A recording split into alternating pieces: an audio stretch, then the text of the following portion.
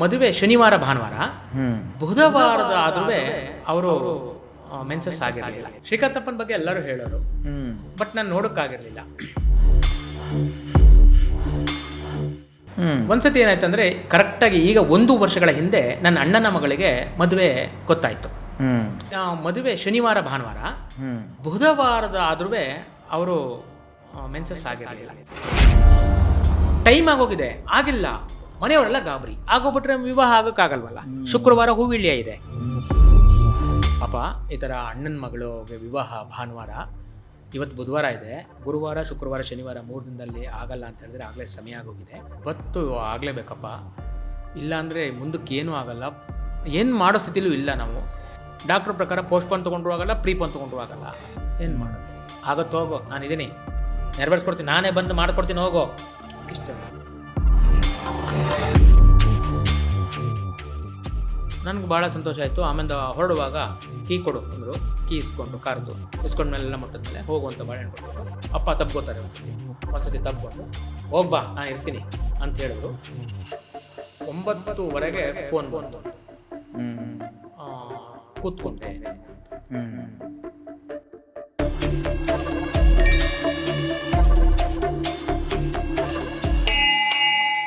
ಶ್ರೀ ಗುರುಭ್ಯೋ ನಮಃ. ಗಣಪತಿಯೇ ನಮಃ. ವಾಗ್ದೇವೇ ನಮಃ. ಎಲ್ರಿಗೂ ನಮಸ್ಕಾರ. ಮಾಸಾನಂದ್ ಸ್ಟುಡಿಯೋಸ್ ಯೂಟ್ಯೂಬ್ ಚಾನಲ್ಗೆ ನಿಮ್ಮೆಲ್ರಿಗೂ ಸ್ವಾಗತ, ಸುಸ್ವಾಗತ. ಎಂದಿನಂತೆ ನನ್ನ ಕಂಟೆಂಟ್ ಫಾಲೋ ಮಾಡೋದ್ರಿಂದ ನಿಮಗೆ ಸ್ವಲ್ಪ ಎಂಟರ್ಟೈನ್ಮೆಂಟ್, ಸ್ವಲ್ಪ ಎನ್ಲೈಟನ್ಮೆಂಟ್ ಎರಡೂ ಸಿಗುತ್ತೆ. ಸಿಗಲಿ ಅನ್ನೋದೇ ನನ್ನ ಉದ್ದೇಶ ಅಂತ ಹೇಳ್ತಾ ಇವತ್ತಿನ ಒಂದು ಸಂಚಿಕೆಗೆ ಮುಂದಾಗೋಣ.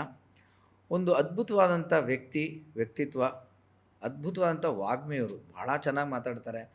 ನಾನು ತುಂಬ ಇಂಪ್ರೆಸ್ ಆಗಿಬಿಟ್ಟೆ ಅವ್ರ ಮಾತಿಗೆ. ಅಂದರೆ ಅನ್ನ ಬೆಂದಿದೆಯಾ ಅಂತ ನೋಡೋಕ್ಕೆ ಕುಕ್ಕರ್ಗಟ್ಟಲೆ ನೋಡೋ ಅವಶ್ಯಕತೆ ಇಲ್ಲ. 1-2 ಕಾಳು ಹಿಂಗೆ ನೋಡಿದ್ರೆ ಸಾಕು, ಅದರ ಆಳ ಗೊತ್ತಾಗುತ್ತೆ ಅನ್ನೋದಕ್ಕೆ ಇವತ್ತು ನನ್ನ ಮುಂದೆ ಕೂತಿರ್ತಕ್ಕಂಥ ಶ್ರೀಯುತ ಮಂಜುನಾಥ ಶಾಸ್ತ್ರಿಗಳೇ ಸಾಕ್ಷಿ. ಸ್ವಾಗತ, ಸುಸ್ವಾಗತ ರಾಯರೇ ನಿಮಗೆ. ನಿಮ್ಮ ಬಗ್ಗೆ ಒಂದು ಸಣ್ಣ ಇಂಟ್ರೊಡಕ್ಷನ್ ಕೊಟ್ಬಿಡ್ಲಾ? ಖಂಡಿತ. ನಾಗಮಂಗಲದ ಶ್ರೀ ಮಂಜುನಾಥ ಶಾಸ್ತ್ರಿಗಳಿವರು ಕಾಂತಾಪುರದ ಸರ್ಕಾರಿ ಪ್ರೌಢಶಾಲೆಯ ಮುಖ್ಯ ಶಿಕ್ಷಕರು, ಹೆಡ್ ಮಾಸ್ಟ್ರು. ಓಕೆನಾ? ಸೊ ನೀವು ಇವತ್ತು ಇಲ್ಲಿ ಬಂದಿದ್ದೀರಿ, ಭಾಳ ಖುಷಿಯಾಯಿತು ನನಗೆ. ಮತ್ತೊಮ್ಮೆ ಮಗದೊಮ್ಮೆ ನಮಸ್ಕಾರ, ಸ್ವಾಗತ. ಧನ್ಯವಾದ. ನನಗೂ ಅಷ್ಟೇ ಸಂತೋಷ ಆಗಿದೆ. ಪ್ರಾರಂಭಿಕವಾಗಿ ನಾವು ಬಾಲ್ಯದಲ್ಲಿ ಇರುವಾಗಲೂ ತಮ್ಮನ್ನು ನೋಡಿಕೊಂಡು ಇಂಪ್ರೆಸ್ ಆಗಿರುವಂತಹ ಇದು, ಅವ್ರು ನಿಮ್ಮ ಸಮ್ಮುಖದಲ್ಲಿ ಕೂತ್ಕೊಂಡು ಇವತ್ತೊಂದು ಸಂದರ್ಶನ ನೀವೇ ಮಾಡ್ತಾ ಇದ್ದೀರಿ ಅಂದರೆ ಅದು ಸದ್ಗುರುಗಳ ಮಹಿಮೆ ಅಂತ ನಾನು ಅದು ಭಾವಿಸ್ತೇನೆ. ನೀವು ಆ್ಯಕ್ಚುಲಿ ನಾನು ಹೇಳ್ಬಿಡ್ತೀನಿ, ಹೆಡ್ ಮಾಸ್ಟ್ರು ಅಂತಾರೆ, ಏನು ಈ ಡ್ರೆಸ್ಸಲ್ಲಿದ್ದಾರೆ ಹೀಗಿದ್ದಾರೆ ಅಂತ. ಅವ್ರು ಹಾಗೇ ಇರ್ತಾರೆ. ಅವ್ರು ಆ್ಯಕ್ಚುಲಿ ಪಾಪ ಕಾಲಿಗೆ ಚಪ್ಪಲಿನೂ ಹಾಕ್ಕೊಳ್ಳಲ್ಲ, ಅಂಥ ಮಹಾನ್ ಭಕ್ತರು ಅವರು. ಅವರ ವೃತ್ತಿ ಒಂದು ಹೆಡ್ ಮಾಸ್ಟರ್ ಇದ್ರೂ ಅದನ್ನು ಮುಗಿಸಿ ಇವತ್ತು ಆ್ಯಕ್ಚುಲಿ 10th ಸ್ಟ್ಯಾಂಡರ್ಡ್ ರಿಸಲ್ಟು ಅದನ್ನೆಲ್ಲ ಅಪ್ಲೋಡ್ ಮಾಡಿ ಬಂದಿದ್ದಾರೆ. Thank you sir, thank you so much. So ಇದು ನಿಮ್ಮ ವೃತ್ತಿ, ಅದ್ರ ಬಗ್ಗೆ ಹೇಳಾಯಿತು. ಈಗ ಭಕ್ತಿ, ಅದರ ಶಕ್ತಿ, ಅದರ ಪರಿಚಯ ನನಗೊಂಚೂರು ಆಳವಾಗಿ ಮಾಡಿಕೊಡಿ. ಖಂಡಿತ. ನಿಮ್ಮ ಬಾಲ್ಯದಿಂದ ಹೇಗೆ ನಿಮಗೆ ಎಲ್ಲ ಸದ್ಗುರುಗಳ ಸಂಪರ್ಕ ಸಿಗ್ತಾ ಹೋಯಿತು? ನಿಮಗೆ ಯಾವ ಗುರುಗಳು ತುಂಬ ನಿಮಗೆ ಪ್ರೇರಣೆ ಕೊಡ್ತಾ ಹೋದರು ಅನ್ನೋದು ತಿಳ್ಕೊಳಕ್ಕೆ ನನಗೆ ಇಷ್ಟ. ಖಂಡಿತ. ಚಿದಂಬರ ನಮಸ್ತೇಸ್ತು ಚಿಂತಿತಾರ್ಥ ಪ್ರದಾಯನೆ ಔದಂಬರ ಸದಾವಾಸ ಚಿದಂಬರ ನಮಸ್ತತೆ. ಶಿವ ಚಿದಂಬರ. ಬಾಲ್ಯ ಅಂದಾಗ ನಾನು ಪ್ರಾರಂಭಿಕವಾಗಿಯೂ ಒಂದು ಸಾಂಪ್ರದಾಯಿಕ ಕುಟುಂಬದಲ್ಲಿ ಬೆಳೆದು ಬಂದವನು. ಅಂದಿನ ಕಾಲಘಟ್ಟದಲ್ಲಿ ಕಷ್ಟ ಅಂದರೆ ಏನು ಎಂಬುದನ್ನು ನೋಡಿದ್ದಲ್ಲ, ಅನುಭವಿಸಿ ಬಂದವನು. ಆದರೆ ಆ ಕಷ್ಟ ಅತ್ಯಂತ ನಮಗೆ ಕಷ್ಟ ಅನ್ನೋದಕ್ಕಿಂತ ಹೆಚ್ಚಾಗಿ ಅದು ನಿತ್ಯ ಜೀವನದ ಒಂದು ಸಂಗತಿಯಾಗಿರೋದ್ರಿಂದ ಅದಕ್ಕೆ ಹೊಂದಾಣಿಕೆಯನ್ನೇ ಮಾಡಿಕೊಂಡು ಅದು ಬೆಳೆದು ಬಂದಿದ್ದು. ಅಜ್ಜಿ ತಾತನ ಮನೆಯಲ್ಲಿದ್ದು, ತದನಂತರ ಮತ್ತೆ ಉದ್ಯೋಗವನ್ನು ಅರಸಿಕೊಳ್ಳುವ ತನಕ ಸಾಕಷ್ಟು ಏಳು ಬೀಳುಗಳನ್ನೆಲ್ಲ ಕಂಡು ಬಂದದ್ದು. ಹೀಗಿರುವ ಸಂದರ್ಭದಲ್ಲಿ ನನಗೆ ಗಮನಿಸ್ಕೋಬೇಕಾಗಿರೋದು ಅಥವಾ ನೆನಪಿಸ್ಕೋಬೇಕಾಗಿರೋದು, ನನ್ನ ಹಿಂದಿ ಶಿಕ್ಷಕಿಯಾದಂಥ ಕಾತ್ಯಾಯಿನಿ ದೇವಿ ಎನ್ನುವವರು ನನಗೆ 8ನೇ ತರಗತಿಯಲ್ಲಿ ಬಂದರು. ಆಕೆ ನನಗೆ ಗುರುಮಾತೆ ಮಾತ್ರ ಅಲ್ಲ, ನನ್ನ ತಾಯಿ. ಏಕೆಂದರೆ ಅಲ್ಲಿಯ ತನಕ ಹಿಂದಿಯ ಪರಿಕಲ್ಪನೆಗಳು, ಪ್ರಜ್ಞೆಗಳು ನಮ್ಮ ಹಳ್ಳಿಯ ಗ್ರಾಮೀಣ ಪ್ರದೇಶದ ವಿದ್ಯಾರ್ಥಿಗಳಿಗೆ ಇರಲಿಲ್ಲ. ಆದರೆ ಅವರು ತಾವು ಈಗ ನಮ್ಮನ್ನು ಹೇಗೆ ಗುರುತಿಸಿದ್ರೋ ಹಾಗೆ ಅವ್ರದ್ದು ಗುರುತಿಸಿ, ಅವರ ಬುಧವಾರದ ದಿನ ನಾಳೆ ಬೆಳಗ್ಗೆ ನಾನು ರಾಘವೇಂದ್ರ ರಾಯರದ್ದು ಇದಿದೆ, ನಾನು ಮಾತನಾಡಲ್ಲ, ಒಂದಿಷ್ಟು ಹಣ್ಣು ಹೂಗಳೆಲ್ಲ ಬೇಕಾಗತ್ತೆ ಅಂತ ಹೇಳಿ ಅವರ ಮನೆಗೆ ಕರ್ಕೊಂಡು ಹೋದರು. ರಾಘವೇಂದ್ರ ಸ್ವಾಮಿಗಳು ಅಂದಾಗ ಆ ರಾಘವೇಂದ್ರ ಸ್ವಾಮಿಗಳ ಬಗ್ಗೆ ಅವರಾಗಲೇ ಮೈಸೂರಿಂದ ಬಂದಿದ್ದರಿಂದ ಅವರ ಗುರುಚರಿತ್ರೆಯ ಬಗ್ಗೆ ರಾಯರ ಬಗ್ಗೆ ಹೇಳಿದರು. ಅವತ್ತು ಅವರೊಟ್ಟಿಗೆ ನಾನು ಪೂಜೆ ಮಾಡಿದ್ದು ಹೆಚ್ಚು ಕಡಿಮೆ 1987 ಆಸುಪಾಸು, 87 ಆಸುಪಾಸು. ತದನಂತರ ಅವರು ಒಂದು ಹೇಳಿದ್ದೆ ಅಷ್ಟು, ನೀನು ಗುರುವಿನ ಮೇಲೆ ಭಕ್ತಿ ಇದೆ, ಗುರುಗಳ ಮೇಲೆ ಭಕ್ತಿ ಇದೆ, ಸದ್ಗುರುಗಳ ಮೇಲೆ ಭಕ್ತಿಯನ್ನು ಬಳಸ್ಕೊಂಡ್ರೆ ನಿನಗೆ ಯಾವುದೂ ಕಷ್ಟ ಅನಿಸಲ್ಲ ಶಾಸ್ತ್ರಿ. ಅಂದಿನಿಂದ ನಾನು ಗುರು ರಾಘವೇಂದ್ರರ ಒಂದು ಇದಕ್ಕೆ ಸಂಬಂಧಿಸಿದ ಗುರುವಾರವನ್ನು ಮಾಡ್ತಾ ಬಂದೆ. ಅವ್ರು ಹೇಳಿದ್ದೇನು ಅಂದರೆ, ಒಂದು ಒಪ್ಪತ್ತು ಊಟ ಮಾಡೋವತ್ತು, ನನಗೆ ಇದ್ದಿದ್ದೇ ಒಪ್ಪತ್ತು ಊಟ, ಇದ್ದಿದ್ದೇ ಒಂದು ಹೊತ್ತು, ಎರಡೂ ಕಾಕತಾಳೀಯ.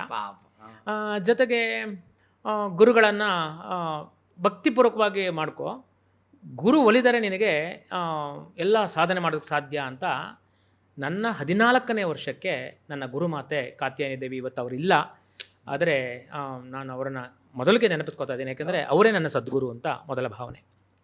ಅಂದಿನಿಂದ ನಿರಂತರವಾಗಿ ನಾನು ರಾಯರನ್ನು ಮಾತನಾಡಿಕೊಂಡು ಅವರೊಟ್ಟಿಗೆ ಇದೇರನು ಅಂತ, ಈ ಅದ್ವೈತ ಸಿದ್ಧಾಂತದ ಪ್ರಕಾರ ಗುರು ಬೇರೆ ಇಲ್ಲ, ನಾವು ಬೇರೆ ಇಲ್ಲ ಅನ್ನೋ ಅಂಶವನ್ನು ಅಲ್ಲಿ ಕೊಟ್ಟಿದ್ದು. ಅಂದರೆ ರಾಘವೇಂದ್ರ ಸ್ವಾಮಿಗಳು ಬೇರೆ ಇಲ್ಲ, ಏನಿಲ್ಲ, ಏನೇ ಆದರೂ ಅದನ್ನು ಹೇಳ್ಕೊಳ್ಳೋದು, ಗುರು ರಾಘವೇಂದ್ರ ಈ ಥರ ಆಯ್ತಪ್ಪ, ಈ ಥರ ಆಯ್ತು ಅಂತ. ಹೇಗೆ ಒಂದು ಸೈಕಲಲ್ಲಿ ಫಾಸ್ಟಾಗಿ ಹೋಗ್ತಾ ಇರ್ತೀನಿ, ಇನ್ನೇನು ಬ್ರೇಕ್ ಹಿಡಿತಿಲ್ಲ, ಅದು ಬಿದ್ದೋಗಿದೆ ಅಂದರೆ ಅಯ್ಯೋ ರಾಘವೇಂದ್ರ ರಾಘವೇಂದ್ರ ರಾಘವೇಂದ್ರ ರಾಘವೇಂದ್ರ ರಾಘವೇಂದ್ರ ಅಂದ ತಕ್ಷಣ ಅದು ಎಲ್ಲೋ ಒಂದು ಕಡೆ ನಿಂತ್ಕೊಂಡ್ಬಿಡೋದು. ಅವಾಗ ರಾಘವೇಂದ್ರ ಅವರು ನನ್ನನ್ನು ಕಾಪಾಡಿದ್ರು ನೋಡಿ. ಅಂದರೆ ಅದು ಆ ಒಂದು ಸಣ್ಣ ಘಟನೆಗಳು ಹಾಗೆ ಬೆಳೀತಾ ಬಂದು ಮನಸ್ಸಿನ ಮೇಲೆ ಪ್ರಭಾವ ಬೀರಿದ್ದು. ಎಂದಿಗೂ ಕೂಡ ನಾನು ಸಾಕಷ್ಟು ಸದ್ಗುರುಗಳೊಟ್ಟಿಗೆ ಇದ್ದರೂ ತಕ್ಷಣವೇ ಬರೋದು ರಾಘವೇಂದ್ರರ ಒಂದು ಧ್ವನಿ. ತದನಂತರ ನಾನು ವ್ಯಾಸಂಗಕ್ಕೋಸ್ಕರ ಮೈಸೂರಿಗೆ ಹೋದಾಗ ಅಲ್ಲಿ ರಾಘವೇಂದ್ರ ಸ್ವಾಮಿ ಮಠದ ಮುಂದೆ ಹೋಗಬೇಕಿತ್ತು, ಬಲ್ಲಾಳ್ ಸರ್ಕಲಲ್ಲಿ. ಅಲ್ಲೇ ಶಾರದಾ ವಿಲಾಸ್ ಕಾಲೇಜಲ್ಲಿ ನಾನು ಅಧ್ಯಯನ ಮಾಡಿದ್ದು. 2 ಉದ್ದೇಶಕ್ಕೆ ಹೋಗುವೆ, ಒಂದು ಭಕ್ತಿ ಪ್ರಧಾನ, ಮತ್ತೊಂದು ಹೋಗುವ ಸಂದರ್ಭದಲ್ಲಿ ನನಗೆ ಪ್ರಸಾದ, ಅದು ಮಧ್ಯಾಹ್ನದ ಊಟ. ನನಗೆ 2 ಇತ್ತಲ್ಲ, 2 ಜೀವನ ಮತ್ತು ಇದು 2 ಇತ್ತಲ್ಲ. ನಿರಂತರವಾಗಿ ಆವಾಗ ನಾನು 1 ವರ್ಷಗಳು ಹೋಗಿ ಶುರು ಮಾಡಿದೆ. ಅದರ ಮಹಿಮೆ ನನಗೆ ಹೇಗೆ ಗೊತ್ತಾಯ್ತು ಅಂದರೆ, ಒಂದೇ ಸತಿ ಹೇಳ್ತಿದ್ದು ಗುರುರಾಯ, ಇದುವರೆಗೆ ಕಷ್ಟಪಟ್ಟಿದ್ದೀವಿ, ಅಜ್ಜಿ ತಾತನ ಮನೆಯಲ್ಲಿ ಸೋದರ ಮಾವರೆಲ್ಲ ಬೆಳೆಸಿ ಇದೆಲ್ಲ ಮಾಡಿದೆ, ನಂದೊಂದು ಸ್ವಂತ ಜೀವನ ಅನ್ನೋದಕ್ಕೆ ಬೇಕಲ್ಲಪ್ಪ, ಯಾಕೆ ಇಷ್ಟೊಂದು? ಆಗಿನ ಕಾಲಘಟ್ಟವೇ ಕಡುಬಡತನದ ಘಟ್ಟ, ಇಡೀ ಭಾರತ ದೇಶದಲ್ಲೇ ಹಾಗಿದ್ದಂತಹ ಪರಿಸ್ಥಿತಿ ಆಗಿರೋದ್ರಲ್ಲಿ ನಂದೇನು ವಿಶೇಷ ಅನ್ನಿಸ್ತಿರಲಿಲ್ಲ. ಆದರೆ ಮಾಡಿದಾಗ ಮೊದಲು ವ್ಯಾಸಂಗಕ್ಕೆ ಮಾಡಿದಾಗ ಏನೇ ಆದರೂ ರಾಘವೇಂದ್ರ ಅವ್ರನ್ನ ಸ್ಮರಣೆ ಮಾಡ್ಕೊತ ನಿತ್ಯ ಬೆಳಗ್ಗೆ ಸಂಜೆ ಅಲ್ಲೇ ಹೋಗಿ ಅವರು ಭಜನೆ ಎಲ್ಲ ಮಾಡೋರು, ಅದನ್ನೆಲ್ಲ ನೋಡಿಕೊಂಡು ನನ್ನನ್ನು ನಾನೇ ಮರೆತುಕೊಂಡು ಅಲ್ಲೇ ಕೂತ್ಕೊಂಡು ನನಗೆ ತಿಳಿದ ಹಾಗೆ ನನ್ನದೇ ಆದಂತಹ ಭಾಷೆಯಲ್ಲಿ ರಾಯರ ಸ್ತುತಿಯನ್ನು ಬರಿತಾ ಇವತ್ತಿನ ಒಂದಿಷ್ಟು ಕಾವ್ಯ ಪ್ರಪಂಚಕ್ಕೆ ನಾನು ಬರಬೇಕಾದ್ರೆ ಗುರುರಾಯರ ಮೊದಲ ಬರೆದಂತಹ ಕೆಲವು ಕವನಗಳೇ ಸಾಕ್ಷಿ. ಹಾಗೆ ಬಂದಾಗ ನಾನು ಉತ್ತಮ ದರ್ಜೆಯಲ್ಲಿ BEd ಮಾಡಿದೆ ಶಾರದಾ ವಿಲಾಸಲ್ಲಿ, ಒಳ್ಳೆಯ ಅಂಕವನ್ನು ಪಡೀತು. ನಾನು ಅದನ್ನು ಗುರುಪಾದಕ್ಕೆ ಇಟ್ಟೆ, ನೀನು ಕೊಟ್ಟಿದೆಯಲ್ಲಪ್ಪ ನನಗೆ ಭಿಕ್ಷೆ, ಅದನ್ನು ಕಾಪಾಡ್ಕೊ ಅಂತ. ತದನಂತರ ಅಲ್ಲೇ ಒಂದು ವೃತ್ತಿ ಜೀವನಕ್ಕೆ ಖಾಸಗಿ ಶಾಲೆಗೆ ಅಧ್ಯಾಪಕನಾಗಿ ಹೋದೆ. ಹೀಗಿರುವಾಗ 1997ನೇ ಇಸ್ವಿ ಬಹಳ ವಿಶಿಷ್ಟವಾದ ದಿನ ಅವತ್ತು ನನ್ನ ಜೀವನದಲ್ಲಿ. ಸರ್ಕಾರಿ ಕೆಲಸಕ್ಕೆ ಆಗ ನಾನು ಅಪ್ಲೈ ಮಾಡಿಕೊಂಡಾಗ ಅಲ್ಲಿ ಏನಾಯಿತು, ಮೊದಲ ಲಿಸ್ಟಲ್ಲಿ ನೇಮ್ ಬರಲೇ ಇಲ್ಲ. ನನಗೆ ಅಂದಿದ್ದೇನೆಂದರೆ, ಒಳ್ಳೆ ಅಂಕ, ಪದವಿಯಲ್ಲೂ ಒಳ್ಳೆ ಅಂಕ, BEdಲ್ಲೂ ಒಳ್ಳೆ ಅಂಕ, ಅಸಲು ಮಾಸ್ಟರ್ ಡಿಗ್ರಿನೂ ಮುಗಿಸಿದ್ದೆ, MEd ಆಗಿತ್ತು, ಎಲ್ಲ ಆಗಿತ್ತು. ಆವಾಗ ತೊಗೊಳ್ತಿದ್ದೆ. ಸ್ವಲ್ಪ ಶಾಲೆಗಳು ಇಷ್ಟೊಂದು ಹೆಚ್ಚಿರಲಿಲ್ಲ ಆವಾಗ, ಸರ್ಕಾರಿ ಶಾಲೆಗಳು ತುಂಬ ಕಡಿಮೆ ಇತ್ತು. ಮತ್ತು ಇದ್ದವರೇ ರಿಟೈರ್ಡ್ ಆಗಬೇಕಾದ್ರೆ ಲೇಟು ಅಂದರೆ ಅವ್ರು ರಿಟೈರ್ಡ್ ಆಗೋದಂಗೆ ನಾವು ಕಾಯಬೇಕಾಗಿತ್ತು. ಹೀಗಿರುವಾಗ ಅವತ್ತು ಗುರುವಾರ ಬಂದೆ. ನನಗೊಂದು ಕುಟೀರ ಕೊಟ್ಟಿದ್ದರು. ಕುಟೀರ ಅಂತ ನಾನು ಏನಕ್ಕೆ ಬಳಸ್ತೀನಿ ಅಂದರೆ, ನನ್ನ ಮನೆಯೇ ನನ್ನ ಕುಟೀರ ಅಂತ. ಕುಟೀರ ಕೊಟ್ಟಿದ್ದರು ನನಗೆ. ಯಾರು ಎಲ್ಲಿ ಪ್ರೈವೇಟ್ ಶಾಲೆಯಲ್ಲಿ ವರ್ಕ್ ಮಾಡ್ತಿದ್ನೋ ಅದು ಸದ್ಗುರುರ ದಯೆ ಅಂತಲೇ. ಯಾಕೆಂದರೆ ಮೈಸೂರಲ್ಲಿ ಮನೆ ಮಾಡೋಕ್ಕೆ ನನಗೆ ಆಗ್ತಿರಲಿಲ್ಲ. 500 ರೂಪಾಯಿ ಸಂಬಳ. ಆ ಸಂದರ್ಭದಲ್ಲಿ ಅವರು ನನ್ನ 2 ಮಕ್ಕಳಿಗೂ ಪಾಠ ಮಾಡ್ಕೊಂಡಿರಪ್ಪ, ಹಾಗೆ ಇದೇ ನಮ್ಮ ಶಾಲೆ ಹಿಂಭಾಗದಲ್ಲಿ ಒಂದು ಕುಟೀರ ಇದೆ, ಅದರಲ್ಲಿ ನೀನು ವಾಸ ಮಾಡ್ಕೊಂಡಿರಪ್ಪ ಅಂತ ಹೇಳೋರು. ಅಲ್ಲಿಗೆ ಬಂದು ನನ್ನೊಟ್ಟಿಗೆ ಒಬ್ಬರು ಅಕ್ಕ ಮಹಾದೇವಿ ಅಂತ ಇದ್ದರು, ಅವ್ರಿಗೆ ಕೆಲಸ ಆಗ್ಬಿಡ್ತು. ನಾವು ಇಬ್ಬರು ಒಟ್ಟಿಗೆ ಕೆಲಸ ಮಾಡ್ತಾಯಿದ್ವಿ. ಬಟ್ ನನಗೆ ಆಗಲಿಲ್ವಲ್ಲ ಅಂದಾಗ ಅದಕ್ಕೆ ಬೇಸರ ಅನ್ನೋದೆಲ್ಲ ಬಂದು, ನಂಬ್ತಿರೋ ನಂಬಲ್ವೋ ಗೊತ್ತಿಲ್ಲ, ಇದುವರೆಗೆ ನಾನು ಮತ್ತೆ ಆ ಪ್ರಯತ್ನ ಮಾಡೋಕ್ಕೆ ಹೋಗಲಿಲ್ಲ. ಆ ದೀಪವನ್ನು ಇಟ್ಕೊಂಡು ಕಣ್ಣೀರು ಹಾಕಿ ದುಃಖಭರಿತನಾಗಿ ಕಣ್ಣೀರತ್ತಿ ದ್ವೀಪದಲ್ಲಿ ಕಣ್ಣೀರನ್ನು ತುಂಬಿಸಿ ಬತ್ತಿ ಹಚ್ಚಿಟ್ಟೆ. ಭಗವಂತ, ಅವತ್ತಿನಿಂದ ಇವತ್ತಿನವರೆಗೆ ನಾನು ಹತ್ತಿಲ್ಲ. ಅಂದರೆ ರಾಯರಿಗೆ ಹೇಳಿದಿಷ್ಟೇ, ಯಾಕಿಷ್ಟೊಂದು ಮಾಡ್ತಾಯಿದ್ದು, ಇಷ್ಟೊಂದು ನಂಬಿದ್ದೀನಿ. ನನಗೆ ಅಹಂಕಾರ ಅನ್ನೋದಕ್ಕಿಂತ ಹೆಚ್ಚಾಗಿ ಗುರುರಾಯರ ಭಕ್ತ ನಾನು. ರಾಘವೇಂದ್ರ ಭಕ್ತ, ಸದ್ಗುರುಗಳ ಭಕ್ತ, ಕಾನ್ಫಿಡೆನ್ಸ್ ಅವನು ಕಾಪಾಡಿದ್ದಾನೆ ಸಾಕಷ್ಟು, ಎಂತೆಂಥದ್ದು ಸಂದರ್ಭದಲ್ಲಿ ಕಾಪಾಡಿದ್ದಾನೆ. ಎಲ್ಲೋ ಒಂದು ಕುಗ್ರಾಮದಲ್ಲಿ ಇದ್ದವನನ್ನು ತಗೊಂಡು ಮೈಸೂರು ಪಟ್ಟಣದಲ್ಲಿ ಬಂದು ನನಗೆ ಯಾರೋ ಒಬ್ಬರ ಮುಖಾಂತರ ಒಂದು ಮನೆ ಮಾಡಿಕೊಟ್ಟು ಇದು ಮಾಡಿದ್ದಾನೆ. ಮತ್ತು ಅಲ್ಲಿ ನಾನು ಶಾಲೆಗೆ ಸೇರಬೇಕು, ಕಾಲೇಜ್ಗೆ ಸೇರಬೇಕು ಅನ್ನುವ ಸಂದರ್ಭದಲ್ಲಿ ಆ ಸೀಟಿನ ವ್ಯವಸ್ಥೆ ಮಾಡಿಕೊಟ್ಟಿದ್ದಾನೆ. ಆಮೇಲೆ ಅಲ್ಲಿದ್ದಾಗ ನಮ್ಮ ಚಿಕ್ಕಮ್ಮ ಒಬ್ಬರು ಬಸ್ ಸ್ಟ್ಯಾಂಡಲ್ಲಿ ನಿಂತಿದ್ರು. ಏನು ಮಾಡ್ತೀಯೋ, ಇಲ್ಲಿರ್ತೀಯಾ ಅಂತ. ಹೌದು ಚಿಕ್ಕಮ್ಮ, ಇರಬೇಕು, ಏನು ಮಾಡ್ತೀನಿ ನೋಡೋಣ. ಅನಾಥಾಲಯಕ್ಕೆ ಅಪ್ಲಿಕೇಶನ್ ಹಾಕೊಂಡಾಗ ಅವ್ರಿಗೇನು ಪಾಪ, ಅವ್ರಿಗೂ ನಮಗೆ ಅದೇ ಥರ ಹೊಡೆತನೇ ಇತ್ತು. ಅವರು ನೋಡಪ್ಪ, ಇರೋದೆಲ್ಲ ಅಡ್ಜಸ್ಟ್ ಮಾಡ್ಕೊಂಡಿರೋದ್ರೆ ನನ್ನ ಮನೇಲಿ ಇರ್ಬೋದು ಅಂದರು. ಅವ್ರಿಗೂ 3 ಮಕ್ಕಳಿದ್ರು. ಅಂದರೆ ಹೇಗೆ ದಾರಿ ತೋರಿಸ್ಕೊಟ್ರು ರಾಯರು ಅಂತ. ಹೀಗಿರುವ ಸಂದರ್ಭದಲ್ಲಿ ಎಂತೆಂಥದೋ ಸಂದರ್ಭದಲ್ಲಿ ನೀವು ನನ್ನನ್ನು ಕಾಪಾಡಿದವರು.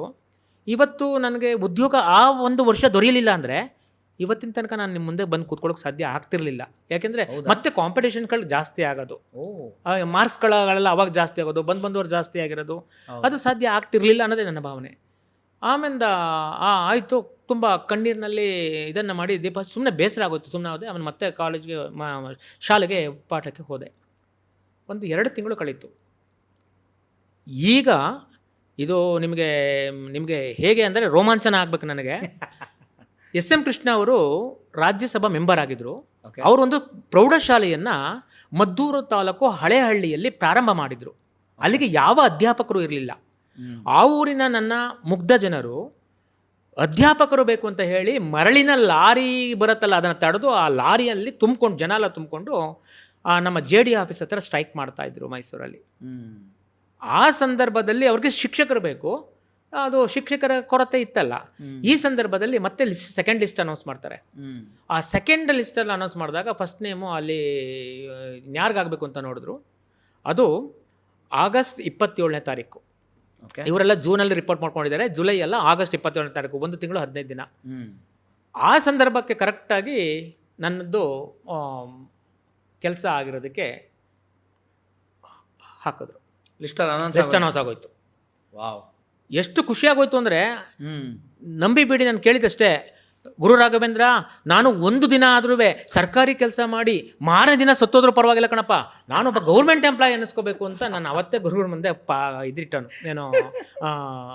ಇಟ್ಟನು. ಅಂದರೆ ಅಷ್ಟು ಹೆಬ್ಬೈಕೆ ಇತ್ತು. ನಾನು ಓದಿದ್ದೀನಿ, ಕಷ್ಟಪಟ್ಟಿದ್ದೀನಿ, ರಾಘವೇಂದ್ರದಿಂದ 1 ದಿನನಾದರೂ ನಾನು ಪಾಠ ಮಾಡಬೇಕು ಸರ್ಕಾರಿ ಶಾಲೆಯಲ್ಲಿ ಅಂತ. ಈಗ ನಿಮ್ಮ ಈ ಹಠ ಮಗು ಥರದೊಂದು ಹಠ ಕಾಣ್ತು ನನಗೆ ಅದರಲ್ಲಿ. ಮತ್ತೆ ನೀವು 10 ಒಂದು ದೀಪದಲ್ಲೇ ಇದು ಮಾಡಿದ್ರಿ, ರಾಯರ ಪ್ರಾರ್ಥನೆ ಅಂದ್ರಲ್ಲ ನೋಡಿ, ಅಲ್ಲಿ ಲಾರಿ ಸ್ಟ್ರೈಕೇ ಆಗೋಯ್ತಲ್ಲಿ. ಲಾರಿ ಸ್ಟ್ರೈಕೇ ಮಾಡಿಸ್ಬಿಟ್ಟು ಲಾರಿಲಿ ತಗೊಂಡ್ಬಂದು ರಾಯರು ಮಾಡಿ ಅಲ್ಲ, ಇದನ್ನ ಎಪಿಸೋಡ್ ಎಲ್ಲ ನೋಡ್ತಿದ್ದಾರೆ ನನ್ನ ಸ್ಟೂಡೆಂಟ್ಸ್, ಬೇಕಾದಷ್ಟು ಜನ, 1000 ಮಂದಿ ಸ್ಟೂಡೆಂಟ್ಸ್ ಇದ್ದಾರೆ. ಅವರೆಲ್ಲ ಸಬ್ಸ್ಕ್ರೈಬ್ ಆಗಿದ್ದಾರೆ ತಮ್ಮ ಇದಕ್ಕೆ. ಅವ್ರಿಗೆ ಗೋಚರ ಆಗತ್ತೆ ಹೇಗೆ ಇದು ಅಂತ. ಅದು 27ನೇ ತಾರೀಕು. ಅದಾದ್ಮೇಲೆ 27ನೇ ತಾರೀಕು ನಾನು ರಿಪೋರ್ಟ್ಗೆ ಹೋದೆ. 28ನೇ ತಾರೀಕು ಗುರುವಾರ ನಾನು ರಿಪೋರ್ಟನ್ನು ಮಾಡಿಕೊಂಡೆ. ಗುರುವಾರನೇ ನಂದು. ಇವತ್ತು ಮೊನ್ನೆ ಪ್ರಮೋಷನ್ ಆಗಿದ್ದು ಗುರುವಾರನೇ. ಇವಾಗ ನಾವೀಗ ಶೂಟ್ ಮಾಡ್ತಾ ಇರೋದು ಗುರುವಾರನೇ. ಹೌದಲ್ವಾ ಚಿದಂಬರ?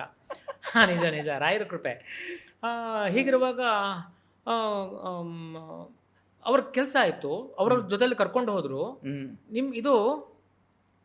ನಿಮ್ಗೆ ಆಶ್ಚರ್ಯ ಆಗ್ಬೋದು, ಅವರು ವಿಳಾಸ ಕೊಟ್ರಲ್ಲ, ಅದು ನನ್ನ ಊರಿನ ವಿಳಾಸ ಇತ್ತು, ಕೃಷ್ಣರಾಜಪೇಟೆ, ಹರಿಹರಪುರ. ಇಲ್ಲಿ ಇದ್ದಾರೆ ಆ ಮೇಸ್ಟ್ರು, ಅವ್ರನ್ನ ಕರ್ಕೊಂಡು ಬನ್ನಿ ಅಂತ ಕಳಿಸಿದ್ದಾರೆ. ಯಾಕೆಂದ್ರೆ ಈಗಿನ ಥರ ಮೊಬೈಲ್ ಗಿಬಲ್ ಏನು ಇರಲಿಲ್ವಲ್ಲ. ಹೌದು, ನೀವು ಯೋಚನೆ ಮಾಡಬೇಕಾಗಿರೋದು 97ನೇ ವರ್ಷದಲ್ಲಿ, 1997ರಲ್ಲಿ. ಅವ್ರ ಪಾಪ ಎಷ್ಟು ಮೇಸ್ಟ್ರು ಬೇಕು ಅನ್ನೋದಕ್ಕೆ, ಹೇಗಿರುತ್ತೆ ಅನ್ನೋದಕ್ಕೆ, ನಾವೆಷ್ಟು ಪುಣ್ಯವಂತರು ಅನ್ನೋದಕ್ಕೆ. ಅವರೆಲ್ಲ ಕರಿಯಪ್ಪ ಅಂತ ಎಲ್ಲರೂ ಹೋಗಿ ಆ ಊರಿಗೆ ಹೋಗಿದ್ದಾರೆ. ಅಣ್ಣಂಗೆ ಹೇಳಿದ್ದಾರೆ, ನಿಮ್ಮ ಮಂಜುನಾಥ ಅನ್ನೋರಿಗೆ ಕೆಲಸ ಆಗಿದೆ, ಅದನ್ನ ನಮ್ಮೂರಿಗೆ ಹಾಕಿಸ್ಕೋತಾ ಇದ್ವಿ, ಅವ್ರನ್ನ ಕರ್ಕೊಂಡು ಬನ್ನಿ ಅಂತ ಹೇಳಿದ್ದಾರೆ. ಬನ್ನಿ ಅಂತ. ನನ್ನ ಮೊಬೈಲ್ ನಂಬರ್ ಕೇಳೋದಕ್ಕೆ ಮೊಬೈಲ್ ನಂಬರ್ ಇಲ್ಲ, ಆಮೇಲೆ ಲ್ಯಾಂಡ್ಲೈನ್ ಕೇಳೋದಕ್ಕೆ ನಾವು ಇಲ್ಲ, ವಿಳಾಸ ಇಲ್ಲದ ವ್ಯಕ್ತಿ ಆಗಿದ್ನಲ್ಲ, ಅಲ್ಲೂ ಇಲ್ವಲ್ಲ. ಅವಾಗೇನು ಕೇಳ್ತಿರ್ಲಿಲ್ಲ, ನಿಮ್ಮ ದೂರವಾಣಿ ಸಂಖ್ಯೆ ಕೊಡಿ, ಏನು ಕೇಳ್ತಿರ್ಲಿಲ್ಲ. ಸರಿ, ಅವರು ಬಂದರು, ಅಣ್ಣ ಬಂದಾಗ ಮನೆಗೆ ನೋಡು, ಇವರು ಯಾರೋ ಎಲ್ಲರೂ ಬಂದಿದ್ದಾರೆ, ನಿನಗೆ ಕೆಲಸ ಸಿಕ್ಕಿದೆಯಂತೆ ಅಂದರು. ನನಗೆ ಕೆಲಸ ಸಿಕ್ಕಿದೆಯಂತ, ನನಗೆ ಕೆಲಸ ಸಿಕ್ಕಿದ್ರೆ ನನಗೆ ಆರ್ಡ್ರ್ ಬರಬೇಕು ಅಂತ, ಆರ್ಡ್ರ್ ಬಂದಿದೆಯಾ ಅಂದರು. ಆಮೇಲೆ ಈ ಥರ ಹೇಳಿ ಮತ್ತೆ ಅಲ್ಲಿಗೆ ಕರ್ಕೊಂಡು ಹೋದಾಗ ಇದೆಲ್ಲ ವೃತ್ತಾಂತಗಳು ಹೇಳಿದ್ರು, ಇವರೆಲ್ಲ ಸ್ಟ್ರೈಕ್ ಮಾಡ್ತಿದಾರಪ್ಪ, ನೀನು ಅಲ್ಲಿಗೆ ಹೋಗೋಕ್ಕೆ ಇದು ಮಾಡುವಂತ. ಅವಾಗೆಲ್ಲ ಈ ಥರ ಆನ್ಲೈನ್ ಗೀನ್ಲೈನ್ ಏನಿರಲಿಲ್ಲ, ಆಫ್ಲೈನಲ್ಲೇ ನಮ್ಮಲ್ಲಿ ಇದ್ದಿದ್ದು. ಆಮೇಲೆ ಈ ಥರ ನೀನು ಸೆಲೆಕ್ಟ್ ಆಗಿದೆ, ಫಸ್ಟ್ ನೇಮ್ ಇತ್ತು ನನ್ನ ಇದರಲ್ಲಿ, ಸೆಲೆಕ್ಟ್ ಆಗಿದೆ, ನೀನು ಹೋಗಬೇಕು. ಎಲ್ಲಿ ಅಂದರು? ಮದ್ದೂರು ಹತ್ರ ಅಂದರು. ನನಗೆ ಭಾಳ ಸಂತೋಷ ಆಯಿತು. ನನಗೆ ನಂದು ಉದ್ದೇಶ ಇದ್ದಿದ್ದೇನು, ಒಂದು ದಿನಕ್ಕಾದರೂ ವೇಸ್ಟ್ ಆಗಬೇಕು, ಸರ್ಕಾರಿ ಕೆಲಸ ಆಗಬೇಕಷ್ಟೇ ಅಂತ. ಆಮೇಲೆ ಅದು ಗೊತ್ತಿರಲಿಲ್ಲ, ಏನಂದ್ರೆ ಒಂದಿನ ನಾನು ಕೆಲಸ ಮಾಡಿ ಸತ್ತೋಗ್ಬಿಟ್ರೆ ಅದರಿಂದ ಬೆನಿಫಿಟ್ ಏನೂ ಸಿಗ್ತಿರ್ಲಿಲ್ಲ ಅಂತ ಗೊತ್ತಿರಲಿಲ್ಲ.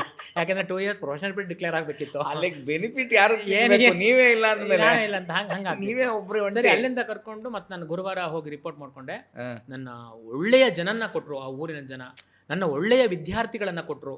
8ನೇ ತರಗತಿ ಪ್ರಾರಂಭ ಮಾಡಿದ್ದು, 10ನೇ ತರಗತಿ ತನಕ ಮಾತ್ರ ಅಲ್ಲಿದ್ದೆ.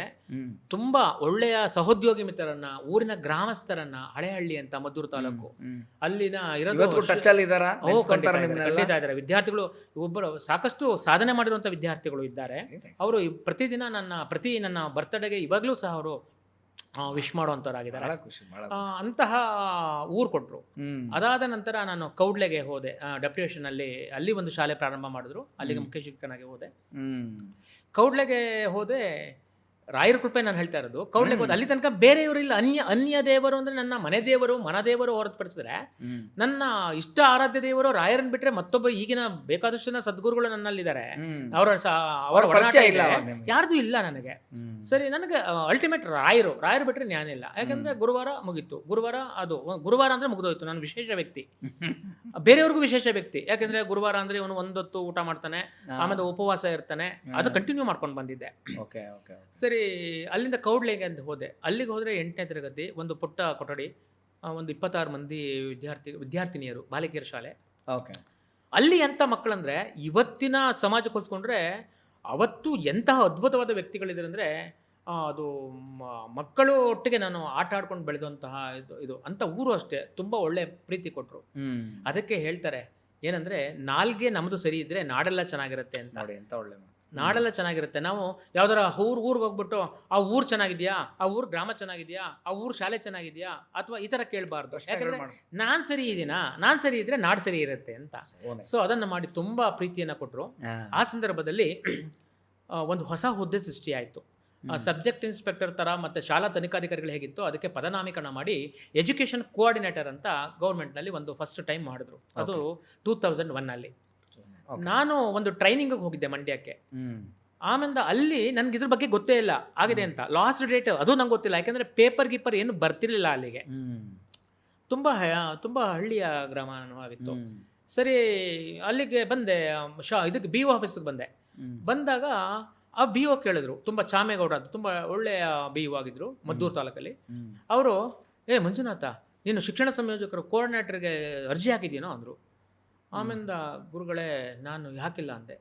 ಆಮೇಲೆ ಇವತ್ತೇ ಲಾಸ್ಟ್ ಡೇಟು ಅಂತ ಹೇಳಿ ತಕ್ಷಣವೇ ಕ್ಲರ್ಕನ್ನ ಕರೆದ್ಬಿಟ್ಟು ಅರ್ಜಿ ಹಾಕಿಲ್ವಂತೆ, ಹಾಕು ಅಂತ ಹೇಳಿಬಿಟ್ಟು BO ಕಚೇರಿನಲ್ಲೇ ಅರ್ಜಿಯನ್ನು ಭರ್ತಿ ಮಾಡಿಸ್ಕೊಂಡು, ತದನಂತರ ಅದನ್ನು ಅವರು ತೊಗೊಂಡು ಹೋಗ್ತಿದ್ರಲ್ಲ, DDP ಆಫೀಸಿಗೆ ತೊಗೊಂಡು ಹೋಗ್ತಿದ್ರಲ್ಲ, ಮಂಡ್ಯ DDP ಆಫೀಸ್ಗೆ, ಅದರೊಟ್ಟಿಗೆ ಅದನ್ನು ಸೇರಿಸ್ಬಿಟ್ಟು ಅದನ್ನು ಕಳಿಸಿದ್ರು.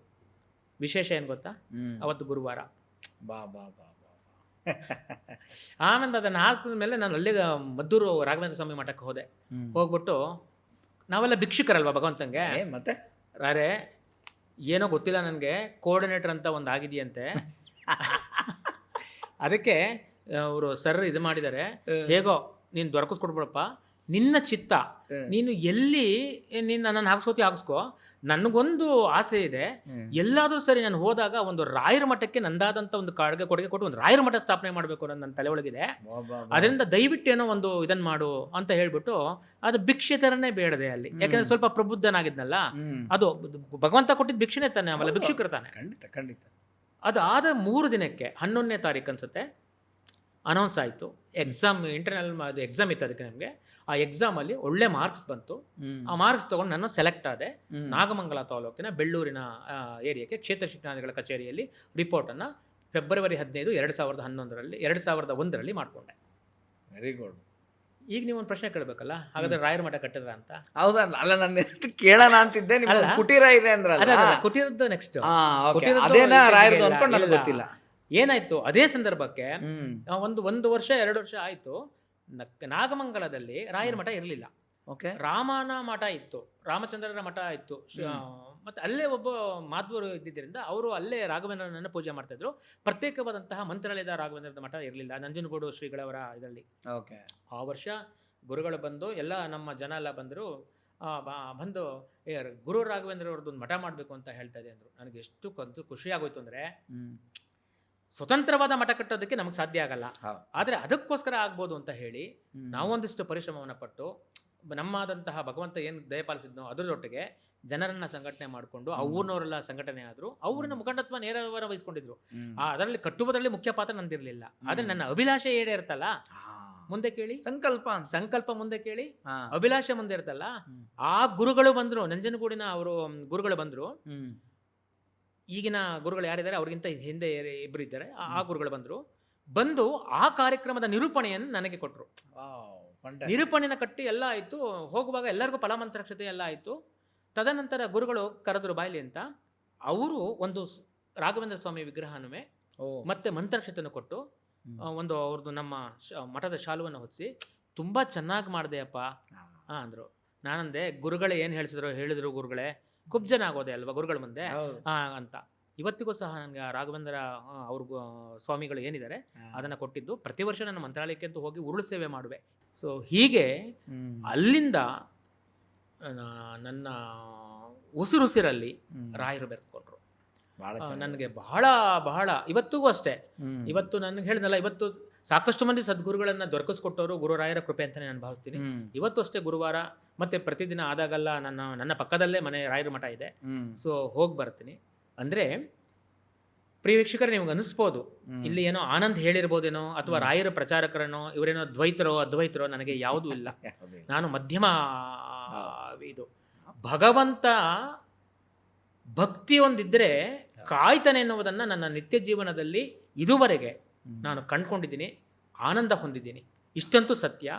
ಇದರಲ್ಲಿ ಯಾವುದೇ ರೀತಿಯಾದಂತಹ ಉತ್ಪ್ರೇಕ್ಷೆಗಳು ಮಾತಿಲ್ಲ. ಏಕೆಂದರೆ ಇದೆಲ್ಲ ನುಡಿಸ್ತಾ ಇರೋದು ಏನನ್ನೂ ನನ್ನ ಪೂರ್ವ ತಯಾರಿ ಮಾಡ್ಕೊಂಡಿಲ್ಲ, ಅಥವಾ ಆನಂದ್ರವರು ಯಾವುದೇ ಪ್ರಶ್ನೆಗಳನ್ನು ನನಗೆ ಮುಂಚಿತವಾಗಿ ಕೊಟ್ಟಿಲ್ಲ. ಏನು ಗೊತ್ತಿಲ್ಲ, ಹೇಳ್ಕೊಂಬಂದೆ. ಸದ್ಗುರುಗಳೇ, ನನ್ನ ಜೀವನದಲ್ಲಿ ಏನು ಸದ್ಗುರುಗಳ ಮಹಿಮೆ ಇದೆಯೋ ಅದು ಏನಿದೆ ನನ್ನ ತಲೆ ಒಳಗೆ ಖಾಲಿ ಇದೆ, ನೀವು ನಡೆಸಿ. ನಾಲ್ಗೆ ನಂದಾಗಿರ್ಬೋದು, ಆದರೆ ಮನಸ್ಸು ನಿಮ್ಮದು ಅಂತ ಸದ್ಗುರು ನಡೆಸಿದ್ದಾರೆ. ಇದು ರಾಘವೇಂದ್ರ ಸ್ವಾಮಿಗಳು ನನ್ನ ಜೀವನದಲ್ಲಿ ಅಡಿಪಾಯವನ್ನು ಹಾಕಿಕೊಂಡಂಥ ಮಹನೀಯರು. ರಾಘವೇಂದ್ರಾಯ ಸತ್ಯ ಧರ್ಮಚಾಯ ಭಜತಾಂ ಕಲ್ಪವೃಕ್ಷಾಯ ಗುರುರಾಯರ ಪಾದಕ್ಕೆ ಶಿರಸಾಷ್ಟ. ಖಂಡಿತ. ಆದರೆ ನಾನೊಂದು ಪ್ರಶ್ನೆ ಏನು ಗೊತ್ತಾ, ಇದೆಲ್ಲದಕ್ಕಿಂತ ಡಿಫ್ರೆಂಟ್ ಪ್ರಶ್ನೆ. ಈಗ ರಾಯರಂದ ಸ್ಟಾರ್ಟ್ ಮಾಡಿದ್ರಿ ನೀವು, ಬಟ್ ನೀವು ಮಾತು ಸ್ಟಾರ್ಟ್ ಮಾಡ್ಬೇಕಾದ್ರೆ ಚಿದಂಬರಾಯ ನಮಃ ಅಂತ ಒಂದು ಹೇಳಿದ್ರಿ. ಮಧ್ಯ ಏನೋ ಹೇಳ್ಬೇಕಾದ್ರೂ ಚಿದಂಬರ ಅಂತೀರಾ. ಅದೇನದು ದೇವಸ್ಥಾನ? ಚಿದಂಬರ ತಮಿಳ್ನಾಡಲ್ಲಿ ಇದೆಯಲ್ಲ, ಅದಾ ಚಿದಂಬರೇಶ್ವರ? ಇಲ್ಲ, ಮಂಜುನಾಥ. ಇವತ್ತು ರಾಯರ ದೆಸೆಯಲ್ಲಿ ಒಂದು ಹಂತಕ್ಕೆ ಬೆಳೆದೇನೆ ಅಂದರೆ ನನಗೆ ನಿಜವಾದಂತಹ ಒಂದು ಆಧ್ಯಾತ್ಮಿಕ ಜಗತ್ತನ್ನು ತೆರೆದುಕೊಟ್ಟವರು ಶಿವಚಿದಂಬರರು. ಅದು ಮುರುಗೋಡು ಅಂತ ಇದೆ, ಗೊತ್ತಿದೆ. ಮುರುಗೋಡಿನಲ್ಲಿ ಶಿವಚಿದಂಬರರ ಮೂಲಾಶ್ರಮ. ತಾವು ಅಲ್ಲಿಗೆ ಹೋಗಿದ್ದೀರಿ, ನಾನು ಯೂಟ್ಯೂಬ್ ಅಲ್ಲಿ ಮುರುಗೋಡು. ನೀವು ತಾವು ಹೋಗಿದ್ದೀರಿ ನೀವು ಅಲ್ಲಿ? ಹೌದು. ಅದರದ್ದು ಹೇಗೆ ಅನ್ನೋದಕ್ಕಿಂತ ಮುಂಚೆ ಮಧ್ಯದಲ್ಲಿ ಒಂದು ಸಣ್ಣ ಸಂಗತಿ. ಒಬ್ರು ಮಹನೀಯರನ್ನು ನೆನಪಿಸ್ಕೋಬೇಕು. ಸ್ವಾಮಿ ವಿಶ್ವಾತ್ಮಾನಂದ ಅನ್ನೋರು ನಾಗಮಂಗಲಕ್ಕೆ ಬಂದರು. ಸ್ವಾಮಿ ವಿಶ್ವಾತ್ಮಾನಂದ ಅವರು ಪರಿವ್ರಾಜಕರು, ಯತಿಗಳು. ಅವರು ಹೀಗೆ ಇರುವಾಗ ನನ್ನ ಗೆಳೆಯರೊಬ್ಬರು ನಾಗರಾಜು ಅಂತ ಇದ್ರು, ಮಾಸ್ಟ್ರು. ಅವ್ರಿಗೆ 75 ವರ್ಷ. ಹಾಗಾದ್ರೂ ಗೆಳೆಯರು ಅಂತಾನೆ ನಾನು ಭಾವಿಸ್ತೀನಿ, ಯಾಕಂದ್ರೆ ಅವ್ರ ಮನೆಯ ಮಗನಾಗಿದ್ದೇನೆ ನಾನು. ಅವರು ಗುರುಗಳು ಬರ್ತಾ ಇದ್ದಾರೆ ಒಬ್ಬರು, ನನಗೆ ಅವರು ಯೂಟ್ಯೂಬಲ್ಲಿ ಪರಿಚಯ ಆಗಿದ್ದು, ಅವರ ಕ್ಲಾಸ್ಗೆ ಹೋಗ್ತಿದ್ದೆ ಅಂತ ಅವ್ರು ಅಂದರು. ಅವತ್ತು ಗುರುಗಳು ಬಂದರು. ಗುರುಗಳು ಬಂದಾಗ ನೋಡಿ, ನಮ್ಮ ಕಾಣುವ ದೃಷ್ಟಿ ಹೇಗಿರುತ್ತೆ ಅಂದರೆ, ನಮ್ಮ ದೃಷ್ಟಿ ಹೇಗಿರುತ್ತೋ ದೃಷ್ಟಿಯಂತೆ ಸೃಷ್ಟಿ ಆಗತ್ತೆ. ಗುರುಗಳು ಬಂದಿದ್ದಾರೆ, ಬರಪ್ಪ ಬೇಗ ಅಂದರು. ನಾನು ಗುರುಗಳು ನೋಡೋದಕ್ಕೆ ಹಾಗೆ ಹೋಗಬಾರ್ದಲ್ಲ ಅಂತೇಳಿ ಒಂದಿಷ್ಟು ಹಣ್ಣುಗಳೆಲ್ಲ ಅದನ್ನು ತೊಗೊಂಡು ನನ್ನ ಮಡಿಯನ್ನು ಉಟ್ಕೊಂಡು ಹೋದೆ. ಎಷ್ಟನೇ ಇಸ್ವಿಲಿ ನಡೀತದೆ ಇದು? ಈಗ ಒಂದು 2020 ಆಸುಪಾಸು, 2020 ಆಸುಪಾಸು. ಕೋವಿಡ್ ಆಗೋಗಿತ್ತು. ಕೋವಿಡಿಂದ ಆಮೇಲೆ ಒಂದು ಕತೆ ಹೇಳ್ತೀನಿ. ಅದು ರಾಘವೇಂದ್ರ ಹೇಗೆ ಪಾರು ಮಾಡಿದ್ರು ಅಂತ. ಕೋವಿಡ್ ಆಗಿತ್ತು ನನಗೆ. ಆಸುಪಾಸು. ಅವಾಗ ನಾನು ಕರ್ಮ ಸಿದ್ಧಾಂತ ಓದ್ತಾ ಇದ್ದೆ ಕೋವಿಡ್ ಟೈಮಲ್ಲಿ. ಅದನ್ನು ನೆನಪಿಸಿ ಆನಂತರ ಇದೊಂದು ಬ್ರೇಕ್ ತಗೋತೀನಿ. ಇವರ ಗುರುಗಳು ಬಂದಾಗ ಅವರು ಕೂತಿದ್ದು, ತಲೆ ಮೇಲೆ ಹಾಕೊಂಡಿದ್ದು, ಇದೆಲ್ಲ ಇಟ್ಕೊಂಡು ಅವರು ನೋಡಿದ ತಕ್ಷಣ ನನಗೆ ಸಾಕ್ಷಾತ್ ರಾಯರನ್ನ ಕಂಡಂಗೆ ಆಗ್ಬಿಡ್ತು. ಯಾಕಂದರೆ ದೃಷ್ಟಿ ಅಂತ ಸೃಷ್ಟಿ ಅಲ್ವಾ. ಹೌದು. ಆಮೇಲೆ ಅವ್ರು ಮಾತಾಡಿಸ್ತಾ ಇದ್ದಾರೆ, ನನಗೆ ಮಾತು ಬರ್ತಿಲ್ಲ. ಅವ್ರು ಮಾತಾಡ್ತಿದ್ದಾರೆ, ಮಾತಾಡಪ್ಪ. ಇವ್ರು ಹೇಳ್ತಿದ್ರು ತುಂಬ ಚೆನ್ನಾಗಿ ಮಾತಾಡ್ತೀಯಂತೆ ನೀನು, ಎಲ್ಲ ಮಾತಾಡಪ್ಪ, ಮಾತು ಬರ್ತಿಲ್ಲ. ಆ ನಂತರ ಒಂದು 2-3 ತಿಂಗಳ ಕಾಲ ಗುರುಗಳಲ್ಲಿದ್ದರು. ಅವರ ಸಾನ್ನಿಧ್ಯ ನನಗೆ ದೊರೀತು. ಕುಟೀರದಲ್ಲಿ ಪ್ರತಿದಿನ ಬೆಳಗ್ಗೆ ಸಂಜೆ ಎಲ್ಲ ಹೋಗಿ ಸ್ವಲ್ಪ ಅನಾರೋಗ್ಯವಾದ ಸಂದರ್ಭದಲ್ಲಿ ಅವ್ರಿಗೆ ಅವರೊಟ್ಟಿಗೆ ಇದ್ದು ಅವರ ಸೇವೆಯನ್ನು ಮಾಡುವ ಸೌಭಾಗ್ಯವನ್ನು ಕಲ್ಪಿಸ್ಕೊಟ್ರು. ಅದು ನನ್ನ ಸೌಭಾಗ್ಯ ಅಂತಾನೆ ಭಾವಿಸ್ತೀನಿ. ಅವರು ಹೊರಟಾಗ ಒಂದು ತಾಯಿಯನ್ನು ಕಳ್ಕೊಂಡಂಥ ಮಗು ಹೇಗೆ ಅಳುತ್ತೋ ಅಷ್ಟು ದುಃಖಭರಿತನಾಗಿ ಹತ್ತಿ ಅವ್ರ ಮೇಲೆ ಒಂದು 2-3 ಕವನಗಳನ್ನು ಬರೆದೆ. ಆಮೇಲೆ ಹೋಗುವಾಗ ನಾವು ಇದುವರೆಗೂ ಯಾರನ್ನೂ ಏನನ್ನು ಕೇಳ್ಕೊಂಡಿರಲಿಲ್ಲ. ರಾಯರನ್ನ ಭಿಕ್ಷೆ ಬೇಡ್ತಾ ಇದ್ವಿ, ಅವರೊಟ್ಟಿಗೆ ಮಾತನಾಡ್ತಿದ್ವಿ. ಮತ್ತು ಯಾವ ಯತಿಗಳನ್ನು ನನಗೆ ಅದು ಕೊಡಪ್ಪ ಯಾವತ್ತೂ ಕೇಳ್ಕೊಂಡಿದ್ದಲ್ಲ. ಹೋಗುವಾಗ ಅವ್ರು ನಮಸ್ಕಾರ ಮಾಡಿಕೊಂಡು ಕಣ್ಣು ತುಂಬಿತ್ತು. ಅವ್ರು ಒಂದೇ ಒಂದು ಹಾಕಿರುವಂತಹ ರುದ್ರಾಕ್ಷಿಯನ್ನು, 2 ರುದ್ರಾಕ್ಷಿ ಇದೆ, ಒಂದು ಹರಿಹರಪುರ ಮಠದ ಸ್ವಾಮೀಜಿಯವರು ಹಾಕಿರೋದು, ಮತ್ತೊಂದು ಅವರು ಹಾಕ್ಬಿಟ್ಟು ಒಂದೇ ಒಂದು ಆಶೀರ್ವಾದ ಮಾಡಿದ್ರು. ಜ್ಞಾನ ವೈರಾಗ್ಯ ಸಿದ್ಧಿರಸ್ತು. ಆ ಜ್ಞಾನ ವೈರಾಗ್ಯ ಸಿದ್ಧಿರಸ್ತು ಅವರು ಯಾವ ಗಳಿಗೆಲೆಯ ಪೂಜ್ಯರು ಹೇಳಿದ್ರೋ ಇವತ್ತು ನಿಮ್ಮ ಮುಂದೆ ಕೂತ್ಕೊಳ್ಳೋದಕ್ಕೆ ಅದು ಒಂದು ಕಾರಣವಾದ ಸಂಗತಿ, ಅದು ಒಂದು ಆಶೀರ್ವಾದದ ಸಂಗತಿ. ಅದಕ್ಕೆ ಗುರುಗಳು ನಾವು ಅವರನ್ನು ಯಾವತ್ತೂ ನಂಬಿಕೆಯಿಂದ ಇಟ್ಟಿರಬೇಕು.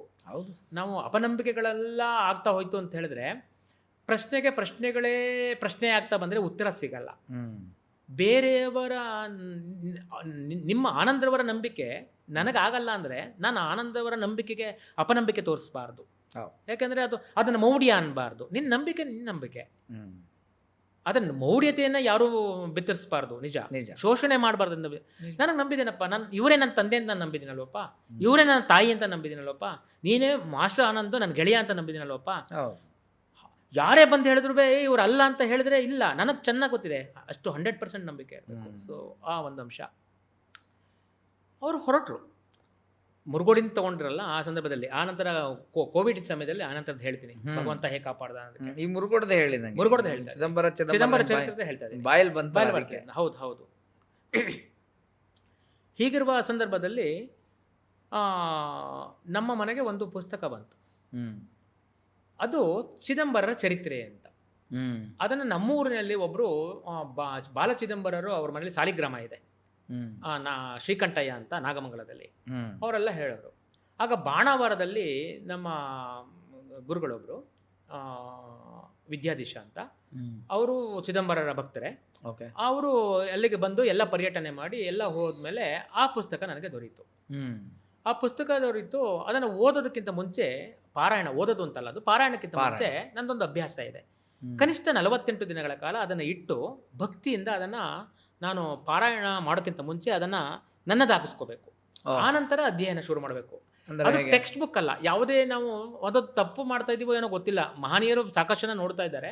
ನಾನು ಅನ್ಕೊಂಡ ಹಾಗೆ ಯಾವುದೋ ಒಂದು ಕೃತಿ ಸಿಕ್ತು, ಅದನ್ನು ಒಂದು ಕಾದಂಬರಿ ಸಿಕ್ತು, ಅಂಗಡಿಯಿಂದ ತೊಗೊಂಬಂದೆ, ಇಟ್ಕೊಂಡೆ, ತೆಗೆದು ನೋಡಿದೆ, ಎಂಜಲ್ ಹಾಕೊಂಡು ತಗೊಂಡು ನೋಡಿದೆ, ಎಲ್ಲ ನೋಡಿದೆ, ಮುಗಿಸ್ಕೊಂಡು ನೋಡಿದೆ. ಹಂಗೆ ಆಗಬಾರ್ದು. ಒಂದು ಕೃತಿಯನ್ನು, ಒಂದು ಧಾರ್ಮಿಕ ಸಂಗತಿಗಳನ್ನು, ಧರ್ಮಗ್ರಂಥಗಳದು ಆಯ್ತಾ, ಅದು ಯಾವ್ದಾರು ಆಗಿರಲಿ, ಅದು ಬೈಬಲ್ ಆಗಿರ್ಬೋದು, ಕುರಾನ್ ಆಗಿರ್ಬೋದು, ಧರ್ಮಗ್ರಂಥ ಯಾವುದೇ ಆಗಿರಲಿ, ಅದು ಧರ್ಮಗ್ರಂಥಗಳು. ಅದಕ್ಕೆ ತನ್ನದೇ ಆದ ವಿಶಿಷ್ಟವಾದ ಸ್ಥಾನ ಇರುತ್ತೆ, ಮತ್ತೆ ಅದಕ್ಕೆ ಒಂದು ಅರ್ಹತಾ ಪೂಜ್ಯ ಇರುತ್ತೆ. 48 ದಿನಗಳ ಕಾಲ ಆ ಕೃತಿಯನ್ನು ಓಪನ್ನೇ ಮಾಡಿಲ್ಲ, ನೆನ್ಪಿಟ್ಕೊಂಡಿರಿ. ಯಾಕೆಂದ್ರೆ ಅವರೆಲ್ಲ ಓದಿದ್ರಂತೆ, ಅದು ನನಗೆ ಗೊತ್ತಿಲ್ಲ. ನಾನು ಅದನ್ನು ಇಟ್ಟುಕೊಂಡು 40 ಪ್ರಾರಂಭ ಪೂಜೆ ಮಾಡೋದಕ್ಕೆ ಶುರು ಮಾಡಿದೆ. ನನ್ನ ಮನೆಯಲ್ಲಿ ಪೂಜೆ ಮಾಡೋದಕ್ಕೆ ಶುರು ಮಾಡಿದೆ. ಇನ್ನು ಪ್ರತ್ಯೇಕ ಕುಟೀರ ಆಗಿರಲಿಲ್ಲ. ನಾನು ಮನಃಶಾಸ್ತ್ರವನ್ನು ಅಧ್ಯಯನ ಮಾಡಿದವನು, MSc ಇನ್ ಸೈಕಾಲಜಿ, ಅದರಲ್ಲೂ ಕೌನ್ಸಿಲಿಂಗು. ಒಬ್ಬ ವ್ಯಕ್ತಿಗೆ ಒಂದು ಕನಸು ಬಿದ್ದರೆ ಮಾರೇ ದಿನ ಅದೇ ಕನಸು ಬೀಳುತ್ತೆ ಅನ್ನೋದಕ್ಕೆ ನಮಗೆ ಸಾಕ್ಷಿ ಇಲ್ಲ. ಕನಸುಗಳು ಅಷ್ಟೇ, ಒಂದು ಕ್ಷಣದಲ್ಲಿ ಕಂಡಿದ್ದು ಮತ್ತೊಂದು ಕ್ಷಣಕ್ಕೆ ಅದು ಹೋಗ್ತಾ ಇರುತ್ತೆ. ತಾವೆಲ್ಲ ಕನಸು ಕಂಡೋರೆಯ. ಅದೇ ನಿರಂತರವಾಗಿ ಅದೇನು ಸಿನಿಮಾ ರೋಲ್ ಥರ 3 ಗಂಟೆ 4 ಗಂಟೆಗಳ ಕಾಲ ಕನಸು ಕಂಟಿನ್ಯೂಟಿ ಆಗೋದಕ್ಕೆ ಹೋಗೋಕ್ಕಾಗಲ್ಲ, ಬ್ರೇಕ್ ಆಗ್ತಾನೆ ಇರುತ್ತೆ, ಎಲ್ಲೆಲ್ಲಿಗೂ ಹೊರಟೋಗ್ಬಿಡುತ್ತೆ ಇರುತ್ತೆ. ಆದರೆ ಒಂದು 3-3:30 ಸಂದರ್ಭದಲ್ಲಿ ನನಗೆ ಒಂದು ಲಿಂಗ ಕಾಣೋದು. ನಾನು ಸುತ್ತಾಟದಲ್ಲೂ ಇದ್ದೀನಿ, ಸಾಕಷ್ಟು ಸುತ್ತಾಟದಲ್ಲೂ ಇದ್ದೆ, ಆದರೆ ನಾನು ಆ ಪ್ರದೇಶಗಳನ್ನು ನೋಡ್ದೋನಲ್ಲ. ಎಷ್ಟು ದಿನ ಕಂಡಿರ್ಬೋದು? ಈ 48 ದಿನ ನೀವು ಮಾಡೋದ್ರಲ್ಲಿ 48 ದಿನದಲ್ಲಿ ನನಗೆ ಎಷ್ಟು ದಿನ ಕಂಡಿರ್ಬೋದು? 10 ದಿನ ಕಂಡ. ಅಯ್ಯೋ, ಹೆಚ್ಚು ಕಡಿಮೆ 6 ತಿಂಗಳ ಕಾಲ. 48 ದಿನ ಆದ್ಮೇಲೆ ಏನಾಯ್ತು ಅಂತ ಹೇಳಿ 6 ತಿಂಗಳ ಕಾಲ ಒಂದು ಲಿಂಗ, ಅದು ಒಂದು ಮೇಲ್ಭಾಗದಲ್ಲಿ ಹಸಿರು ಪಚ್ಚೆ ಲಿಂಗ ಇದೆ. ಅದನ್ನ ಸುಮ್ಮನೆ ಹೀಗೆ ಆಟ ಆಡ್ಕೊಳ್ಳೋಕೆ ಹೀಗೆ ಎತ್ಕೊಂಡ್ರೆ ಎತ್ಕೋಬಹುದು, ಇಟ್ಟರೆ ಅದು ಮೇಲ್ಭಾಗದ್ದು ಹಾಗೆ ಇರುತ್ತೆ. ಆಮೇಲೆ ಹೋಗ್ತಾ ಇದ್ದೀನಿ, ಒಂದು ದೊಡ್ಡ ಇದು, ಮತ್ತೆ ನಮಗೆ ಅಲ್ಲಿ ಅಶ್ವತ್ಥ ವೃಕ್ಷನೂ ಇದೆ, ಮತ್ತೆ ನಮ್ಮ ಔದಂಬರ ವೃಕ್ಷನೂ ಇದೆ. ಅಲ್ಲಿ ಯಾವುದೋ ಒಂದು ಏನೋ ಒಂಥರ ವಿಚಿತ್ರ. ಒಂದಿನ ಅಲ್ಲ, 6 ತಿಂಗಳ ಕಾಲ. ಅದೇ ಬರ್ತಾ ಅದೇ ಬರ್ತಾ ಇದೆ. ವಾವ್. ಆಮೇಲೆ ನಾನು ಮನೆಯವ್ರಿಗೆ ಹೇಳಿದೆ, ನನಗೆ ಪ್ರತಿದಿನ ಒಬ್ಬರು ಒಂದು ಲಿಂಗ ಕಾಣುತ್ತೆ ಹ್ಮ್ ಅದು ಅಂತ. ಅವ್ರಂದ್ರು, ಪ್ರತಿದಿನ ಲಿಂಗ ಕಾಣಕ್ಕಾಗತ್ತಾ, ನೀವು ಅದೇನೇನೋ ಓದ್ತಿರ್ತಿರಲ್ಲ, ಅಷ್ಟೊತ್ತಿಗಾಗಲೇ ನಾನು ಕರ್ಮ ಸಿದ್ಧಾಂತ ಎಲ್ಲ ಓದಿ ಧಾರ್ಮಿಕ ಗ್ರಂಥ ಗೆಳ್ದಿದ್ರಿಂದ ಬಹುಶಃ ನೀವು ಯಾವಾಗಲೂ ಅದೇ ಹೇಳ್ತಿರಲ್ಲ. ಮತ್ತೆ ಇದು ಪೂಜೆ ಮಾಡ್ಬೇಕಾದ್ರೆ ನಾನು ಅಷ್ಟೋತ್ತರ ಮಾಡ್ಕೊಂಡು ಶಿವ ಚಿದಂಬರ ಹೇಳ್ತಾನೆ ಇದ್ದೆ. ಇಲ್ಲಿ ಗೊತ್ತಾಗ್ತಿರ್ಲಿಲ್ಲ. ಸರಿ, ಒಂದಿನ ಏನಾಯ್ತು ಅಂದರೆ ಹಾವೇರಿನಲ್ಲಿ ಸಾಹಿತ್ಯ ಸಮ್ಮೇಳನ. ಹ್ಮ್ ಆ ಸಾಹಿತ್ಯ ಸಮ್ಮೇಳನಕ್ಕಿಂತ ಮುಂಚೆ ಏನಾಯಿತು ಅಂದರೆ 48 ದಿನ ಆದಮೇಲೆ ನಾನು ಪಾರಾಯಣಕ್ಕೆ ಶುರು ಮಾಡಬೇಕಲ್ವಾ, ಸಪ್ತಾಹ ಮಾಡಬೇಕು. ಸರಿಯಾಗಿ ಯಾರು ನನಗೆ ಪುಸ್ತಕ ಕೊಟ್ಟಿದ್ರೋ ಆ ಪುಸ್ತಕದವ್ರು ಬಂದು, ಅವತ್ತು ನೆನ್ಪಿಟ್ಕೊಳ್ಳಿ, ಗುರುವಾರ, ಅಬ್ಬಾ ಅಬ್ಬಾ. ಇಲ್ಲ ನಾನು ಪುಸ್ತಕ ಬೇಕು, ನಾವು ಓದಬೇಕು ಅಂದರು. ನೀವಿನ್ನೂ ಸ್ಟಾರ್ಟೇ ಅವತ್ತೇ ಸ್ಟಾರ್ಟ್ ಮಾಡ್ಬೇಕು ನಾನು. ನೀವು ಸ್ಟಾರ್ಟ್ ಮಾಡೋದೇನಾದ್ರೆ ಬಂದು ಕೇಳಿದ್ರು. ಆಮೇಲೆ ನಮ್ಮ ಮನೆಯವರು ಅಂದರು, ಏನಂತ, ಅವ್ರಿಗೆ ಪುಸ್ತಕ ಕೊಟ್ಟು 48 ದಿನ ಆಗಿದೆ, ನೀವು ಕೂತ್ಕೊಂಡು ಓದಿ ಅಂತ ಕೊಟ್ಟರೆ ನೀವು ಉಟ್ಕೊಂಡು ಪೂಜೆ ಮಾಡ್ತಾ ಕೂತ್ಕೊಂಡಿದ್ದೀರಿ, ಅಷ್ಟೋತ್ತರ ಮಾಡ್ತಾ ಕೂತ್ಕೊಂಡಿದ್ದೀರಿ, ಓದು ಕೊಟ್ಟಿದ್ದಾರೆ, ಏನು ಕೊಟ್ಟಿದ್ದಾರೆ, ಅವ್ರಿಗೆ ಬೇಕಂತೆ, ಪದೇ ಪದೇ ಮನೆಗೆ ಬರ್ತಾ ಇದ್ದಾರೆ ಅಂತ ಹೇಳಿ ಸ್ವಲ್ಪ ಅವ್ರಿಗೆ ಬೇಸರವಾಯಿತು. ಅವ್ರಿಗೆ ಯಾಕೆ ಬೇಸರವಾಯಿತು ಅಂದರೆ ಚಿದಂಬರರು ಹೇಳಿಸಿದ್ರು ಅವ್ರ ಬಾಯಿಲಿ, ಅವ್ರು ಬಂದು ಕೊಡಬೇಕಿತ್ತು. ತದನಂತರ ಅವ್ರೇನು ಮಾಡಿದ್ರು, ನಾನು ತೊಗೊಂಡು ಹೋದೆ ಅವ್ರ ಮನೆಗೆ. ಅವ್ರ ಮನೆಯಲ್ಲಿ ಅವತ್ತು ಸೂರ್ಯಗ್ರಹಣದ ರಾತ್ರಿ ಚಂದ್ರಗ್ರಹಣ ಆಗಿತ್ತು. ಬೆಳಗ್ಗೆ ಅವರೆಲ್ಲ ಮನೆಯೆಲ್ಲ ಒರೆಸಿ ಎಲ್ಲ ಇದನ್ನು ಮಾಡ್ತಾಯಿದ್ರು. ಕೇಳಿದೆ, ನಾನು ಇವತ್ತಿಂದ ಪಾರಾಯಣ ಮಾಡಬೇಕು ಅಂತ ಅಂದ್ಕೊಂಡಿದ್ದೀನಿ, ಆಗಲಿಲ್ಲ ಅಂತ. ಅವ್ರಿಗೇನು ಅನ್ನಿಸ್ತೋ ಏನೋ ಗೊತ್ತಿಲ್ಲ, ಚಿದಂಬರ ಕೃಪೆ. ಇಲ್ಲ, ನಾನು ಅರ್ಧ ಓದ್ಬಿಟ್ಟಿದ್ದೆ, ಎಲ್ಲೆಲ್ಲೋ ಹೋಗ್ಬಿಟ್ಟಿತ್ತು, ಬೇಕಾದ್ರೆ ನಾನು ಓದೋದ ಮೇಲೆ ಕೊಡ್ತೀನಿ, ಕೊಡೋಕ್ಕಾಗಲ್ಲ ಅಂತ ಅವರ ಬಾಯಲ್ಲಿ ನುಡಿ ಬಂತು. ಸರ್ವಸ್ವವನ್ನು ಕಳ್ಕೊಂಡ್ರೆ ನಂಗೆ ಅಷ್ಟೊಂದು ದುಃಖ ಆಗ್ತಿರ್ಲಿಲ್ವೇನೋ. ಅಯ್ಯೋ, ಇವತ್ತಿಂದ ಓದಬೇಕು ಅಂದ್ಕೊಂಡಿದ್ದೆ. ಅಷ್ಟಾಗಲೇ ಚಿದಂಬರರ ಅಂಶಗಳನ್ನು ನಾನು ಕೇಳಲ್ಪಟ್ಟಿದ್ದೆ, ಓದಿರಲಿಲ್ಲ, ಪೂರ್ಣ ಚರಿತ್ರೆ ಓದಿರಲಿಲ್ಲ. ಸರಿ, ತುಂಬ ದುಃಖ ಬಂತು. ಕಣ್ಣೀರು ಹಾಕೊಂಡು ಮನೆಗೆ ಬಂದು ಹೇಳಿದೆ, ಚಿದಂಬರ ಇಷ್ಟು ಬೇಗ ನನ್ನನ್ನು ಪಾರಾಯಣ ಮಾಡೋಕ್ಕೂ ಬಿಡ್ದಂಗೆ ಒಂದು ಪುಸ್ತಕದ ಮೋಹನೂ ಹೇಗಿರುತ್ತೆ ನೋಡಿ, ಈ ಥರ ಆಗ್ಬಿಡ್ತಲ್ಲ. ನಾನು ಏನು ತಪ್ಪು ಮಾಡಿದೆ ಹಾಗಾದರೆ? ಇಷ್ಟು ದಿನ 48 ದಿನಗಳ ಅಷ್ಟೋತ್ತರ ಮಾಡಿದ್ದೀನಿ, ಮಾಡ್ಬಿಟ್ಟು ಇವತ್ತಿಂದ ನಾನು ವಿದ್ಯುಕ್ತವಾಗಿ ಅದಕ್ಕೆ ವಿಧಿವಿಧಾನಗಳಿದೆ, ಹೀಗೆ ಮಾಡಬೇಕು ಅಂತಿದೆ. ನಾವು ಗುರುಚರಿತ್ರೆ ಪಾರಾಯಣ ಹೇಗೆ ಮಾಡ್ತೀವೋ ಹಾಗೆ ಮಾಡಬೇಕು ಅಂತಿದೆ. ಹಾಗೆ ಮಾಡಬೇಕು ಅನ್ನುವ ಸಂದರ್ಭದಲ್ಲಿ ನೀವು ಹೊಟ್ಟೋದಿಯಲ್ಲ, ಅವ್ರು ಕೊಡಲ್ಲ ಅಂದ್ಬಿಟ್ರಲ್ಲ, ನಂದು ಇಷ್ಟೇನಾ ಅಂತ ಹೇಳ್ಕೊಂಡು ಸುಮ್ಮನಾಗಿ ಇದಕ್ಕಿಂತ ಆ ಬುಕ್ ಬೇಕಿತ್ತು. ಆದರೆ ಅದು ನನಗೆ ಎಲ್ಲಿ ಸಿಗುತ್ತೆ ಏನೋ ಅದು ಗೊತ್ತಿರಲಿಲ್ಲ. ಯಾಕಂದರೆ ಇನ್ನೂ ಅದರ ಬಗ್ಗೆ ಪರ್ಯಟನೆಗಳು ಅಥವಾ ಹುಡುಕಾಟ ಇರಲಿಲ್ಲ.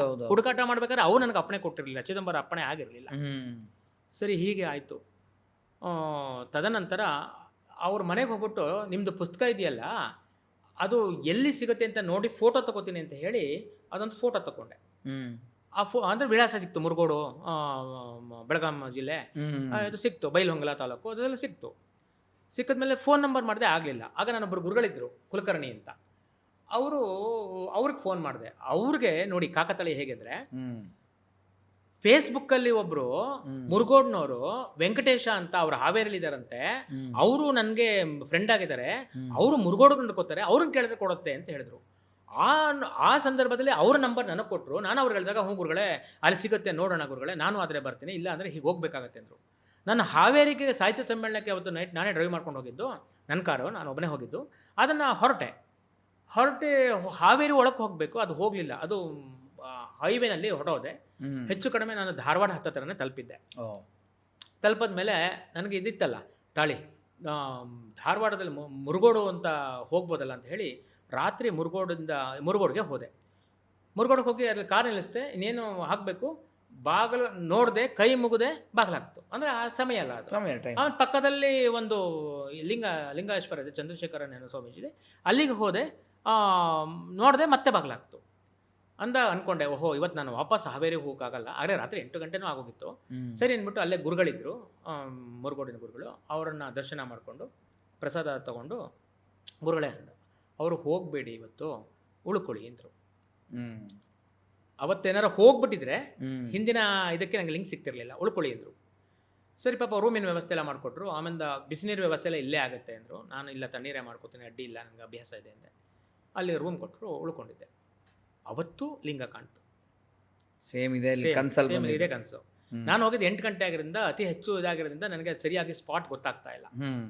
ಆಮೇಲೆ ಗುರುಗಳಿಗೆ ಅಲ್ಲೇ ಪುರೋಹಿತರು ಬಂದು ನಾಳೆ ಕಾಕಡಾರತಿ ಇದೆ, ಗುರುಗಳು ಹೇಳಿದ್ರು ನೀವೇ ಕಾಕಡಾರತಿ ಮಾಡ್ಬೇಕಂತೆ ಅಂದರು. ವಾವ್, ನನಗೆ ಬಹಳ ಸಂತೋಷ ಆಗ್ಬಿಡ್ತು. ಕಾಕಡಾರತಿ ಸಿಗಲ್ವಲ್ಲ. ಆಮೇಲೆ ಸರಿ, ಬೆಳಗ್ಗೆ 3-3:30 ಎದ್ದು ಅವ್ರ ಹಿಂಭಾಗದಿಂದ, ಇನ್ನೂ ಮುಂದೆ ಬಾಲ್ ತೆಗ್ದಿರಲ್ಲ, ಹಿಂದಿಂದ ಹೋಗಿ ಕೂತ್ಕೊಂಡು ಜಪ ಇರುತ್ತೆ, ಒಂದು 3:30 ತಣ್ಣಿ ಸ್ನಾನ ಎಲ್ಲ ಮುಗಿಸ್ಕೊಂಡು ಜಪಕ್ಕೆ ಕೂತ್ಕೊಂಡು ಎಲ್ಲ ಮಾಡಿದೆ. ಕಣ್ಣು ಮುಚ್ಚಿದ್ರೆ ಅದೇ ಲಿಂಗ. ಆಮೇಲೆ ನಾನು ಗುರುಗಳನ್ನ ಕೇಳೋಣ, ಇನ್ಯಾರನ್ನು ಕೇಳೋದು, ಈ ಥರ ಬರ್ತಿದೆ ಯಾಕೆ ಅಂತ. ಸರಿ, ತದನಂತರ ಕಾಕಡಾರ್ತಿಗೆ ತೊಗೊಂಡೋದ್ರು. ಕಾಕಡಾರ್ತಿ ಎಲ್ಲ ಆಯಿತು. ಅದಾದಮೇಲೆ ಮತ್ತೆ ಅದೆಲ್ಲ ದೇವರನ್ನೆಲ್ಲ ಸ್ವಚ್ಛ ಮಾಡಬೇಕಾದ್ರೆ ನಿರ್ಮಾಲ್ಯನೆಲ್ಲ ತೆಗಿಬೇಕಲ್ಲ. ಅವರು ಹೇಳಿದ್ರು, ಯಾರನ್ನೂ ಇದು ಮಾಡಲ್ಲ, ನಿರ್ಮಾಲ್ಯ ತೆಗಿಯೋಕ್ಕೆ ಹೀಗೆ ತೆಗೆದ್ರೆ ಶಾಕ್ ಆಗೋಯ್ತು. 6 ತಿಂಗಳ ಕಾಲ ನಾನು ಯಾವ ಲಿಂಗವನ್ನು ನೋಡ್ತಾ ಇದ್ನೋ ಅದೇ ಲಿಂಗ ಮುರುಗೋಡು ಚಿದಂಬರ ಲಿಂಗ. 6 ತಿಂಗಳ ಕಾಲ. ಏನು ಲಿಂಕ್ ಸರ್ ಇದು? ವೀಕ್ಷಕರೇ, ತಾವು ಅನ್ಕೋಬೋದೇನೋ ನನಗೆ ಇದೆಲ್ಲ ಚಿದಂಬರನ ಸತ್ಯ, ಇಷ್ಟೆಲ್ಲ ಅಂಶಗಳು ಘಟನೆಗಳು ನಡೆಯುತ್ತೆ ಎನ್ನುವ ದಿಸೆಯಲ್ಲೇ ಇದು ಅನುಭವಿಸಿದವ್ರಿಗೆ ಗೊತ್ತಂತೆ. ಅದು ಇದರಲ್ಲಿ ಯಾವುದೇ ಇದಿಲ್ಲ. ತದನಂತರ ಪೂಜೆ ಎಲ್ಲ ಆಯಿತು. ತದನಂತರ ಅಲ್ಲಿಯ ಪಾದುಕ ಪೂಜೆಗಳೆಲ್ಲ ಆಯಿತು. ಅದಾದಮೇಲೆ ನಾನು ಗುರುಗಳಿಗೆ ಹೇಳಿದೆ, ಗುರುಗಳೇ ನಾನು ಹೊರಡ್ತೀನಿ, ಇವತ್ತು ನಾನು ಬನಶಂಕರಿಗೆ ಹೋಗಬೇಕು ಅಂತ. ಅವತ್ತು ಬಂದ ಹುಣ್ಣಿಮೆ, ನನ್ನ ಮನ ದೇವರು ಬಂದ ಬನಶಂಕರಿ ತಾಯಿ, ಬಾದಾಮಿ ಬನಶಂಕರಿ. ಆಮೇಲೆ ಅವ್ರ ಗುರುಗಳೇನಂತಂದರೆ, ಅವರು ಗುರುಗಳೇ ಏನಿಲ್ಲ, ನಾವು ಬನಶಂಕರಮ್ಮನ ದೇವಾಲಯನ ಪ್ರಾರಂಭ ಮಾಡಿದ್ದೀವಿ, ಇವತ್ತು 48ನೇ ದಿನ, ಇಲ್ಲೇ ಪೂಜೆ ಮಾಡಿ ನೀವು ಬನಶಂಕರಿಗೆ ಹೋಗೋಕ್ಕಾಗಲ್ಲ, ಸಿಕ್ಕಾಪಟ್ಟೆ ರಶ್ ಇರುತ್ತೆ ಅಂದರು. ಆ ದೇವಿಯ ಪೂಜೆಯನ್ನು ಮಾಡೋದಕ್ಕೆ ಅವರು ಪುರೋಹಿತರು ಮಾಡ್ತಾಯಿದ್ರು. ನಾನು ಕೂತ್ಕೊಂಡು ಜಪ ಮಾಡ್ತಾಯಿದ್ದೆ. ಒಂದೇ ಪ್ರಶ್ನೆ ನನಗೆ, ನಾನು ಹುಡಿಕೊಂಡು ಹೋಗಿದ್ದೇನನ್ನ, ಪುಸ್ತಕ. ಹೌದೌದೌದೌದು. ಆಮೇಲೆ ಅವ್ರನ್ನ ಯಾರೋ ಕೇಳಿದೆ, ಏನಪ್ಪ ಒಂದು ಪುಸ್ತಕ ಸಿಗ್ಬೇಕಂತ. ಮರಾಠಿ ಭಾಷೆಯಲ್ಲಿದೆ, ಕನ್ನಡ ಭಾಷೆಯಲ್ಲಿ ಇಲ್ಲ ಅಂದರು. ಮತ್ತೊಂದು ನಿಮಗೆ ರೋಮಾಂಚನಕರ ಸಂಗತಿ ಏನು ಗೊತ್ತಾ, ಮಾತೃ ಸ್ವರೂಪಿ ಬನಶಂಕರಿ ಸ್ವರೂಪಿ ಒಂದು ತಾಯಿ ಒಂದು ಕಂಕಳಲ್ಲಿ ಇದೇ ಬಣ್ಣದ ಒಂದು ಇದನ್ನ ಇಟ್ಕೊಂಡು ಹೀಗೆ ಇಟ್ಕೊಂಡು ಬನಶಂಕರಮ್ಮನ ನಾವೆಲ್ಲ ಹೇಗೆ ನಿಂತ್ಕೊಂಡು ಕೈ ಮುಕ್ಕೊಂಡು ಪೂಜೆ ಮಾಡ್ತಾ ಇದ್ವೋ ಆಕೆ ಅಲ್ಲಿ ಬಂದು ನಿಂತ್ಕೊಂಡಿದ್ರು. ಎಲ್ಲ ನೋಡಿದ್ರು. ನನ್ನ ಮಾತನ್ನು ಅವ್ರು ಕೇಳ್ಕೊಂಡಿದ್ದಾರೆ ಅನ್ಸುತ್ತೆ. ಅವ್ರೇನು ಮಾಡೋದು ಅಂದರೆ, ಏನೋ ಒಂದು ಇದನ್ನು ತೆಗೆದ್ಬಿಟ್ಟು ಇಟ್ಬಿಟ್ಟು, ನಾನು ನನ್ನದೇ ಆದಂತಹ ವಸ್ತ್ರದಲ್ಲಿ ಇದ್ದಿದ್ದರಿಂದ ಅವ್ರು ಇಟ್ಬಿಟ್ಟು ನಮಸ್ಕಾರ ಮಾಡಿಕೊಂಡು, ನಾನು ನಿನ್ನೆ ಧಾರವಾಡಕ್ಕೆ ಹೋಗಿದ್ದೆ, ಧಾರವಾಡದ ಚಿದಂಬರ ಆಶ್ರಮದಲ್ಲಿ ಒಂದು ಕೃತಿ ಇತ್ತು, ಒಂದೇ ಒಂದು ಪುಸ್ತಕ ಇತ್ತು, ಇವತ್ತಿನಿಂದ ಪಾರಾಯಣ ಮಾಡೋಕ್ಕೆ ಅಂತ ಹೇಳಿ ನಾನು ಇಲ್ಲಿಗೆ ಬಂದೆ. ಅವತ್ತು ಗುರುವಾರ ಪಾರಾಯಣ ಮಾಡೋಕ್ಕೆ ಅಂತ ಬಂದೆ, 7 ದಿನ ಇದ್ದು ಅಂತ. ಆ ಮಠಕ್ಕೆ ಅವರು ತುಂಬ ಹತ್ತಿರ ಆ ತಾಯಿ. ಆದರೆ ನೀವು ಪುಸ್ತಕಕ್ಕೆ ಪರದಾಡ್ತಾ ಇದ್ದೀರಿ ಅನ್ಸುತ್ತೆ. ಆಮೇಲೆ ಯಾಕೋ ತಾಯಿ ಮತ್ತು ಚಿದಂಬರರ ಆಜ್ಞೆ ಆಯಿತು, ಇದನ್ನು ನಿಮಗೆ ಕೊಡಬೇಕು ಅನ್ನಿಸ್ತು ಅಂತ. ನಾನು ಅದನ್ನು ತೆಗೆದ್ಬಿಟ್ಟು ತೆಗೆದ್ಬಿಟ್ಟು ನೋಡಿದ್ರೆ ಚಿದಂಬರ, ಕನ್ನಡಂಬರ, ಅದೇ ಪುಸ್ತಕ. ಎಷ್ಟು ಆನಂದ ಆಗೋಯ್ತು ಅಂದರೆ, ಇಲ್ಲಿ ಪುಸ್ತಕ ಇಲ್ಲ, ಮರಾಠಿ ಭಾಷೆಯಲ್ಲಿದೆ, ನನಗೆ ಮರಾಠಿ ಬರಲ್ಲ, ಕನ್ನಡದ್ದು ಇಲ್ಲ, ಮುದ್ರಣ ಇಲ್ಲ, ಅದನ್ನು ನೋಡಬೇಕು ಯಾವಾಗ ಅಂದರು. ನನ್ನ ಹೆಬ್ಬಯಕೆ ಏನು ಅಂತ ಹೇಳಿದ್ರೆ, ನಾನು ಇದನ್ನು ಪಾರಾಯಣ ಮಾಡಲೇಬೇಕು. 48 ದಿನಗಳ ಕಾಲ ಇದನ್ನು ಮಾಡಿದ್ದೀನಿ. ಸರಿ, ಅದನ್ನು ತಗೊಂಡು ಆಕೆಗೆ ಹೇಳಿದೆ, ತಾಯಿ ನಾನು ಬಂದಿದ್ದೇ ಈ ಪುಸ್ತಕವನ್ನು ಹುಡುಕೊಂಡು, ಹೊರಗಡೆ ಎಲ್ಲೂ ಸಿಗಲ್ಲ ಅಂತ ಹೇಳಿದ್ರು. ಆ ವಿಳಾಸವನ್ನು ತಗೊಂಡು ದಾರಿ ತಪ್ಪಿ ಬಂದವನು ಗುರುಗಳು ಕೊಡಿಸ್ಕೊಟ್ಟಿದ್ದಾರೆ, ಆಯಿತು ಅಂತ ಹೇಳಿ ಅಲ್ಲಿ ಎದ್ದು ಗುರುಗಳಿಗೂ ಇದನ್ನು ಅರ್ಹಿ, ಗುರುಗಳೇ ಈ ಥರ ಚಿದಂಬರನ ಕೃಪೆ ಈ ಥರ ಆಯಿತು ಅಂತ ಹೇಳಿದ್ಮೇಲೆ ಅವ್ರು ಹೇಳಿದ್ರು, ನೀನು ಎಲ್ಲಿಗೆ ಹೋಗ್ತೀಯೋ ಗೊತ್ತಿಲ್ಲ, ನೀನು ಹಾವೇರಿಗೆ ಹೋಗ್ತೀಯೋ, ಸಾಹಿತ್ಯ ಸಮ್ಮೇಳನಕ್ಕೆ ಹೋಗ್ತೀಯೋ ಗೊತ್ತಿಲ್ಲ, ಚಿದಂಬರರ ಎಷ್ಟು ಕ್ಷೇತ್ರಗಳಿದೆಯೋ ಅಷ್ಟು ಕ್ಷೇತ್ರಗಳ ದರ್ಶನ ಮಾಡ್ಕೊಂಡು ಹೋಗು ಅಂತ ಹೇಳಿ ಅಲ್ಲಿ ಯಾರೋ ಒಬ್ಬರಿಗೆ ಹೇಳಿದ್ರು. ನನಗೆ ಎಲ್ಲ ವಿಳಾಸವನ್ನೆಲ್ಲ ಮಾಡಿಕೊಟ್ರು. ಎಲ್ಲ ಕಡೆ ಚಿದಂಬರರೇ ಸಾಕ್ಷಾತ್ ಯಾರೋ ಒಂದು ಸ್ವರೂಪದಲ್ಲಿ ಬಂದು ಅಷ್ಟು ಎಲ್ಲ ದೇವಾಲಯಗಳನ್ನು ಪರಿಚಯ ಮಾಡಿಕೊಟ್ಟು, ಆನಂತರ ಅಗಡಿಗೆ ಬಂದು, ಹಾವೇರಿ ಹತ್ರ ಇದೆ ಅಗಡಿ, ಅಗಡಿನಲ್ಲಿ ಬಂದು ಅಲ್ಲಿಯ ದರ್ಶನಗಳನ್ನು ಮುಗಿಸ್ಕೊಂಡು, ಈಗ ಮತ್ತೊಂದು ನಿಮಗೆ ರೋಮಾಂಚಕಾರಿ ಘಟ್ಟ, ಅಗಡಿಯಲ್ಲಿ ಅವತ್ತು ಒಂದು ಮಂತ್ರ ದೀಕ್ಷೆಯನ್ನು ತಗೊಂಡು, ತದನಂತರ ಪೂಜೆಯನ್ನೆಲ್ಲ ಮುಗಿಸ್ಕೊಂಡು ಸಾಹಿತ್ಯ ಸಮ್ಮೇಳನಕ್ಕೆ ಬರಬೇಕಿತ್ತಲ್ಲ, ಸಾಹಿತ್ಯ ಸಮ್ಮೇಳನಕ್ಕೆ ಬಂದು, ಅಂದರೆ ಆಗಲೇ ಲಾಸ್ಟ್ ಡೇ ಅವತ್ತು, ಅದನ್ನು ಮುಗಿಸ್ಕೊಂಡು ಸುಮ್ಮನೆ ಅದನ್ನು ನೋಡಿಕೊಂಡು ನಾನು ನನ್ನ ಕಾರಿನಲ್ಲಿ ಹೊರಟೆ. ನಂಬಿ ಅಥವಾ ಬಿಡಿ, ವೀಕ್ಷಕರಿಗೆ ಹೇಳ್ತಾ ಇರೋದು, ಯಾಕಂದರೆ ಇಲ್ಲಿ ನಂಬಿ ಬಿಡಿ ಅನ್ನೋದಕ್ಕೆ ಪ್ರಶ್ನೆ ಅಲ್ಲ ಇದು. ಸದ್ಗುರುಗಳು ನೋಡಿ, ನಾನು ಹೈವೇನಲ್ಲೇ ಬರಬೇಕಿತ್ತು. ಯಾರೋ ಒಬ್ರು ಏನಂದರೆ, ದಾವಣಗೆರೆನಲ್ಲಿ ಯಾರೋ ಒಬ್ಬರು ನನ್ನ ಫ್ರೆಂಡ್ ಇದ್ದಾರೆ, ನಾನು ಅಲ್ಲಿ ತನಕ ಬರ್ತೀನಿ, ಒಂಚೂರು ಭೇಟಿ ಮಾಡೋಕ್ಕೆ ಸಾಕಾಗತ್ತಾ ಅಂತ ಹೇಳಿದ್ರು. ನಾನು ಏನು ಮಾತಾಡಲಿಲ್ಲ, ಏಕೆಂದರೆ ಅವತ್ತು ಭಾನುವಾರ, 3 ದಿನಗಳ ಕಾಲ ಅಲ್ಲೇ ಕಳೆದಿದ್ದು ನಾನು. ಗುರುವಾರ ಬಿಟ್ಟರೆ ಭಾನುವಾರ ಭೇಟಿ ಮಾಡೋದಕ್ಕೆ ಅಂತ ಅವರು ದಾವಣಗೆರೆಯಲ್ಲಿ ಇಳಿಸಿದೆ. ಅವರು ದಾವಣಗೆರೆಯಿಂದ ಮುಗಿಸ್ಕೊಂಡ್ರು. ನಾನು ಹೈವೇನಲ್ಲಿ ಬರಬೇಕಿತ್ತು, ಬಂದೆ. ಆಮೇಲೆ ಎಲ್ಲಿ ದಾರಿ ತಪ್ಪಿತು ಅಂತ ಗೊತ್ತಿಲ್ಲ. ಸುಮಾರು ಒಂದು 11:30ವರೆಗೆ ಅದು ಬಂದು ನಿಂತಿದ್ದ ಸ್ಥಳ ಗುಬ್ಬಿಯ ಚಿದಂಬರ ಆಶ್ರಮಕ್ಕೆ. ಅವತ್ತಿನ ಒಂದು ದುರ್ದೈವ ಏನಪ್ಪ ಅಂದರೆ, ಗುಬ್ಬಿಯ ಶಿವ ಚಿದಂಬರರು ಹಿಂದಿನ ರಾತ್ರಿ ಗತಿಸಿ ಹೋಗಿದ್ದಾರೆ.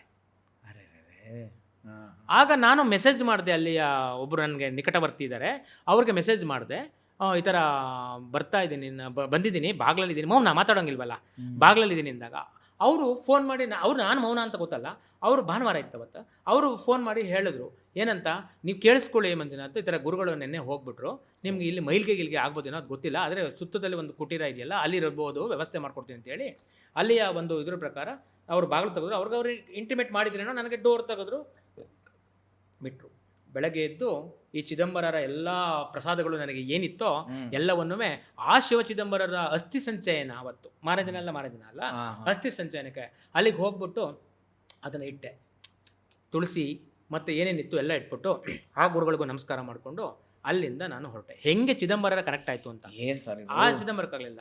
ಇನ್ನೊಂದು ಏನು ಗೊತ್ತಾ, ಆ ದಿನ ಅವರ ಅಸ್ಥಿಯ ಮೇಲಿಟ್ಟಂತಹ ಯಾವ ತುಳಸಿ ಇತ್ತೋ, ಅವರು ನನಗೆ ಕೊಟ್ಟಂಥ ಸಂದರ್ಭದಲ್ಲಿ ಯಾವುದೊಂದು ರುದ್ರಾಕ್ಷಿಮಣಿ ಇತ್ತೋ ಅದು ಅಗಡಿದು. ಯಾರು ಗತಿಸಿ ಹೋದ್ರ ಗುಬ್ಬಿ ಚಿದಂಬರ ಆಶ್ರಮದ ಯತಿಗಳು, ಅವರು ಅಗಡಿಯಲ್ಲಿ ದೀಕ್ಷೆ ತಗೊಂಡರು. ಗುರುಗಳ ಸದ್ಗುರುಗಳ ಲಿಂಕ್ ಹೇಗಿದೆ ನೋಡಿ, ಕೊನೆ ಹೆಂಗೆ ಮಾಡಿಸ್ತದು. ಇದು ಹೇಗೆ ಗೊತ್ತಾಯಿತು, ಅವರ 10ನೇ ದಿನ, ನನ್ನ 11ನೇ ದಿನ ನನ್ನ ಅಲ್ಲಿಗೆ ಕರೆದ್ರು. ಅವತ್ತು ಮತ್ತೊಬ್ಬರು ನನ್ನ ಮೇಲೆ ಪ್ರಭಾವ ಬೀರಿದಂಥವ್ರು ನಮ್ಮ ಶಿರಳಗಿ ಬ್ರಹ್ಮಾನಂದ ಸ್ವಾಮೀಜಿಯವರು, ಅವ್ರು ಬಂದಿದ್ರು, ಪಾವಕಡ ಪ್ರಕಾಶ್ ಅವರು ಬಂದಿದ್ರು. ಹೀಗೆಲ್ಲ ಬಂದಾಗ ಎಲ್ಲರೂ ಅವರವರ ಚಿದಂಬರ ಅನಿಸಿಕೆನ ಮಾತನಾಡ್ತಾ ಇದ್ರು. ಆಗ ನಾನು ಕೃಪೆ ಮಾಡಿ ನನಗೊಂದು ಅವಕಾಶ ಮಾಡಿಕೊಡಿ ಅಂತ ಕೇಳ್ಬಿಟ್ಟು ಈ ಘಟನೆನ ಹೇಳಿದೆ. ನಾನು ಅಗಡಿಯಿಂದ ಬಂದೆ, ದಾರಿ ತಪ್ಪಿ ಬಂದಿದ್ದು. ಅವತ್ತು ನನಗೆ ಆ ಚಿದಂಬರ ಆಶ್ರಮದ ಮುಂದೆ ನಿಲ್ಲಿಸಿದ್ದು, ಮೆಸೇಜ್ಗೆ ಅವರು ನನಗೆ ರಿಪ್ಲೈ ಮಾಡಿದ್ದು. ನಂತರ ನನಗೆ ಗೊತ್ತಿಲ್ಲದ ಹಾಗೆ ಅಲ್ಲಿಯ ಪ್ರಸಾದವನ್ನು ಅವರ ಅಸ್ಥಿಯ ಮೇಲೆ ಇಟ್ಟಿದ್ದು. ಆಯಿತಾ, ಅಗಡಿಗೂ ಅಲ್ಲಿ ಶಿವ ಚಿದಂಬರರಿಗೆ ತಲುಪಬೇಕು ಅಂತ ಹೇಳಿದ್ರೆ ಈ ಮಂಜುನಾಥ ಒಬ್ಬ ಪೋಸ್ಟ್ಮ್ಯಾನ್ ಕೆಲಸ ಮಾಡಬೇಕಾಯ್ತಲ್ಲ. ನಿಮಿತ್ತ ನಿಮ್ಮನ್ನು ಮಾಡಿಬಿಟ್ರಲ್ಲ, ನಿಮಿತ್ತ ಪುಣ್ಯದ ಕೆಲಸಕ್ಕೆ ನೋಡಿ ಹೆಂಗೆ ಎಷ್ಟು ಆಯಿತು ಅಂದರೆ, ಆಗ ಅಷ್ಟೊತ್ತಿಗಾಗಲೇ ಚರಿತ್ರೆಗಳನ್ನೆಲ್ಲ ಗುರುಚರಿತ್ರೆಗಳನ್ನೆಲ್ಲ ಓದ್ತಿದ್ನಲ್ಲ, ಓಹೋ ಯಾವುದೋ ಒಂದು ಶಕ್ತಿ ಸದ್ಗುರುಗಳಲ್ಲಿ ಇದ್ದೇ ಇದೆ, ಅದು ಬಲಾಢ್ಯವಾಗೋಯ್ತು. ತದನಂತರ ಬಂದು ಶಿವ ಚಿದಂಬರರನ್ನು ನಾನು ಮತ್ತೆ ಅದಕ್ಕೆ ಯಾವ ರೀತಿಯಾದಂಥ ಇದನ್ನು ಮಾಡಬೇಕು ಅದನ್ನು ಮಾಡಿ ನನ್ನ ಪಾರಾಯಣ ಸ್ಟಾರ್ಟ್ ಮಾಡಿದೆ. ಅದು ಮುಕ್ತಾಯಗೊಂಡ ಮೇಲೆ ಅನ್ನಿಸ್ತು, ಇಲ್ಲ ನಾವು ಇಲ್ಲಿ ನಿಮಿತ್ತ ಅಷ್ಟೇ, ಹೆಂಡತಿ ಇರ್ಬೋದು, ಮಕ್ಕಳಿರ್ಬೋದು, ಇವೆಲ್ಲ ಅಷ್ಟೇ. ಏನೇ ಆದ್ರೂ ವೃತ್ತಿಯಲ್ಲಿ ಅಧ್ಯಾಪಕನಾಗಿದ್ದಿ, ಅದಕ್ಕೆ ಮೋಸ ಮಾಡಬೇಡ. ಇವತ್ತು ನನ್ನ ಎದೆಗುಂದದೆ ಹೇಳ್ತೀನಿ, ನನ್ನ ಎಲ್ಲ ಅಧ್ಯಾಪಕರ ಪರವಾಗಿ ನಾನು ಅವ್ರಿಗೆ ಇಲ್ಲಿ ಏನು ಹೇಳ್ತೀನಿ ಅಂದರೆ, ಅವ್ರು 100% ರಿಸಲ್ಟ್ ಕೊಟ್ಟಿದ್ದಾರೆ. ಇವತ್ತು ನನ್ನ ಮಕ್ಕಳು 100% ರಿಸಲ್ಟ್ ಕೊಟ್ಟಿದ್ದಾರೆ. ನನ್ನ ಶಾಲೆ 100% ರಿಸಲ್ಟು ಹೇಳಿದ್ರಲ್ಲ ಇವತ್ತು ಬಂದಾಗ, 100% ರಿಸಲ್ಟು. ನಾನು ಬೇರೆ ಕಡೆಗೆ ಪ್ರಮೋಷನ್ ಆಗಿ ಹೋದಾಗ ನಾನು ಅವ್ರು ಕೇಳಿದಷ್ಟೇ, ನಂಗೆ 100% ರಿಸಲ್ಟ್ ಕೊಟ್ಬಿಡ್ರಪ್ಪ, ಅದೇ ನಂಗೆ ಹಾನರಿಂಗ್ ಅಂತ. ಆ ಮಕ್ಕಳು ಹಾಗೆ ನಡ್ಕೊಂಡ್ರು, ನನ್ನ ಅಧ್ಯಾಪಕರು ಹಾಗೆ ಮಾಡ್ಕೊಂಡ್ರು. ಎಲ್ಲೋ ಒಂದು ಕಡೆ ಫಲ ಇರುತ್ತೆ ಅಲ್ವಾ? ಖಂಡಿತ. ನಂಬಿಕೆಗೆ ಫಲ ಇದ್ದೇ ಇರುತ್ತೆ ಅಲ್ವಾ? ಬೇವಿನ ಬೀಜವನ್ನು ಬಿತ್ತಿದ್ರು ಬೇವು ತನ್ನದೇ ಆದ ಫಲವನ್ನು ಕೊಡುತ್ತೆ, ಮಾವು ತನ್ನದೇ ಆದ ಫಲವನ್ನು ಕೊಡುತ್ತೆ. ನೀನು ನಿಜವಾಗಿ ಭಕ್ತಿಯನ್ನು ಬಿತ್ತಿದ್ರೆ ನಿನ್ಗೆ ಏನಪ್ಪ ಕೊಡುತ್ತೆ? ಭಕ್ತಿ ಫಲವನ್ನೇ ಕೊಡೋದು. ಇದು ಅಂದಿನಿಂದ ಬಂದು ನಾನು ತದನಂತರ ಚಿದಂಬರರ ಪಾದುಕೆ, ಮತ್ತು ಗಣಗಪುರದ ದತ್ತಾತ್ರೇಯ ಪಾದುಕೆ, ಮತ್ತು ನನ್ನ ಸದ್ಗುರು ಶ್ರೀಧರ ಮಹಾರಾಜರ ಪಾದುಕೆ, ಅದನ್ನು ಶಿರಳಿಗೆ ಸ್ವಾಮೀಜಿಯವರು ಬ್ರಹ್ಮಾನಂದರೇ ಬಂದು ಅದನ್ನು ಅಲ್ಲಿ ಪ್ರತಿಷ್ಠಾಪನೆ ಮಾಡಿ ಅವ್ರು ಹೇಳಿದಷ್ಟೇ, ಸದ್ಗುರುಗಳ ನೆಲಾಸ್ಥಾನ ಇದಾಗತ್ತೆ, ಈ ತಾಣವದಲ್ಲಿ ನೀನು ಅದನ್ನು ನೀನು ಮುಂದುವರಿಸ್ಕೊಂಡು ಹೋಗು, ನಿನ್ನ ಲೋಕನೇ ಬೇರೆ ಇದೆಯಪ್ಪ ಅಂತ ಹೇಳಿ ಹರಿಸಿದ ಮತ್ತೊಬ್ಬ ಸದ್ಗುರು ನನ್ನ ಶಿರಳಿಗಿ, ನಮ್ಮ ಸಿದ್ದಾಪುರದ ಹತ್ತಿರ ಇದೆ ಶಿರಳಿಗಿ. ಆ ಶಿರಳಿಗಿಯ ನಮ್ಮ ಯೂಟ್ಯೂಬಲ್ಲೆಲ್ಲ ನೋಡ್ತೀರಿ, ಸಾಕಷ್ಟು ಕರ್ಮ ಸಿದ್ಧಾಂತದ ಬಗ್ಗೆ ಹೇಳಿದಂಥ ಮಹನೀಯರು, ಪ್ರತ್ಯಕ್ಷವಾಗಿ ಮತ್ತು ಪರೋಕ್ಷವಾಗಿ ಎರಡೂ ಸಹ ನನ್ನ ಮೇಲೆ ಪ್ರಭಾವ ಬೀರಿ, ತದನಂತರ ನನ್ನ ಕುಟೀರಕ್ಕೆ ಅವರೇ ಬಂದು ಉದ್ಘಾಟನೆಯನ್ನು ಮಾಡಿ, ಗುರುಗಳನ್ನು ಸ್ಥಾಪನೆ ಮಾಡಿ, ಪಾದುಕೆಯನ್ನು ಸ್ಥಾಪನೆ ಮಾಡಿ, ಪಾದುಕಾ ಮಂದಿರವನ್ನು ಮಾಡಿಕೊಟ್ಟು ಹೋಗಿದ್ದು. ಅಂದಿನಿಂದ ರಾಯರು, ಚಿದಂಬರರು ಮತ್ತು ಎಲ್ಲ ನನ್ನ ಸದ್ಗುರುಗಳು ಸಂಪೂರ್ಣವಾಗಿ ಚಿದಂಬರ ಅಂದ ತಕ್ಷಣ ಮುಗಿದೋಯ್ತು. ಹೌದೌದು. ಅದರೊಳಗೆ ಎಲ್ಲರೂ, ಯಾಕೆಂದರೆ ದತ್ತ ಪರಂಪರೆ ದತ್ತಾತ್ರೇಯನೇ ನೆನಪಿಸ್ಕೊಂಡ್ಮೇಲೆ ಇನ್ನು ಉಳಿದಂಥ ಎಲ್ಲ ಸದ್ಗುರುಗಳು ಅದೊಟ್ಟಿಗೆ ನೀವೇ ಹೇಳಿದ್ರಿ, ನಾವೆಲ್ಲ ಸೇರ್ಬೇಕಾದ್ರೆ ನಿಮಿತ್ತ ಎಲ್ಲೋ ಒಂದು ಕಡೆ ಪೂರ್ವಜನ್ಮದ ಪುಣ್ಯಗಳಿರುತ್ತೆ. ಹೇಗಾಯ್ತು ಅಂದರೆ ಲಿಂಕ್ ಇಲ್ಲಿ ಕರ್ಕೊಂಡ್ಬಂದು ಕೂರ್ಸ್ಕೋಬೇಕಾದ್ರೆ ನಾನು ಯಾರು ಅಂತ ನಿಮ್ಗೆ ಹೆಂಗೆ ಗೊತ್ತಾಗಬೇಕಿತ್ತು ಅಲ್ವಾ? ಇದೆಲ್ಲ ದತ್ತ ಕೃಪೆ, ಅದು ಚಿದಂಬರ ಕೃಪೆ. ಇದು ಚಿದಂಬರದ್ದು ಬಂದಿದ್ದು, ಆಮೇಲೆ ಅವ್ರದ್ದು ಓದಿದ್ದು, ಅವರಲ್ಲಿ ನಡೆದಂಥ ಎಲ್ಲ ಪವಾಡಗಳು ನಮ್ಮ ಜೀವನದಲ್ಲೆಲ್ಲ ಶುರುವಾಯ್ತಲ್ಲ. ಓಹೋ ಭಗವಂತ ಸದ್ಗುರು ಅಂತ ಹೇಳಿ ಅದನ್ನು ಚಿದಂಬರಾಶ್ರಮ, ಶಿವ ಚಿದಂಬರಾಶ್ರಮವನ್ನು ಅಲ್ಲಿ ಮಾಡ್ಕೊಂಡಿದೆ. ಬರ್ತಾರೆ, ಈಗಲೂ ಸತ್ಸಂಗ ಎಲ್ಲ ಮಾಡ್ತಾರೆ, ಸಾಕಷ್ಟು ಮಂದಿ ಬರ್ತಾರೆ, ಮಾತೆಯರು ಬರ್ತಾರೆ, ಭಗವದ್ಗೀತೆಯನ್ನು ಹೇಳ್ಕೊತಾರೆ. ಮತ್ತು ಅಲ್ಲಿ ಸಂಸ್ಕೃತ ವಿದ್ವಾನಿದ್ದಾರೆ ಭಾಸ್ಕರ್ ಭಟ್ ಅಂತ, ಅವರು ಅದರ ಇದೆಲ್ಲ ಧಾರ್ಮಿಕ ವಿಧಿವಿಧಾನಗಳನ್ನೆಲ್ಲ ನೋಡ್ಕೋತಾರೆ. ಹೋಮ ಏನೇನೋ ನಡೀತಾ ಇರುತ್ತೆ. ಅದೆಲ್ಲ ಶಿವಚಿತ್ತ, ಚಿದಂಬರ ಚಿತ್ತ. ಇಲ್ಲ, ನಾನು ಭೇಟಿ ಮಾಡ್ತೀನಿ ಸರ್. ಅವತ್ತು ನೈಟ್ ಲೇಟ್ ಆಗೋಯ್ತು. ಲೇಟ್ ಆಯ್ತು. ನಿಮ್ಗೆ ಗೊತ್ತಲ್ಲ, ಹೌದು. ತೀರಾ ಲೇಟ್ ಆಗೋಯ್ತು ಅವತ್ತು. ಆ ಕತ್ಲಲ್ಲಿ ಬೇಡ ಅಂತ ನಾನು ಇದೆ ಸರ್, ಖಂಡಿತ ಬರ್ತೀನಿ. ಈಗ ನೋಡಿ, ನೀವೇ ಒಂದು ಲಿಂಕ್ ಕೊಟ್ಬಿಡ್ತಾ ಇದೀರ ನನಗೆ. ಅದೇ ಅರ್ಥ ಏನಂದ್ರೆ, ನೀವು ಹೇಳಿದ್ರೆ ಸದ್ಗುರುಗಳು ನುಡಿಸ್ತಾ ಇದಾರೆ ನಿಮ್ಮ ಬಾಯಿಂದ ಅಂತ. ಹೌದಪ್ಪ. ಈಗ ನಾನೇನ್ ಪ್ರಶ್ನೆ ಕೇಳಬೇಕು ಅನ್ನೋದು ಅವರೇ ಲಿಂಕ್ ಕೊಡ್ತಿದ್ದಾರೆ. ಯಾಕೆ ನೀವು ರಾಯರು ಅಂತ ಶುರು ಮಾಡಿದ್ರಿ, ಅಲ್ಲಿಂದ ನಾನು ನೆಕ್ಸ್ಟ್ ಪ್ರಶ್ನೆ ಇವ್ರಿಗೆ ಏನು ಕೇಳೋದು ಅನ್ನೋದಕ್ಕೆ ನಿಮ್ಮ ಬಾಯಿ ಚಿದಂಬರ ಅಂತ ಬಂತು. ಅದಾದ್ಮೇಲೆ ಏನು ಪ್ರಶ್ನೆ ಕೇಳಬೇಕು ಅಂತಂದ್ರೆ ಇನ್ನೊಂದು ಸದ್ಗುರುಗಳ ಹೆಸರು ನಿಮ್ಮ ಬಾಯಲ್ಲಿ ಬಂತು. ಏನು ಬಂತು ಹೇಳಿ? ಶ್ರೀಧರ ಸ್ವಾಮಿಗಳು. ಹಾ, ಶ್ರೀಧರ ಸ್ವಾಮಿಗಳು. ನಿಮ್ಮ ಲಿಂಕ್ ಏನು ಹೇಳಿ? ನಾನು ರಾಮಚಂದ್ರಪುರ ಮಠದ ರಾಘವೇಶ್ವರ ಭಾರತಿ ಮಹಾಸ್ವಾಮೀಜಿಯವರ ಸೇವಾಕರ್ತನಾಗಿ ವಿಶ್ವ ಗೋ ಸಮ್ಮೇಳನದಲ್ಲಿ ಕಾರ್ಯವನ್ನು ನಿರ್ವಹಿಸಿದೆ. Very good. ತದನಂತರ ಗೋಕರ್ಣದಲ್ಲಿ ಈಗ ಅವ್ರದ್ದು ಅಶೋಕ್ಯನಲ್ಲಿ ಆಶ್ರಮ ಇದೆ. ಸಿದ್ದಾಪುರದ ಹತ್ರ ಗೋಸ್ವರ್ಗದಲ್ಲಿ ಆಶ್ರಮ ಇದೆ. ಹೀಗಿರುವಾಗ ನಾನು ಸಾಮಾನ್ಯವಾಗಿ ಶನಿವಾರ ಭಾನುವಾರ ಸದ್ಗುರುಗಳ ಆಶ್ರಮಕ್ಕೆ, ನನಗೆ ಅವರು ಎಲ್ಲರೂ ಸದ್ಗುರುಗಳೇ ನನಗೆ. ಹೌದು. ಅಲ್ಲಿಗೆ ಹೊರಡುವಂಥ ಸಂದರ್ಭದಲ್ಲಿ ಶ್ರೀಧರರ ಗುರುಚರಿತ್ರೆಗಳನ್ನು ನಾನು ಕೇಳ್ಕೊತಾ ಇದ್ದವನು. ಓಕೆ. ನಾನು ಸಿದ್ದಾಪುರಕ್ಕೆ ಹೋಗ್ಬೇಕಾದ್ರೆ ಸಾಗರದ ಮೇಲೆ ಹೋಗಬೇಕು. ಹೋಗಬೇಕಾದಾಗ ಶ್ರೀಧರ ಗುರುಗಳ ಆಶ್ರಮಕ್ಕೆ ಹೋಗೋದಕ್ಕೆ ಶುರು ಮಾಡಿದೆ. ತದನಂತರ ಅಲ್ಲಿಯ ಕೃತಿಗಳನ್ನು ತಗೊಂಡೆ, ಶ್ರೀಧರ ಚರಿತ್ರೆಯನ್ನು ತಗೊಂಡೆ. ಈಗ ಬನ್ನಿ ಆ ಕೋವಿಡ್ ಟೈಮಿಗೆ ಹೇಗೆ ಆಯಿತು ಅಂತ ಹೇಳ್ತೇನೆ. Okay, super. ಈ ಶ್ರೀಧರ ಗುರುಗಳನ್ನು ನೋಡುತ್ತಿರುವಾಗ ಅದು ಕರ್ಮ ಸಿದ್ಧಾಂತದ ಸಾಕಷ್ಟು ಅಂಶಗಳನ್ನು ನಾನು ಅವರ ಕೃತಿಯಲ್ಲಿ ಓದಿದೆ. ನಮ್ಮೂರಿನಲ್ಲಿ ಒಂದು ಪ್ರಖ್ಯಾತವಾದಂತಹ 1000 ವರ್ಷಗಳ ಕೇಶವಸ್ವಾಮಿ ದೇವಸ್ಥಾನ ಇದೆ. ಅಲ್ಲಿ ಕುಳಿತುಕೊಂಡು ನಾನು ಸಂಜೆ ಇನ್ನೂ ಕುಟೀರ ಆಗಿರಲಿಲ್ಲ ಅವಾಗ. ಅಲ್ಲಿ ಕೂತ್ಕೊಂಡು ಓದ್ತಾ ಇರುವಾಗ ಅಂದ್ಕೊಂಡೆ, ಈ ಕರ್ಮ ಸಿದ್ಧಾಂತವನ್ನು ಓದೋದಕ್ಕಾಗಲಿ ಅಥವಾ ಗುರುಚರಿತ್ರೆಯನ್ನು, ಅಲ್ಲೊಂದು ಮಂಟಪ ಇದೆ, ಮಂಟಪ ಕೆಳಗಡೆ ಕೂತ್ಕೊಂಡು ನನಗಲ್ಲಿ ಕೂತ್ಕೊಂಡ್ರೆ ನನಗೆ ಕುಮಾರವ್ಯಾಸರು ಗದಗಿನಲ್ಲಿ ಹೇಗೆ ಕೂತ್ಕೊಂಡು ಬರಿತಾ ಇದ್ರೋ ಆ ಥರ ಪರಿಕಲ್ಪನೆ. ಕೂತ್ಕೊಂಡು ನಮ್ಮದೇ ಆದಂತಹ ರೀತಿಯಲ್ಲಿ ಭಗವಂತ, ಇದು ಇನ್ಯಾವುದೂ ಲೋಕ ಇಲ್ಲ, ಅದನ್ನು ಓದೋದು, ಅದೊಂದಿಷ್ಟು ಪಾಯಿಂಟ್ ಮಾಡ್ಕೊಳ್ಳೋದು. ತಕ್ಷಣವೇ ನನ್ನ ಗೆಳೆಯರು ಯಾರೋ ಸಿಗೋರು, ಅದು ನಾಗರಾಜು ಅಂತ ಹೇಳಿದ್ನಲ್ಲ, ಹೋಗೋದು ಅವ್ರಿಗೆ ಇವತ್ತು ಇದನ್ನು ಓದ್ದೆ, ಈ ಥರ ಆಗಿದೆ, ಏನೋ ಒಂಥರ ಮೈ ಮೇಲೆ ಬವಾಳಿ ಬಂದಂಗೆ ಅಂತ ಹೇಳ್ತಾರಲ್ಲ, ಆ ರೀತಿಯಾದಂತಹ ಇದನ್ನೆಲ್ಲ ಮಾಡ್ತಿದ್ದು. ಈ ಥರ ಗುರುಗಳು ಹೆಂಗಾಯಿತು, ಹಿಂಗಿಂಗೆ ಘಟನೆಗಳಾಯಿತು, ಹೀಗೆಲ್ಲ ಆಯಿತು. ಅಷ್ಟೊತ್ತಿಗೆ ಚಿದಂಬರರು ಸೇರ್ಕೊಂಡಿದ್ರಲ್ಲ. ಆಮೇಲೆ ಓದಬೇಕಾದ್ರೆ ಅವತ್ತು ಏನಂತು ಅಂದರೆ, ಅಯ್ಯೋ, ಕರ್ಮ ಸಿದ್ಧಾಂತನ ಒಂದಿಂದಲೇ ಓದೋಕ್ಕಾಗಲ್ಲ. ಭಗವಂತ ಕನಿಷ್ಠ 7 ದಿನ ಕೂತನ ಮೇಲೆ ಕೇಳಬಾರ್ದು, ಎಲ್ಲೂ ಓಡಾಡಬಾರ್ದು. ನಿಮ್ಗೆ ನಗು ಬರುತ್ತೋ, ಆಶ್ಚರ್ಯ ಅನ್ಸುತ್ತೋ, ಅಶ್ವಿನಿ ದೇವತೆಗಳು ವಸ್ತು ಅಂದ್ರು, ಅದು ನನಗೆ ಗೊತ್ತಿಲ್ಲ. 7 ದಿನಗಳ ಕಾಲಕ್ಕೆ ನಾನು ಕೂತ್ಕೊಂಡು ಓದ್ಬೇಕಪ್ಪ, ಅದರ ರಜಾ ಇಲ್ಲ, ಏನು ಮಾಡೋದು, ಆಯಿತು ಇಷ್ಟಿಷ್ಟೇ ಓದ್ಕೊಳ್ಳೋದು, ಭಗವಂತ ನಿನ್ನ ಪಾಲಕ್ಕೆ ಬಂದಿದ್ದು ಬತ್ತಿ ಅಂದ್ಕೊಂಡು ಸುಮ್ಮನಾದೆ. ಅದನ್ನು ಅವತ್ತು ಪ್ರಾರಂಭ ಮಾಡಿದ್ನಲ್ಲ, ಒಂದು 8 ಪೇಜೇನೋ ಆಗಿತ್ತು. ಬಂದು ಆ ನಾಗರಾಜು ಅನ್ನೋರ ಮನೆಗೆ ಬಂದು, ಇವತ್ತು ಕರ್ಮ ಸಿದ್ಧಾಂತ ಓದ್ತಾ ಇದ್ದೆ, ಕರ್ಮದ ವಿಧಾನಗಳೇನು ಅಂತ ಹೇಳಿ ಆ ಓದಿದ ಸಂಗತಿಗಳನ್ನು ಬಿತ್ತರಿಸ್ಬೇಕಾದ್ರೆ ನಮ್ಮ ಶ್ರೀಮತಿಯವರು ಬಂದರು. ಬನ್ನಿ ಇಲ್ಲಿ ಅಂತ. ಏನು ಅಂತ, ಹಾಸ್ಪಿಟಲಿಂದ ಫೋನ್ ಬಂತು, ನಿಮಗೆ ಕೋವಿಡ್ ಪಾಸಿಟಿವ್ ಅಂತ ಅಂದರು. ನನಗೆ ಕೋವಿಡ್ ಪಾಸಿಟಿವಾ? ಸಂತೋಷ ಏನಾಯ್ತು ಗೊತ್ತಾ? ಪಾಸಿಟಿವ್ ಆದರೆ 7 days ಲೀವು ಗೌರ್ಮೆಂಟ್ ಎಂಪ್ಲಾಯಿಗೆ. ನನಗೆ ಚೆನ್ನಾಗಿ ಗೊತ್ತಿದೆ, ನಾನು ಹೊರ ಎಲ್ಲೂ ಆಹಾರ ತಿನ್ನಲ್ಲ, ಎಲ್ಲೂ ಎಂತ ಕುಡಿಯಲ್ಲ, ಮತ್ತೆ 2ನೇದಾಗಿ ಸಿಂಪ್ಟಮ್ಸ್ ಏನೂ ಇಲ್ಲ, ಜ್ವರ ಇಲ್ಲ, ಕೆಮ್ಮಿಲ್ಲ, ಎಂತ ಇಲ್ಲ, ನಾನು ನಾರ್ಮಲ್ ಮ್ಯಾನ್ ಅಂತ ಗೊತ್ತು. ಆಮೇಲೆ 2ನೇದಾಗಿ ನಾನು ಭಗವಂತನ ನಮ್ದನು ಏನು ಮಾಡ್ತಾನೆ, ಅದು ಕೋವಿಡಿನ ತೀವ್ರತೆ 2ನೇದಲ್ಲಿ ಜಾಸ್ತಿ ಆಯಿತು. 1ನೇದಲ್ಲಿ ನಮ್ಗೆ ಅದೇನು ಅಷ್ಟು ಕಂಡು ಬಂದಿರಲಿಲ್ವಲ್ಲ. ಸರಿ ಅಂತ ಹೇಳಿ ಮತ್ತೆ ಲೀವ್ ಆಯಿತು, ಅಪ್ಲೈ ಆಯಿತು. 7 days ಮಕ್ಕಳ ಹತ್ರಕ್ಕೆ ಹೋಗಂಗಿಲ್ವಲ್ಲ, 7 days ಮೇಲ್ಭಾಗಕ್ಕೆ ಹೋದ್ಮೇಲೆ ಹೇಳಿದೆ, ನೋಡಮ್ಮ, ಇವತ್ತು ನಾನು ಮೇಲ್ಗಡೆಗೆ ಹೋದರೆ ಇನ್ನು ಬರಬೇಕಾದ್ರೆ ನಾನು 7 ದಿನ ಮುಗ್ದ ಮೇಲೆ ಬರಬೇಕು. ಸರಿ, ಏನಿದೆಯೋ ಅಂತ ಹೇಳಿದಾಗ ಅಕ್ಷರಶಃ ಒಂದು ಇಡೋರು, ಅಲ್ಲಿ ಆಹಾರ ಇಡೋರು, ಅವ್ರು ಹೋಗಿದ್ದೀರಾ ಅಂತ ಕೇಳ್ಕೊಂಡ್ಮೇಲೆ ತಗೋಬೇಕು. ನಿಜವಾದ ಹೆಂಗೆ ಆಗಿರುತ್ತೆ ಜೀವನ ನೋಡಿ, ಕೈಯಲ್ಲಿ ಕೊಟ್ಟು ಜೊತೆಲಿ ಕೂತ್ಕೊಂಡು ಊಟ ಮಾಡು ಎಲ್ಲ ಮಾಡೋ ಅಂಥವ್ರು ಎಲ್ಲರೂ ದೂರವಾಗಿ ದೇಸಿಗರಂತೆ ಒಂದು ಕಡೆ ಅವ್ರು ಕೊಟ್ಟಿದ್ದನ್ನ ತಗೊಂಡು ಮಾಡಬೇಕು. ಅವರೆಲ್ಲ ಆಗಿ ಸ್ನಾನ ಮಾಡಿ ನೀರಿಂದೆಲ್ಲ ಆದ್ಮೇಲೆ ಹೋಗ್ಬಿಟ್ಟು ನಾವು ಎಲ್ಲ ಮಾಡಿ ಶುಚಿ ಮಾಡಿ ಆಮೇಲೆ ಅವ್ರು ನೀರು ಹಾಕೋಬೇಕು. ಲೆಕ್ಕದಲ್ಲಿ ಮಡಿ ಆಯ್ತಲ್ಲ, ಅದೇ ಹೆಂಗಾಯ್ತು ನೋಡಿ ಅದು. ಆಮೇಲೆ ನಾನು ಇಲ್ಲಿ ಕೂತ್ಕೊಂಡು ಶ್ರೀಧರ ಗುರುಗಳ ಜಪ ಮತ್ತು ಕರ್ಮ ಸಿದ್ಧಾಂತ 2 ಸಹ 7 days. ಯಾಕಂದ್ರೆ ಇನ್ನೇನು ಆಪ್ಷನ್ ಇಲ್ವಲ್ಲ, ಏನಿಲ್ಲ ಅಂತ ನೋಡಿ 7ನೇ ದಿನಕ್ಕೆ ಕರೆಕ್ಟಾಗಿ ಮುಗಿಸ್ತೆ. ಆದರೆ ಒಂದು ಸಿಂಪ್ಟಮ್ಸ್ ನಾನು ಒಂದು ಮಾತನ್ನು ತಗೊಳ್ಳಿಲ್ಲ. ಆಯ್ತು. ಆಮೇಲೆ ಅನ್ಕೊಂಡೆ, ಕರ್ಮ ಎಲ್ಲ ಓದಾದ್ಮೇಲೆ ಅವಾಗ ಅನಿಸ್ತು, ಅಯ್ಯೋ, ಇದನ್ನ ನಾನವತ್ತು ಸಂಕಲ್ಪ ಮಾಡಿದೆ ಕೇಶವನ ಸಮ್ಮುಖದಲ್ಲಿ. ಏನಂತ, ಒಂದು 7 days ಹಿಂಗಾಗಬೇಕು ಅಂತ. ಕೋವಿಡ್ ರೂಪದಲ್ಲಿ 7 days ಕೊಟ್ಟ. ಅದಾದಮೇಲೆ ಹಾಗೆ ಶ್ರೀಧರ ಗುರುಗಳದಕ್ಕೆ ಹೋಗಿ ಶುರು ಮಾಡಿದ್ದು. ಮತ್ತು ಅವ್ರದ್ದು ಚರಿತ್ರೆಯನ್ನೆಲ್ಲ ಓದಿದ ನಂತರ ನನಗೆ ಮತ್ತೊಬ್ಬ ಸದ್ಗುರುಗಳು ದೊರೆತ ಹಾಗೆ ಆಯಿತು. ಅದೇ ಸಂದರ್ಭದಲ್ಲಿ ಶ್ರೀಧರ ಗುರುಗಳಿಗೆ ನಾನು ಹೇಳಿದಲ್ಲ, ಶಿರಳಿಗೆ ಮಹಾಸ್ವಾಮೀಜಿಯವರು, ಬ್ರಹ್ಮಾನಂದ ಸ್ವಾಮೀಜಿಯವರು, ಅವರು ಸಹ ಕೃತಿಗಳನ್ನೆಲ್ಲ, ಸಾಕಷ್ಟು ಉಪನ್ಯಾಸಗಳನ್ನೆಲ್ಲ ಗುರುಗಳ ಬಗ್ಗೆ ಮಾಡಿದರು, ಕರ್ಮಸಿದ್ಧಾಂತ ಬಗ್ಗೆ ಮಾಡಿದರು. ಅವರ ಸಂಪರ್ಕ ಜಾಸ್ತಿ ಆಯಿತು. ಪರಿಣಾಮವಾಗಿ ಯಾವತ್ತೂ ಅಷ್ಟೇ, ಒಂದು ಈಗ ಕುಡಿಯೋರು ಸಹವಾಸನೆ ಮಾಡ್ತಾರೆ, ಹೌದೌದು ಅಲ್ವಾ? ಯಾರ್ಯಾರಿಗೆ ಯಾವ್ಯಾವ ಇಷ್ಟನೋ ಅವ್ರವ್ರ ಸಹವಾಸ ಮಾಡ್ತಾರೆ. ಯಾವಾಗ ಆಶ್ರಮದ ಪರಂಪರೆಗಳು ಬಂತೋ ನಮ್ಗೆ ಏನೇ ಕೇಳ್ಕೊಂಡ್ರು ನಮ್ಗೆ ಅದನ್ನೇ ಹಾಕೋಬೇಕು. ಶ್ರೀಧರ ಗುರುಗಳದ್ದು ಏನಾಗಿದೆ, ಕರ್ಮಸಿದ್ಧಾಂತದ ಏನಾಗಿದೆ, ಇದೇ ಥರ ಇನ್ಯಾವುದು ಚಾನಲ್ಗೆ ಕೈ ಹೋಗೋಕ್ಕಾಗಲ್ಲ. ಪಕ್ಷ ಮನೆಯಲ್ಲಿ ಟಿವಿನೂ ಸಹ ನಮ್ಮಲ್ಲಿಲ್ಲ.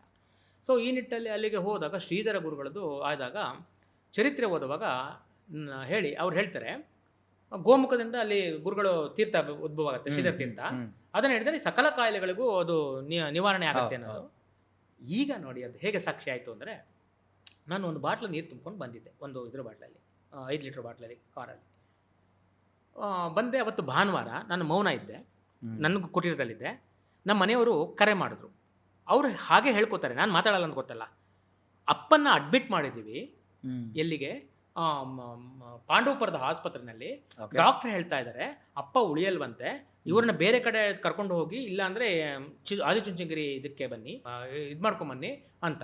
ನನಗೆ ಬಾದುಕೆ ಮುಂದೆ ಕೂತ್ಕೊಂಡು ಅಂದ್ಕೊಂಡೆ, ಒಂದೇನಂದರೆ, ಗುರುಗಳೇ ಅವ್ರು ಹೋಗ್ಬಿಡ್ತಾರೆ ಅನ್ನೋದಾದರೆ ಅವ್ರ ಶವ ನನ್ನ ಕಣ್ಮುಂದೆ ಬರಲಿ, ಅವ್ರು ಹೋಗಲ್ಲ ಅನ್ನೋದಾದರೆ ಅವ್ರು ಯಥಾಸ್ಥಿತಿ ನನ್ನ ಕಣ್ಮುಂದೆ ಬರಲಿ ಅಂತ ಹೇಳಿ ಆ ಪಾದುಕೆ ಮುಂದೆ ಕೂತ್ಕೊಂಡು ಚಿದಂಬರನ, ದತ್ತಾತ್ರೇಯನ ಕೇಳ್ಕೊಂಡಾಗ ಅವ್ರು ಆರಾಮಾಗಿ ಕೂತ್ಕೊಂಡದ ರೀತಿಯಲ್ಲಿ ಆಯಿತು.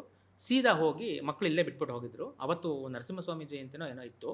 ನಾನು ಅವರನ್ನು ಕರ್ಕೊಂಡು ಹೋದೆ ಆಸ್ಪತ್ರೆಗೆ. ಅಷ್ಟೆಲ್ಲ ಇವರಾಗಲೇ ಕೋಮೋ ಸ್ಟೇಜಲ್ಲಿದ್ದರು. ಇದೇನಿತ್ತು, BP 40-60 ಏನೋ ಇತ್ತು. ಲೋ BP ತುಂಬ ಆಗೋಗಿದೆ, ಉಳಿಯಲ್ಲ ಅಂತಾನೆ ಡಾಕ್ಟ್ರ್, ಅವ್ರ ಫ್ರೆಂಡೇ ಡಾಕ್ಟ್ರ್ ಬಾಬು ಅಂತ, ಅವರು ಇಲ್ಲ ಆಗಲ್ಲ ಅಂತಾನೆ ಅವರು ಡಿಕ್ಲೇರ್ ಮಾಡಿಬಿಟ್ಟಿದ್ರು ಆಗಲೇ. ಆದರೆ ಒಂದಿತ್ತು, ಏನಂದರೆ ಪರೀಕ್ಷೆ. ಶಿಷ್ಯನನ್ನು ಗುರುಗಳು ಹೇಗೆ ಮಾಡ್ತಾರೋ, ಗುರುಗಳನ್ನು ಶಿಷ್ಯರು ಪರೀಕ್ಷೆ ಮಾಡ್ತಾರೆ, ಮಾಡಬೇಕು ಕೂಡ. ಹೌದಲ್ವ, ಅವರು ಒಳ್ಳೆ ಗುರು ಹೌದಲ್ವ ಅನ್ನೋದಕ್ಕೆ ಅಂತ. ಆಗೇನು ಇದಾಗಿತ್ತಲ್ಲ, ಆ ನೀರನ್ನು ಇಟ್ಕೊಂಡು ಸಂಪೂರ್ಣವಾಗಿ ನಮ್ಮ ಶಾಂತಾಯ ದಿವ್ಯಾಯ ಅದನ್ನೆಲ್ಲ 108 ಬಾರಿ ಮಾಡಿ ಅವರಿಗೆ ಒಂದು ತೊಟ್ಟು ಅದನ್ನು ಕುಡಿಸಿದ ಮೇಲೆ, ಅಷ್ಟೊತ್ತಿಗಾಗಲೇ ನನಗೆ ಗುರುನಾಥರ ಸಂಪರ್ಕ ಆಗಿತ್ತು. ಅಂದರೆ ಅವರ ಚರಿತ್ರೆ ಸಂಪರ್ಕಗಳಾಗಿತ್ತು, ಗುರುನಾಥರ ಸಂಪರ್ಕ ಆಗಿತ್ತು. ಗುರುನಾಥರದ್ದು ಇದನ್ನು ಹಾಕಿ, ಏನೋ ಅವ್ರದ್ದು ಶ್ಲೋಕಗಳನ್ನು ಹಾಕಿ ಅವ್ರ ತಲೆ ಮೇಲೆ ಕೈ ಇಟ್ಟು, ಮನೆಯವ್ರನ್ನ ಈಗಲೇ ಕರ್ಕೊಂಡು ಹೋಗ್ಬೇಕಂತಿದ್ದಾರೆ. ನನಗೆ ಈಗ ಕರ್ಕೊಂಡು ಹೋಗೋದು ಬೇಡ ಅಂತ ಗುರುಗಳ ಆಜ್ಞೆ ಆಗಿಲ್ಲ. ಮೊದಲೇ ಹೇಳ್ತಾ ಇದ್ದೀನಿ ವೀಕ್ಷಕರೇ, ಇದೇನು ಆಜ್ಞೆ, ಇದೇನಿದು, ಇವನೇನೋ ವೈಜ್ಞಾನಿಕ ಈ ಥರ ಇದೆ. ಸೊ ಆದ ಕಾರಣವಾಗಿ ಆಯಿತು. ಒಂದು ಸಮಯ ಬರುತ್ತೆ ಅಂತ ಹೇಳಿದ್ಮೇಲೆ 5:45 ಆಂಬುಲೆನ್ಸ್ ಬಂತು. ಅದಕ್ಕಿಂತ ಮುಂಚೆ ಕರ್ಕೊಂಡು ಹೋಗಿದ್ದೆ ನನಗೆ ಗೊತ್ತು. ನಮ್ಮ ಮಾವರು ಉಳಿತಿರ್ಲಿಲ್ಲ. ಅದು ಕರ್ಕೊಂಡು ಬಂದು ಆದಿಚುಂಚನಗಿರಿ ಆಸ್ಪತ್ರೆ ಕರ್ಕೊಂಡು ಬಂತು. ಅವ್ರು ಬಂದು ಚೆಕ್ ಮಾಡಿದ್ರು, 60-40 ಅಷ್ಟೇ ಇತ್ತು. ಅವ್ರು ಹೇಳೋದು ತುಂಬ ಕಷ್ಟ ಇದೆ. ಅವರೆಲ್ಲ ನನ್ನ ಗೆಳೆಯರು. ಮತ್ತು ನಾನು ಮಠದ ಪರಮ ಭಕ್ತನಾಗಿರೋದ್ರಿಂದ ಚಂದ ಬಲ್ಲೆ, ಎಲ್ಲ ಡಾಕ್ಟ್ರುಗಳನ್ನು ಚಂದ ಬಲ್ಲೆ.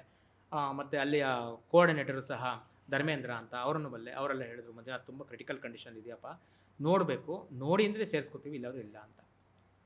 ಆಗ ಆಚೆ ಇವರೆಲ್ಲ ಅಳ್ತಾ ಕೂತಿದ್ರು. ಆಚೆ ಕೂತ್ಕೊಂಡು ನಮ್ಮ ಮಾವ ತುಂಬ ಧಾರ್ಮಿಕ ವ್ಯಕ್ತಿ, ಅವರು ನನ್ನ ಪಾಲಿನ ಅವಧೂತ, ತುಂಬ ಒಳ್ಳೆ ಕೆಲಸ ಮಾಡಿದವರು.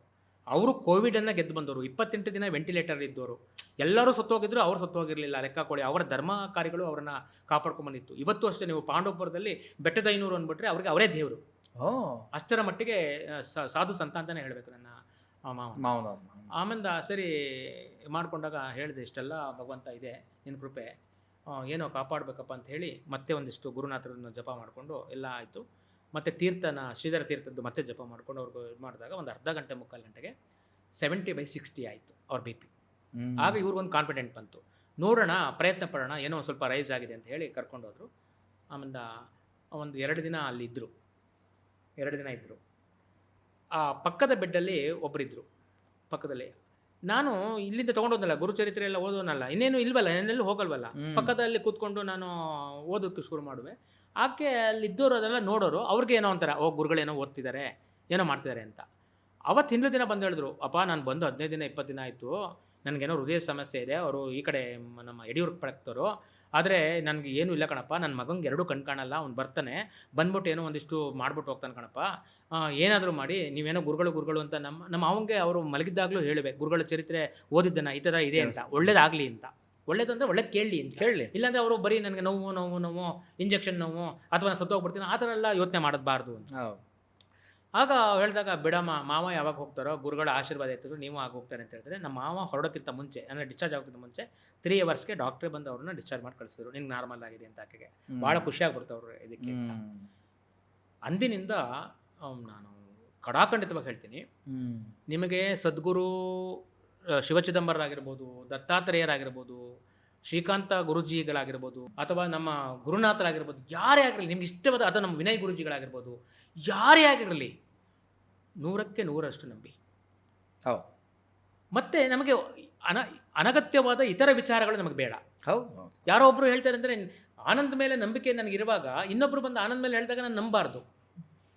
ಬಿಟ್ಟಿದ್ದು ಸಾಕ್ರೆಟಿಸ್ಸು, ಪ್ಲೇಟೋವಿನ ಗುರು ಸಾಕ್ರೆಟಿಸ್ಸು ಆ ಒಂದು ತತ್ವವನ್ನು ನಾವು ಜೀವನದಲ್ಲಿ ಅಳವಡಿಸ್ಕೋಬೇಕು. ಸಾಕ್ರೆಟಿಸ್ ಕೂತಿರ್ತಾರೆ, ನಿಮ್ಗೆ ಗೊತ್ತಿದೆ, ಅರಿಸ್ಟಾಟಲ್, ಅಲೆಕ್ಸಾಂಡರ್ ಗ್ರೇಟ್, ಅವರ ಗುರು ಅರಿಸ್ಟಾಟಲ್, ಅವರ ಗುರು ಪ್ಲೇಟೋ, ಅವರ ಗುರು ಸಾಕ್ರೆಟಿಸ್ಸು, ನಮ್ಮ ಫಿಲಾಸಫರ್ ಅವರು, ನಮ್ಮ ಗ್ರೀಕ್ನ ಫಿಲಾಸಫರ್. ಆ ಸಾಕ್ರೆಟಿಸ್ಸು ಕೂತಾಗ ಶಿಷ್ಯ ಓಡಿ ಬರ್ತಾನೆ, ಓಡಿ ಬಂದು ಹೇಳ್ತಾನೆ, ಗುರುಗಳೇ ಅವನು ನಿಮ್ಮನ್ನ ಬಾಯಿಗೆ ಬಂದಂಗೆ ಬೈತಾ ಇದ್ದಂತೆ, ನಿಮ್ಮನ್ನು ಎಷ್ಟು ಬೈತಾ ಇದ್ದಾನಂತೆ ಅಂತ ಹೇಳಿದ್ರೆ ಅಂತ ಹೇಳಿ ಆ ಗುರುಗಳಿಗೆ ಹೇಳಿಕೆಗೆ ಹೋದ. ಕೋಪ ಬರ್ತದೆ ಅವ್ರ ಮೇಲೆ ಅಂತ. ಗುರುಗಳು 1 ನಿಮಿಷ ಹೇಗಂದ್ರು, ಏನಪ್ಪ ಅವನು ಬೈತಾ ಇದ್ದಂತೆ, ಹೌದಾ? ಗುರುಗಳೇ, ನಾನು ಮುಂದಿನ ಮಾತು ಕೇಳ್ಕೊ, ಅವನು ಬೈತಿದ್ದಾನೆ ಅಂತ ನೀನು ಹೇಳ್ತಿದ್ಯಲ್ವಪ್ಪ, ಅವನು ಬೈದಿರೋದನ್ನು ನೀನು ಹೇಳಿದ್ರೆ ನಿನಗೆ ಸಂತೋಷವಾಗತ್ತಾ? ನನಗೆ ಕೆಂಡ ಕೋಪ ಬರುತ್ತೆ ಗುರುಗಳೇ, ನನಗೆಲ್ಲಿ ಸಂತೋಷ ಆಗುತ್ತೆ? ಬೇಡ, ನಾನು ಕೇಳ್ಕೊತೀನಲ್ಲ ನೀನು ಹೇಳಿದ್ದನ್ನು, ನನಗೆ ಸಂತೋಷವಾಗತ್ತಾ? ಇಲ್ಲ ಗುರುಗಳೇ, ನನಗೆ ಅಷ್ಟೊಂದು ಕೋಪ ಬರಬೇಕಾದ್ರೆ ನಿಮ್ಗೆ ಎಷ್ಟು ರೋಷವಾಗುತ್ತೆ, ಅವನು ಹೊಡೆದಾಕ್ಬಿಡ್ತೀರಿ ನೀವು ಅಂತ ಕೆಟ್ಟ ಮಾತಾಡ್ದಂತೆ. ನಾನು 3 ಪ್ರಶ್ನೆ ಕೇಳ್ತೀನಿ, ಆ 3 ಪ್ರಶ್ನೆಗೆ ನೀನು ಉತ್ತರ ಕೊಡಪ್ಪ. ಏನು? ಅವನು ಹೇಳಿದ್ದನ್ನು ಕೇಳಿದ್ಯಾ, ನೀನು ನೋಡಿದ್ಯಾ? ಇಲ್ಲ ಗುರುಗಳೇ, ಹಂಗೆ ಬೈದ ನಿಮ್ಮನ್ನ ಅಂತ ಹೇಳಿ ಅವನಂದ. ಓ, ನಿಂಗೆ ಗೊತ್ತಿಲ್ಲ. ಹೊಕ್ಕೊಳ್ಳಿ, ಅವನು ಬೈದಿದ್ದನ್ನು ಹೇಳಿದ್ರೆ ನಿನಗೆ ಏನಾದ್ರು ಆನಂದ ಆಗತ್ತೆ ಅಂದರೆ, ಇಲ್ಲ ಗುರುಗಳೇ ಆನಂದ ಆಗಲ್ಲ ಅಂದೆ. ಹೊಕ್ಕೊಳ್ಳಿ, ಕೇಳ್ಕೊಂಡ್ರೆ ನನಗೆ ಆನಂದ ಆಗತ್ತೆ ಅಂದರೆ ಅದು ಆಗಲ್ಲ ಅಂದೆ. ನನಗೂ ಆನಂದ ಇಲ್ಲ, ನಿನಗೂ ಆನಂದ ಇಲ್ಲ, ಆ ಸತ್ಯನ ಸುಳ್ಳು ಅಂತ ನಿನಗೆ ಗೊತ್ತಿಲ್ಲ, ಮತ್ತೆ ನಂಗೆ ಯಾಕಪ್ಪ ಹೇಳ್ತೀವಿ? ಇದು ನಾವು ಸದ್ಗುರುಗಳ ನಂಬಿದ ಮೇಲೆ ಯಾರೋ ಹಾಗಂದ್ರು, ಯಾವುದೋ TV ಚಾನಲಲ್ಲಿ ಬಿತ್ತರಿಸಿದ್ರು ಅಥವಾ ಹೀಗೆಲ್ಲ ಹೇಳಿ ಅದನ್ನು ಇಟ್ಕೊಳ್ಳೋದಕ್ಕಿಂತ ಗುರುವೇ ನೀನು ನಂಬಿದ್ದೀನಪ್ಪ ಅಷ್ಟೇ. ಇದು ಸದ್ಗುರುಗಳು ನಮಗೆ ದಯಪಾಲಿಸಿದಂತಹ ಮನಸ್ಥಿತಿ. ಇದು ಶ್ರೀಧರ್ ಗುರುಗಳು ಸಾಕಷ್ಟು ವಿಚಾರ ನಾರ್ಮಲ್ ಆಗಿ ಬದುಕಿ ಈಗ ಮೊನ್ನೆ 5 ತಿಂಗಳ ಹಿಂದೆ ವಯೋಸಹಜ ಕಾಯಿಲೆಯಿಂದ ಹೋದರು.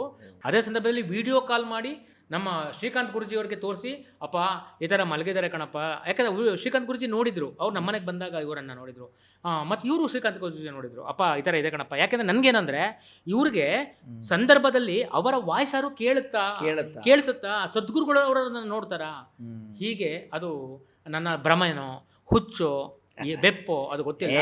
ಆದರೆ ಸಂಪೂರ್ಣವಾಗಿ ನಾನು ಸದ್ಗುರುಗಳನ್ನು ನಂಬಿರೋದ್ರಿಂದ ಅದು ಆಯಿತು, ಅವ್ರಿಗೆ ಮೋಕ್ಷ ದೊರೆಯಿತು. ಭಾಳ ಒಳ್ಳೇದು.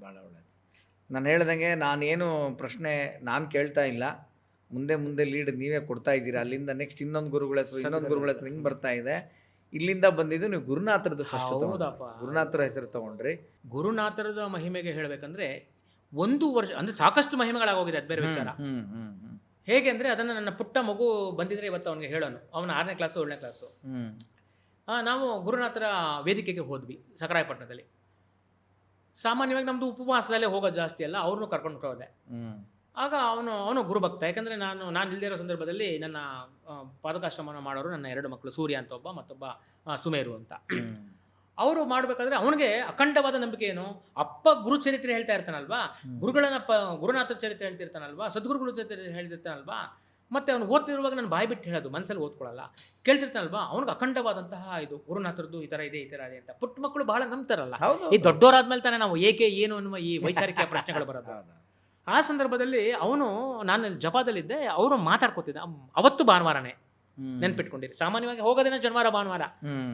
ಅವತ್ತು ಅವನು ಮಾತಾಡ್ಕೊಳ್ಳುವಾಗ ಹೇಳ್ತಿದ್ದಂತೆ, ಅಣ್ಣಪ್ಪ ಏನೂ ಕೊಡಿಸ್ಲೇ ಇಲ್ಲ ಕಣೋ, ಅದಕ್ಕೆ ಬಂದರು ಅಪ್ಪ ಹೇಳೋರು ಗುರುನಾಥರು ಎಲ್ಲದೂ ಕೊಟ್ಬಿಡ್ತಾರೆ ಅಂತ, ಒಂದಿಷ್ಟು ಚಾಕ್ಲೇಟ್ ಆರೋ ಸಿಕ್ಕಿದ್ರೆ ಅಷ್ಟು ಮಾತಾಡ್ಕೊಂಡ್ರಂತೆ ಅವರು. ನೆಕ್ಸ್ಟ್ ಬೇಕಾದ್ರೆ ನೀವು ನಮ್ಮ ಮನೆಗೆ ಬಂದಾಗ ಅವನ ಬಾಯಲ್ಲಿ ಅದನ್ನು ಕೇಳಬೇಕು. ಆಯ್ತಾಯ್ತು ನಿಮಗೆ ಆಶ್ಚರ್ಯ ಹೇಗಾಗುತ್ತೆ. ಆಯ್ತಾಯ್ತು. ಇದು ಈ ವಿಚಾರ ನನಗೆ ಗೊತ್ತಿರಲಿಲ್ಲ, ಅವನು ಹೇಳಿದ್ದು. ಆಗ ಒಬ್ಬರು ಮುದುಕರು ಬಂದರು, ಅವ್ರು ಗೊತ್ತಿರೋರೋ ಗೊತ್ತಿಲ್ದಿರೋರೋ ಗುರುನಾಥರ ರೂಪದನೋ ಯಾರೋ ಒಬ್ರು ಕಳಿಸ್ಕೊಟ್ರು. 5 ಚಾಕ್ಲೇಟನ್ನು ಅವ್ನ ಕೈ ಕೊಟ್ರಂತೆ. ಇವ್ರು ಹೋಗಿದ್ದು 4 ಜನ ಮಕ್ಕಳು. ಇವನನ್ನಂತೆ 4 ಚಾಕ್ಲೇಟ್ ಸಾಕು, 4 ಜನ ಇದ್ವಿ, 1 ಚಾಕ್ಲೇಟ್ ಬೇಡ, ಇದು ಇನ್ಯಾರಿಗಾರ ಆಗುತ್ತೆ ತಗೊಳ್ಳಿ ತಾತ ಅಂತ ಹೇಳಿ ಅವ್ನು ಕೊಟ್ಟಂತೆ. ಅವರು ಇಲ್ಲ ಇಟ್ಕೋ ಅಂತ ಹೇಳಿ ಇವ್ರಿಗೆ ಕೊಟ್ಟಿದ್ದಾರಂತೆ. ಕೊಟ್ಟಾದ್ಮೇಲೆ ಇದಾದ್ಮೇಲೆ ಈ ಮಕ್ಕಳ ಆಟ ಅಲ್ವಾ, ಓ ಸೂರ್ಯ ಚಾಕ್ಲೇಟ್ ಕಳಿಸ್ಬೇಕಣೋ, ಗುರುನಾಥರು ಕೊಟ್ಬಿಟ್ರು. ಅವ್ನಿಗೇನೋ ತಾತ ರೂಪದಲ್ಲಿ ಬಂದ್ರು, ಗಡ್ಡೆಲ್ಲ ಬಿಟ್ಟಿದ್ರು. ಗುರುನಾಥರು ಯಾವ ಸ್ವರೂಪ ಅಂತ ನಮ್ಗೆ ಗೊತ್ತೇ ಇಲ್ವಲ್ಲ. ಗುರುನಾಥರು ಎಲ್ಲ ಸ್ವರೂಪದಲ್ಲಿ ಬರೋದು ಸಾಧ್ಯ ಇದೆಯಲ್ಲ. ಸೊ ನಾವು ಊಟ ಕೇಳ್ಬಿಟ್ಟಿದ್ರೆ ಕೊಟ್ಬಿಡ್ತಿದ್ರೇನೋ ಅಂತ ಅವನು ಅನ್ಕೊಂಡಂತೆ. ಒಂದು 10 ನಿಮಿಷಕ್ಕೆ ತಾತ ಬಂದರು. ಬಂದು ಹೇಳಿದಂತೆ, ಅವತ್ತು ಭಾನುವಾರ ನೆನ್ಪಿಟ್ಕೊಂಡಿರಿ, ಮಾರನೆಯಿಂದ ಕಾರ್ತಿಕ ಸೋಮವಾರ ಪೂಜೆ. ಸೋಮವಾರ ಆಗುತ್ತಲ್ಲ, ಕಾರ್ತಿಕ ಸೋಮವಾರ ಪ್ರಾರಂಭದ ಮೊದಲನೇ ಕಾರ್ತಿಕ ಸೋಮವಾರ ಪೂಜೆ. ಸರಿ, ಅವ್ರು ಬಂದು ಹೇಳಿದಂತೆ, ಆ ಅಯ್ಯನಕೆರೆ ಇದೆಯಲ್ಲೋ, ಅಯ್ಯನಕೆರೆ ಗುರುನಾಥರು ಪೂಜೆ ಮಾಡ್ತಿದ್ದ ಜಾಗ ಅದು. ಇದು ಬಲ್ಲಾಳ ದೇವಾಲಯ, ಬಲ್ಲಾಳೇಶ್ವರ ದೇವಾಲಯ, ಬಲ್ಲಾಳೇಶ್ವರ ಗುರುನಾಥರು ಪೂಜೆ ಮಾಡ್ತಿದ್ದು ಇದು. ಸರಿ, ಅಲ್ಲಿಗೆ ಹೋಗಿ ಇವತ್ತು ಆ ದೇವ್ರ ದರ್ಶನ ಮಾಡ್ಕೊಂಡು ಬನ್ನಿ ಅಂತ ಅವ್ರಿಗೆ ಹೇಳಿದ್ರಂತೆ. ಎಲ್ಲ ಆಯಿತು. ನನ್ನ ಮುಗಿದ್ಮೇಲೆ ಬಂದಾದ್ಮೇಲೆ ನನ್ನ ಸನ್ನೆಗಳಿಗೆ ಅವ್ರಿಗೆ ಗೊತ್ತಾಗುತ್ತೆ, ಅಪ್ಪ ಇಲ್ಲಿ ಒಂದು ದೊಡ್ಡ ಕೆರೆ ಇದೆಯಂತೆ, ಅಲ್ಲಿ ಗುರುಗಳು ಪೂಜೆ ಮಾಡ್ತಿದ್ದ ಜಾಗ ಇದೆಯಂತೆ, ಇವತ್ತು ಅಲ್ಲಿಗೆ ಹೋಗಿ ಅಂತ ತಾತ ಬಂದು ಹೇಳ್ಬಿಟ್ಟು ಹೋದ್ರು ಅಂತ. ನಾನು ಮಕ್ಕಳದಕ್ಕೂ ನಂಬಿಕೆ ಬೇಕಲ್ವಾ. ಸರಿ ತಗೊಂಡೆ, ಕಾರ್ ತೊಗೊಂಡು, ನಾನೇ ಡ್ರೈವ್ ಮಾಡ್ಕೊಂಡು ಹೋಗೋದು. ಕಾರ್ ತೊಗೊಂಡು ಅಲ್ಲಿಗೆ ಹೋದರೆ ತುಂಬ ಜನ ಇದ್ದರು. ಸೋಮವಾರ ಸುಪೂಜೆ ಮಾಡಬೇಕಿತ್ತಲ್ಲ ಅವರು, ಕಾರ್ತಿಕ ಸೋಮವಾರ ಪೂಜೆ, ಭಾನುವಾರ ಪೂಜೆ ಮಾಡಿಸಿದ್ದಾರೆ ಅವರು ಗುರುನಾಥರು. ಯಾಕೆಂದ್ರೆ ಸೋಮವಾರ ಏನೋ ಅವ್ರ ಮನೆಗೆ ಅವಳಗಡ ಏನೋ ಆಗಿತ್ತಂತೆ, ಅದನ್ನು ಸರಿಯಾಗಿ ನಾನು ಕೇಳಿಸ್ಕೊಳ್ಳಿಲ್ಲ. ಇವು ಬೇರೆಯವ್ರ ಕತೆ ಹೇಳ್ತಾ ಇದ್ರು. ನಾನು ಒಂದ್ ಕಡೆ ಜಪದಿಂದ ಹೆಚ್ಚು ಮಾತನಾಡುವ ಸ್ಥಳದಲ್ಲೂ ನಾನು ಇರಕ್ಕೆ ಹೋಗಲ್ಲ. ಸೊ ಭಾನುವಾರ ಆ ಥರ ಆಗುತ್ತೆ, ನಾಳೆ ದಿನ ಮಾಡೋದಕ್ಕೆ ಸಾಧ್ಯ ಆಗಲ್ಲ ಅಂತ ಹೇಳಿ ಅವತ್ತು ಒಂದು 100 ಜನ ಅವರ ಕುಟುಂಬಸ್ಥರು ಮಾತ್ರ ಸೇರಿದ್ರು. ಆಮೇಲೆ ಮಾಡಿದಾಗ ಇವನು ಅಲ್ಲಿ ಊಟದ ವ್ಯವಸ್ಥೆ ಆಗಿತ್ತು. ಊಟದೆಲ್ಲ ಮಾಡ್ಕೊಂಡು ಬಂದಾಗ ಇವನು ಹೇಳ್ದ, ಗುರುನಾಥರು ಅಪ್ಪ ಊಟ ಕೊಡಿಸ್ಬಿಟ್ರು ನನಗೆ ಅಂತ. ಇದನ್ನ ನೋಡಿದವರು ಕಾಕತಾಳಿ ಅನ್ಕೋಬಹುದು. ಆದ್ರೆ ಅವ್ರು ಬಂದು ಹೇಳಿಲ್ಲ ಅಂದ್ರೆ ನಾನು ಅಲ್ಲಿಗೆ ನೋಡ್ತೇನಲ್ಲ, ಗುರುಗಳು ಯಾವ್ದು ಪೂಜೆ ಮಾಡ್ತಾರೆ, ಏನ್ ಕರೀತಾರೆ ಯಾವ್ದು ಹೋಗ್ತಿರ್ಲಿಲ್ಲ. 3-4 ತಿಂಗಳ ಹಿಂದೆ ನಾವು ಅದೇ ವೇದಿಕೆಗೆ ನಾವೆಲ್ಲ ಹೋಗುವ ಸಂದರ್ಭದಲ್ಲಿ ಒಂದು ಭಾರವಾದ ವಸ್ತುವನ್ನು ಇಟ್ಕೊಂಡು ಒಬ್ರು ಮುದುಕರು ಹೋಗ್ತಾ ಇದ್ರು. ನಾನು ಮುಂದೆ ಹೊಟ್ಟೋದೆ, ಮತ್ತೆ ಕೇಳ್ಬೇಕಾಗಿಲ್ಲ, ಅವತ್ತು ಭಾನುವಾರನೇ. ನಾನು ಸಾಮಾನ್ಯ ಹೋಗೋದೇ ಭಾನುವಾರ ಜಾಸ್ತಿ ಅಂತ ಹೇಳ್ದಲ್ಲ. ಮುಂದೆ ಹೋದಾದ್ಮೇಲೆ ರಿವರ್ಸ್ ಗೇರ್ ತಗೊಂಡು ವಾಪಸ್ ಬಂದೆ. ಹತ್ಕೊಳ್ಳಿ ಅಂತ ನನ್ನ ಮಗ ಅಂದ. ಹತ್ಕೊಂಡಾಗ ಅವ್ರು ಒಂದು ಗಂಟು ಕೊಡಕ್ ಬಂದ್ರೆ ಅವ್ರಿಗೆ. ಆದ್ರೆ ಅವರು ಅದನ್ನ ಅಲ್ಲಿ ಇಡಿ ಅಂತ ಹೇಳ್ಬಿಟ್ಟು ಹಿಂಭಾಗದಲ್ಲಿ ಅವರು 2 ಮಕ್ಕಳು, ಆ ತಾತ ಇಬ್ಬರು ಕೂತ್ಕೊಂಡ್ರು. ಮುಂದೆ ಹೋಯ್ತು. ಎಷ್ಟು ಮಿಸ್ ಮಾಡ್ಕೊಂಡ್ವಿ ಅನ್ನೋದಕ್ಕೆ. ನಾನು ಮೌನ ಮಾಡೋದ್ರಿಂದ ನಾನು ಗುರುಗಳೊಟ್ಟಿಗೂ ಮಾತಾಡೋಕ್ಕಾಗಲ್ಲ ಅನ್ನೋದಕ್ಕೆ. ಅಲ್ಲಿ ಅಯ್ಯನಕೆರೆ ನಿಮ್ಗೆ ನೋಡಿದಿರಿ, ಸುತ್ತಮುತ್ತ ಏನಿಲ್ಲ, ದೊಡ್ಡ ಕೆರೆ ಜಾಗ ಇದೆ. ಅಲ್ಲಿ ಇಳಿಸ್ಬಿಟ್ಟು ನಾನು ಬಲ್ಲಾಳೇಶ್ವರ ದೇವಾಲಯಕ್ಕೆ ಕಡೆಗೆ ಅಂತ ಕಾರಣ ತಿರುಗಿಸ್ದೆ. 1-2 ಹೆಜ್ಜೆ ಹೋದಾಗ ಆ ಚರಿತ್ರೆ ತಲೆ ಒಳಗೆ ಬಂತು. ಭಗವಂತ ಯಾವುದಾದ್ರೂ ಸ್ವರೂಪದಲ್ಲಿ ಬರ್ತಾನೆ ಅಂತ. ಒಮ್ಮೆ ಇವರನ್ನ ನೋಡಿಸ್ಕೊಂಡೆ. ನಂಗೆ ಗುರುಗಳು ಹೇಗಿದ್ರು ಹಾಗೆ ಇವರು ತಾತ ಕಂಡಿದ್ದು.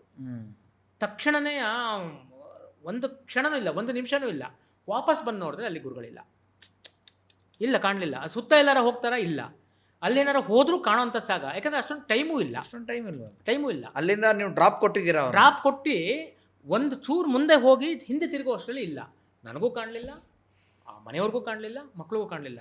ಅವನು ಸುಮಾರು ಹುಡುಕ್ತಾ, ಯಾಕೆಂದರೆ ಅವನಿಗೆ ಈ ಚರಿತ್ರೆಗಳನ್ನೆಲ್ಲ ಹೇಳೋಣಲ್ಲ, ಗುರುಗಳು ಯಾವ್ಯಾವ ಸ್ವರೂಪದಲ್ಲಿ ಬರ್ತಾರೆ, ಸರ್ಪದರ ಸ್ವರೂಪದಲ್ಲಿ ಬರ್ತಾರೆ, ಬೇರೆ ಬೇರೆ ಸ್ವರೂಪದಲ್ಲಿ ಬರ್ತಾರೆ, ಹೀಗೆಲ್ಲ ಅಂತ. ಅಪ್ಪ ಎಲ್ಲೂ ಹೋಗೋಕ್ಕಾಗಲ್ಲ ಕಣಪ್ಪ, ಎಲ್ಲರೂ ಹೋಗ್ಬೋದಾ, ಹುಡುಕದ ಎಲ್ಲ ನೋಡ್ದ, ಇಲ್ಲ. ಏನಂತೀರಿ? ಅದು ಭಕ್ತರ ಪಾಲಿಗೆ ಅವರ ಮನಸ್ಸಿಗೆ ಇಚ್ಛೆಗೆ ಸಾಕಷ್ಟು ಇಂಥ ಅಂಶಗಳು ಗುರುನಾಥರದಾಗಿದೆ. ಇವತ್ತಿಗೂ ಗುರು ಮಹಿಮೆ ನಮಗೆ ಬಹಳ, ಅದು ಜೀವನದಲ್ಲಿ ಆಗಿರುವಂಥದ್ದು. ಅದನ್ನು ಸಹ ನೆನಪಿಸ್ಕೊತೀವಿ. ಗುರುನಾಥರು ಅಂತ ಹೇಳಿದ್ರೆ ನಮಗೆ ಮತ್ತೆ ಇದಿಲ್ಲ. ಇಲ್ಲಿ ಟೋಟಲಿ ನನಗೆ ಹೇಗಾಗ್ಬಿಡ್ತು ಅಂದರೆ, ದತ್ತಾತ್ರೇಯ ಸ್ವರೂಪದ ಎಲ್ಲ ಸದ್ಗುರುಗಳು ಒಂದೇ. ನನಗೆ ಅವರು ಶಿವ ಚಿದಂಬರರು, ಇವರು ಗುರುನಾಥರು, ಇವರು ವಿನಯ್ ಗುರುಜಿ, ಇವರು ನಮ್ಮ ಅರ್ಜುನ್ ಗುರುಜಿ, ಇವರು ನಮ್ಮ ಶ್ರೀಕಾಂತಪ್ಪ, ಹಾಗಲ್ಲ, ಎಲ್ಲ ಒಂದೇ, ಎಲ್ಲ ದತ್ತ ಸ್ವರೂಪಿ. ಇದು ಗುರುಗಳ ಇದರಲ್ಲಿ ಅಷ್ಟಂತೂ ಸೌಭಾಗ್ಯ. ಎಷ್ಟೆಷ್ಟೋ ಅದನ್ನು ನೋಡಿದ್ವಿ. ಅದರಲ್ಲಿ ಬಹಳ ಮುಖ್ಯವಾಗಿ ಇನ್ನೊಂದು, ನನ್ನ ಹೃದಯದಲ್ಲಿ ನಿನ್ನೆನೂ ಆಲಿಂಗನ ಮಾಡಿ ನನ್ನನ್ನು ಕಳಿಸಿಕೊಟ್ಟಿರುವಂಥ ನನ್ನ ಅಪ್ಪ ಶ್ರೀಕಾಂತ ಗುರುಜಿಯವರ ಬಗ್ಗೆ ನೀವು ಕೇಳಕ್ಕೆ ಪ್ಲೀಸ್ ಹೇಳಿ. ಯಾಕಂದರೆ ನಾನು ನಿನ್ನೆ ಮೊನ್ನೆ ಮಾತಾಡಿದಾಗ ನೀವು ಒಂದು ಫೋಟೋ ಕಳಿಸಿದ್ರಿ. ನಾನು ಇಲ್ಲಿ ಇವ್ರ ಜೊತೆ ಇದ್ದೀನಿ, ಹಾಗಾಗಿ ಮಾತಾಡೋಕ್ಕಾಗ್ತಿಲ್ಲ ಅಂತ ಕಳಿಸಿದ್ರಿ. ನಾನು ಫೋನ್ ಮಾಡಿದಾಗ ನೀವು ಎತ್ತಲಿಲ್ಲ. ಸರಿ, ಯಾಕೆ ಎತ್ತಿಲ್ಲ ಅನ್ಕೊಳ್ಳೋದು ಆ ಫೋಟೋ ಬಂತು. ಆ ಫೋಟೋನೇ ಇದು. ಹೌದು. ಈಗ ನಾನು ಅದು ಹಾಕ್ತೀನಿ ಇಲ್ಲಿ. ಅದೇ, ಅದೇ. ಸೊ ನನಗೆ ಅದಕ್ಕೆ ಶ್ರೀಕಾಂತ್ ಅಪ್ಪಾಜಿ ಅವ್ರ ಬಗ್ಗೆ ಕೇಳಬೇಕು ಅಂತ ಇತ್ತು. ಶ್ರೀಕಾಂತಪ್ಪನ ಬಗ್ಗೆ ಎಲ್ಲರೂ ಹೇಳೋರು, ಹ್ಮ್ ಬಟ್ ನಾನು ನೋಡೋಕ್ಕಾಗಿರಲಿಲ್ಲ. ಹ್ಮ್ ಒಂದ್ಸತಿ ಏನಾಯ್ತಂದ್ರೆ, ಕರೆಕ್ಟಾಗಿ ಈಗ 1 ವರ್ಷಗಳ ಹಿಂದೆ ನನ್ನ ಅಣ್ಣನ ಮಗಳಿಗೆ ಮದುವೆ ಗೊತ್ತಾಯಿತು. ಹ್ಮ್ ಮದುವೆ ಗೊತ್ತಾಗಿ ಮದುವೆ ಶನಿವಾರ ಭಾನುವಾರ, ಹ್ಮ್ ಬುಧವಾರದ ಆದ್ರೂ ಅವರು ಮೆನ್ಸಸ್ ಆಗಿರಲಿಲ್ಲ. ಓಕೆ. ಟೈಮ್ ಆಗೋಗಿದೆ, ಆಗಿಲ್ಲ. ಮನೆಯವರೆಲ್ಲ ಗಾಬರಿ ಆಗೋಗ್ಬಿಟ್ರೆ ವಿವಾಹ ಆಗೋಕ್ಕಾಗಲ್ವಲ್ಲ. ಶುಕ್ರವಾರ ಹೂವಿಳ್ಯ ಇದೆ. ತುಂಬ ಎಲ್ಲ ಗಾಬರಿ ಆಗಿದ್ರು. ಆದರೆ ಭಗವಂತನ ಬಾರಿ ನಮ್ದೋರಲ್ವಾ. ಏನಾಯಿತು, ಅದೇ ಸಂದರ್ಭಕ್ಕೆ ನನ್ನ ಗುರುಭಕ್ತರು ಯಾರಿದ್ದಾರೆ, ಶ್ರೀಕಾಂತಪ್ಪನ ಗುರುಭಕ್ತರು, ಅವ್ರದಕ್ಕೆ ಕೇಳಿದೆ, ಅಪ್ಪ ಎಲ್ಲಿದ್ದಾರೆ ಅಂತ. ಮೈಸೂರಲ್ಲಿದ್ದಾರೆ, ಪ್ರಸನ್ನ ಆಂಜನೇಯ ದೇವಾಲಯದಲ್ಲೋ ಎಲ್ಲೋ ಇವತ್ತು ಅವರು ಅಲ್ಲಿ ಸಿಗ್ತಾರೆ ಅಂತ. ವೆಂಕಟೇಶಣ್ಣ ಅಂತ ಇದ್ದಾರೆ, ಅವ್ರಿಗೆ ಫೋನ್ ಮಾಡಿಬಿಟ್ಟು ನಾನು ಅಪ್ಪನ ನೋಡಲೇಬೇಕು ಇವತ್ತು ಅಂತ ಹೇಳಿ ಅಲ್ಲಿಗೆ ಮೈಸೂರಿಗೆ ಹೋದೆ. ಅಷ್ಟರಲ್ಲಿ ಅಪ್ಪ ಹೊರಟರು. ಅವರು ಒಬ್ಬರು ಭಕ್ತರ ಮನೇಲಿದ್ದರು, ಅದೇ ವೆಂಕಟೇಶ್ವರನ ಮನೇಲೆ. ಅಲ್ಲಿಗೆ ಬಾ ಅಂತ ಹೇಳ್ಬಿಟ್ಟು ಅವರು ಅಲ್ಲಿಗೆ ಹೋದೆ. ಹೋದ ತಕ್ಷಣವೇ ಅವ್ರಿಗೆ, ನಾನು ಅದಕ್ಕಿಂತ ಮುಂಚೆ ಒಂದು ಸತಿ ನೋಡಿದ್ದು, ಅವರು ಒಂದು ಮದುವೆಗೆ ಬಂದಿದ್ದರು. ಮದುವೆಗೆ ಬಂದಾಗ ಅವ್ರಿಗೆ ಕೈ ಮುಗಿದು ನಮಸ್ಕಾರ ಮಾಡ್ಕೊಂಡಿದ್ದೆ ಅಷ್ಟೇ, ಪರಸ್ಪರ ಪರಿಚಯ ಆಗಿರಲಿಲ್ಲ. ಆಗಲ್ಲ, ಅದು ಅದಾದ ಒಂದು 4-5 ವರ್ಷಗಳ ಹಿಂದೆ ಹಾಗೂ ಈ ನೋಡೋಕ್ಕಿಂತ ಮುಂಚೆ.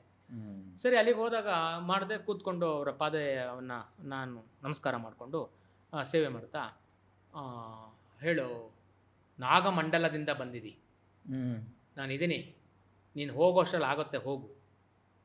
ನಾನೇನು ಕೇಳಲಿಲ್ಲ, ಏನು ಕೇಳಿಲ್ಲ, ಏನು ಕೇಳಿಲ್ಲ, ಹೋಗು, ನೀನು ಹೋಗೋಷ್ಟರಲ್ಲಿ ಆಗುತ್ತೆ, ಹೋಗು ಅಂದರು. ಆಮೇಲೆ ಏನಂದರು ಅಪ್ಪ ಹೋಗೋ ತನಕ. ನನಗೆ ಈ ಪ್ರಮೋಷನ್ ಆರ್ಡ್ರು ಆವಾಗಲೇ ಹೋದ ವರ್ಷನೇ ಬಂದಿತ್ತು. ಆದರೆ 1 ವರ್ಷ ಆದಮೇಲೆ ಅದು ಅವರು ನನಗೆ ಆರ್ಡರ್ ಇಶ್ಯೂ ಕೊಟ್ಟಿರಲಿಲ್ಲ. ಆಮೇಲೆ ಅಂದರೆ ಎಲ್ಲದು ತೊಗೊಂಬಿಟ್ಟು, ದಾಖಲೆಗಳೆಲ್ಲ ತೊಗೊಂಬಿಟ್ಟಿದ್ರು, ಫೈನಲ್ ಆರ್ಡರ್ ಒಂದು ಹಾಕಿರಲಿಲ್ಲ. ಅದಕ್ಕೆ ಹೇಳಿದ್ರೆ ಏನು ಕೇಳಿದೆ ಅಂದ್ಬಿಟ್ಟು ಮತ್ತೆ ಹೇಳಿ, ಅಪ್ಪ ಈ ಥರ ಅಣ್ಣನ ಮಗಳಿಗೆ ವಿವಾಹ ಭಾನುವಾರ, ಇವತ್ತು ಬುಧವಾರ ಇದೆ, ಗುರುವಾರ ಶುಕ್ರವಾರ ಶನಿವಾರ 3 ದಿನದಲ್ಲಿ ಆಗಲ್ಲ ಅಂತ ಹೇಳಿದ್ರೆ ಆಗಲೇ ಸಮಯ ಆಗೋಗಿದೆ, ಇವತ್ತು ಆಗಲೇಬೇಕಪ್ಪ, ಇಲ್ಲಾಂದರೆ ಮುಂದಕ್ಕೆ ಏನೂ ಆಗಲ್ಲ, ಏನು ಮಾಡೋ ಸ್ಥಿತಿಲೂ ಇಲ್ಲ ನಾವು. ಡಾಕ್ಟ್ರ್ ಪ್ರಕಾರ ಪೋಸ್ಟ್ಪೋನ್ ತೊಗೊಂಡ್ರೂ ಆಗಲ್ಲ, ಪ್ರೀಪೋನ್ ತೊಗೊಂಡ್ರೂ ಆಗಲ್ಲ, ಏನು ಮಾಡೋದು. ಆಗುತ್ತೆ, ಹೋಗೋ, ನಾನಿದ್ದೀನಿ, ನೆರವೇರಿಸ್ಕೊಡ್ತೀನಿ, ನಾನೇ ಬಂದು ಮಾಡಿಕೊಡ್ತೀನಿ, ಹೋಗೋ, ಇಷ್ಟಂದರು. ನನಗೆ ಭಾಳ ಸಂತೋಷ ಆಯಿತು. ಆಮೇಲೆ ಹೊರಡುವಾಗ ಕೀ ಕೊಡು ಅಂದರು. ಕೀ ಇಸ್ಕೊಂಡ್ರು, ಕಾರ್ದು ಇಸ್ಕೊಂಡ್ಮೇಲೆ ಎಲ್ಲ ಮುಟ್ಟಿದ ಮೇಲೆ ಹೋಗುವಂಥ ಬಾಳೆಹಣ್ಣು ಕೊಟ್ಬಿಟ್ಟು, ಅಪ್ಪ ತಬ್ಗೋತಾರೆ ಒಂದು ಸತಿ ತಬ್ಕೊಂಡು, ಹೋಗ್ಬಾ ನಾನು ಇರ್ತೀನಿ ಅಂತ ಹೇಳಿದ್ರು. 9:15 ಫೋನ್ ಬಂತು. ಕೂತ್ಕೊಂಡೆ ನಾನು ಅಂತ. ಅಲ್ಲಿ ತನಕ ಸಾಕಷ್ಟು ಮೆಡಿಸಿನ್ಸ್ ತೊಗೊಂಡಿದ್ರೆ ಆಗಿಲ್ಲ. ಆಮೇಲೆ ವಿವಾಹನೂ ಅಷ್ಟೇ ಚೆಂದಾಗಿ ಒಬ್ಬ ಸದ್ಭಕ್ತ, ಅಪ್ಪನ ಭಕ್ತ, ದತ್ತಬ್ಬ ಭಕ್ತ, ಅವರ ಮನೆಗೆ ಅವರು ಸೇರೋಂಗಾಯಿತು. ಆವತ್ತು 1 ದಿನ ಆಗಲಿಲ್ಲ ಅಂದ್ರೂ ನಮಗೆ ಆ ಮುಹೂರ್ತ, ಇಟ್ಟ ಮುಹೂರ್ತ ಇದಾಗಿಲ್ಲ, ಸಿಗಲ್ಲ. ಹೌದು. ಇದನ್ನು ನಾನು ಹೀಗೆ ಎಲ್ಲೋ ಒಂದು ಕಡೆ ಉತ್ತರ ಕೊಡುವಾಗ ಹೇಳಿದ್ರು, ಏನು ಮಂಜುನಾಥ್ ಶಾಸ್ತ್ರಿಗಳೇ ನೀವು ಮುಹೂರ್ತ ಮುಹೂರ್ತ ಮುಹೂರ್ತ ಅಂತಿರಲ್ಲ, ಏನದು ಮುಹೂರ್ತ ಅಂದ್ಬಿಟ್ರೆ ಇಟ್ಟುಗಳಿಗೇ ಮುಹೂರ್ತ ಅಷ್ಟಾಗ್ಬಿಡುತ್ತಾ ಅಂತ. ಸದ್ಗುರುಗಳ ಚರಿತ್ರೆ ಎಲ್ಲರ ಹೂರಣದಲ್ಲಿ ಈ ಮುಹೂರ್ತಕ್ಕೆ ನಿಮ್ಗೆ ಕೊಡ್ತಾ ಇದ್ದೀನಿ. ಎಲ್ಲ ಸದ್ಗುರುಗಳು ಬರೆದಿರೋ ಹೂರಣ ಇದೆಯಲ್ಲ, ಆ ಹೂರಣದ್ದು ಅಂತ. ಏನು ಮುಹೂರ್ತ? ಒಂದು ಹೂವಿನ ಗಿಡ, ಬೀಜ ಹೊರಟಿ ಬರುತ್ತೆ, ಬೆಳೆಯುತ್ತೆ. ಬೀಜ ಆದಮೇಲೆ ಅದು ಸಣ್ಣ ಬೀಜ, ವೃಕ್ಷ, ಕಣ್ಣು ಕಾಣದೇ ಇರುವಂಥದ್ದು, ಬೆಳೆಯುತ್ತೆ, ಹೂ ಬಿಡುತ್ತೆ. ಒಂದು ಹೂವು ದೇವರ ಮುಡಿಗೆ ಹೋಗುತ್ತಾ, ಇನ್ನೊಂದು ಯಾವುದೋ ಹೂವು ಕಿತ್ತಿದ್ದು ಇನ್ಯಾರೋ ಮುಡಿಗೆ ಹೋಗುತ್ತಾ, ಇನ್ನೊಂದು ಯಾವುದೋ ಶವಕ್ಕೆ ಹೋಗ್ಬೋದಾ, ಇನ್ನೊಂದು ತಗೊಂಡೋಗಿ ಉದುರೋಗ್ಬೋದಾ? ಯಾಕೆ ಹಾಗಾದರೆ ಒಂದೇ ಬಳ್ಳಿಯ ಹೂಗಳಲ್ಲಿ ಒಂದೇ ಸತಿ ಬಿಟ್ಟಂತಹ ಹೂಗಳು ಒಂದೊಂದಕ್ಕೆ ಯಾಕೆ ಸಾಕಾರಗೊಳ್ಳುತ್ತದೆ?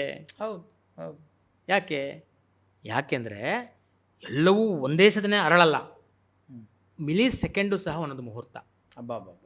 ಆ ಮುಹೂರ್ತದಲ್ಲಿ ಉತ್ತಮವಾಗಿತ್ತು ಅಂತ ಹೇಳಿದರೆ ಅದು ಹಾಗಾದ್ರೆ ಇನ್ನು ಬಾಕಿದ್ದಕ್ಕೆಲ್ಲ ಹೋಗ್ಬಿಟ್ರೆ, ಹೂವಿನ ಮುಡಿ ಸೇರ್ಕೊಂಡ್ಬಿಟ್ರೆ, ಶವದ ಮೇಲೆ ಬಿದ್ದುಬಿಟ್ರೆ ಅಮಂಗಳವೇ ಅವಲ್ಲ. ಅಲ್ಲ, ಅದು ಸಾರ್ಥಕತೆ. ಎಲ್ಲೆಲ್ಲಿ ಸಾರ್ಥಕತೆ ಪಡೆಯಬೇಕೋ ಅಲ್ಲಲ್ಲಿ ಸಾರ್ಥಕತೆ ಪಡೆಯೋದು ಅದು ಅಂಶ. ಮಣ್ಣು ತರ್ತಾರೆ, ಮಡಕೆ ಮಾಡ್ತಾರೆ, ಮಡಕೆನೆಲ್ಲ ಏಕಕಾಲದಲ್ಲಿ ಒಣಗಿಸ್ತಾರೆ, ಅದಕ್ಕೆಲ್ಲ ಮಾಡಿ ನಿನ್ನ ಬೀದಿನಲ್ಲಿ ಇಡ್ತಾರೆ.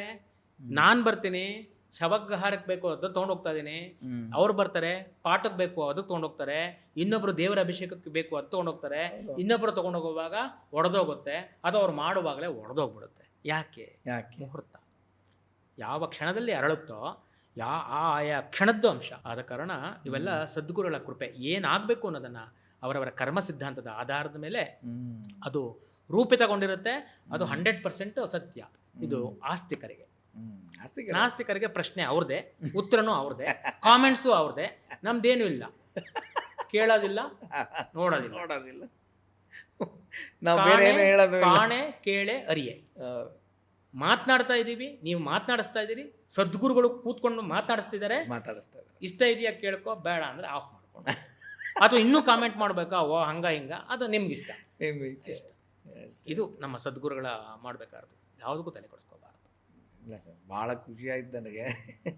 ನಾನು ಅದೇ ಹೇಳಿದ್ನಲ್ಲ, ಒಂದು ಸಮಗ್ರ ಸದ್ಗುರು ಒಂದು ಗ್ರಂಥನ ಓದ್ದಂಗೆ ಆಯ್ತು ನನಗೆ. ಆ್ಯಕ್ಚುಲಿ ಹೇಳ್ಬೇಕಂತಂದ್ರೆ ನಿಮ್ಮ ಅನುಭವಗಳು ಇದೆಲ್ಲ ಕೇಳಿದಾಗ ತುಂಬ ಸಾಹಿತ್ಯವನ್ನು ಓದ್ಕೊಂಡವನು. ಹೌದು, ತುಂಬ ಸಾಹಿತ್ಯವನ್ನು ಓದ್ಕೊಂಡು ನನಗೆ ಯಾಕೆ ಆನಂದ ಸಿಕ್ಕಲಿಲ್ಲ ಅಲ್ಲಿ ಎಲ್ಲ ನನ್ನ ಮನೆಯಲ್ಲಿ ಒಂದು 6 ರಿಂದ 7 ಲಕ್ಷ ರೂಪಾಯಿಂದು ಗ್ರಂಥಾಲಯದ ಪುಸ್ತಕಗಳಿದೆ. ಮತ್ತೆ ಆದರೆ ಇಷ್ಟು ವರ್ಷಗಳಲ್ಲಿ ಯಾಕೆ ನಂಗೆ ಆನಂದ ಕೊಡಲಿಲ್ಲ?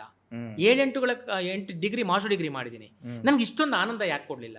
ವೃತ್ತಿ ಕೊಡ್ತು, ಹೊಟ್ಟೆ ಕೊಡ್ತು, ಆದರೆ ಆನಂದಮಯ ಕೋಶಕ್ಕೆ ಕೊಟ್ಟಿದ್ದು ಬರಬೇಕಾದ್ರೆ ನನಗೆ ಈ ಸದ್ಗುರುಗಳ ಮಂತ್ರದೀಕ್ಷೆಗಳಾಗಿರ್ಬೋದು, ಸದ್ಗುರುಗಳ ಕೃಪೆಗಳಾಗಿರ್ಬೋದು, ಅವರ ಆಶೀರ್ವಾದಗಳಾಗಿರ್ಬೋದು, ಇದನ್ನು ನಾವು ಇಟ್ಕೊಂಡಿರಲ್ವಲ್ಲ, ಪಠ್ಯದಲ್ಲಿ ಇಟ್ಕೊಂಡಿರಲ್ವಲ್ಲ.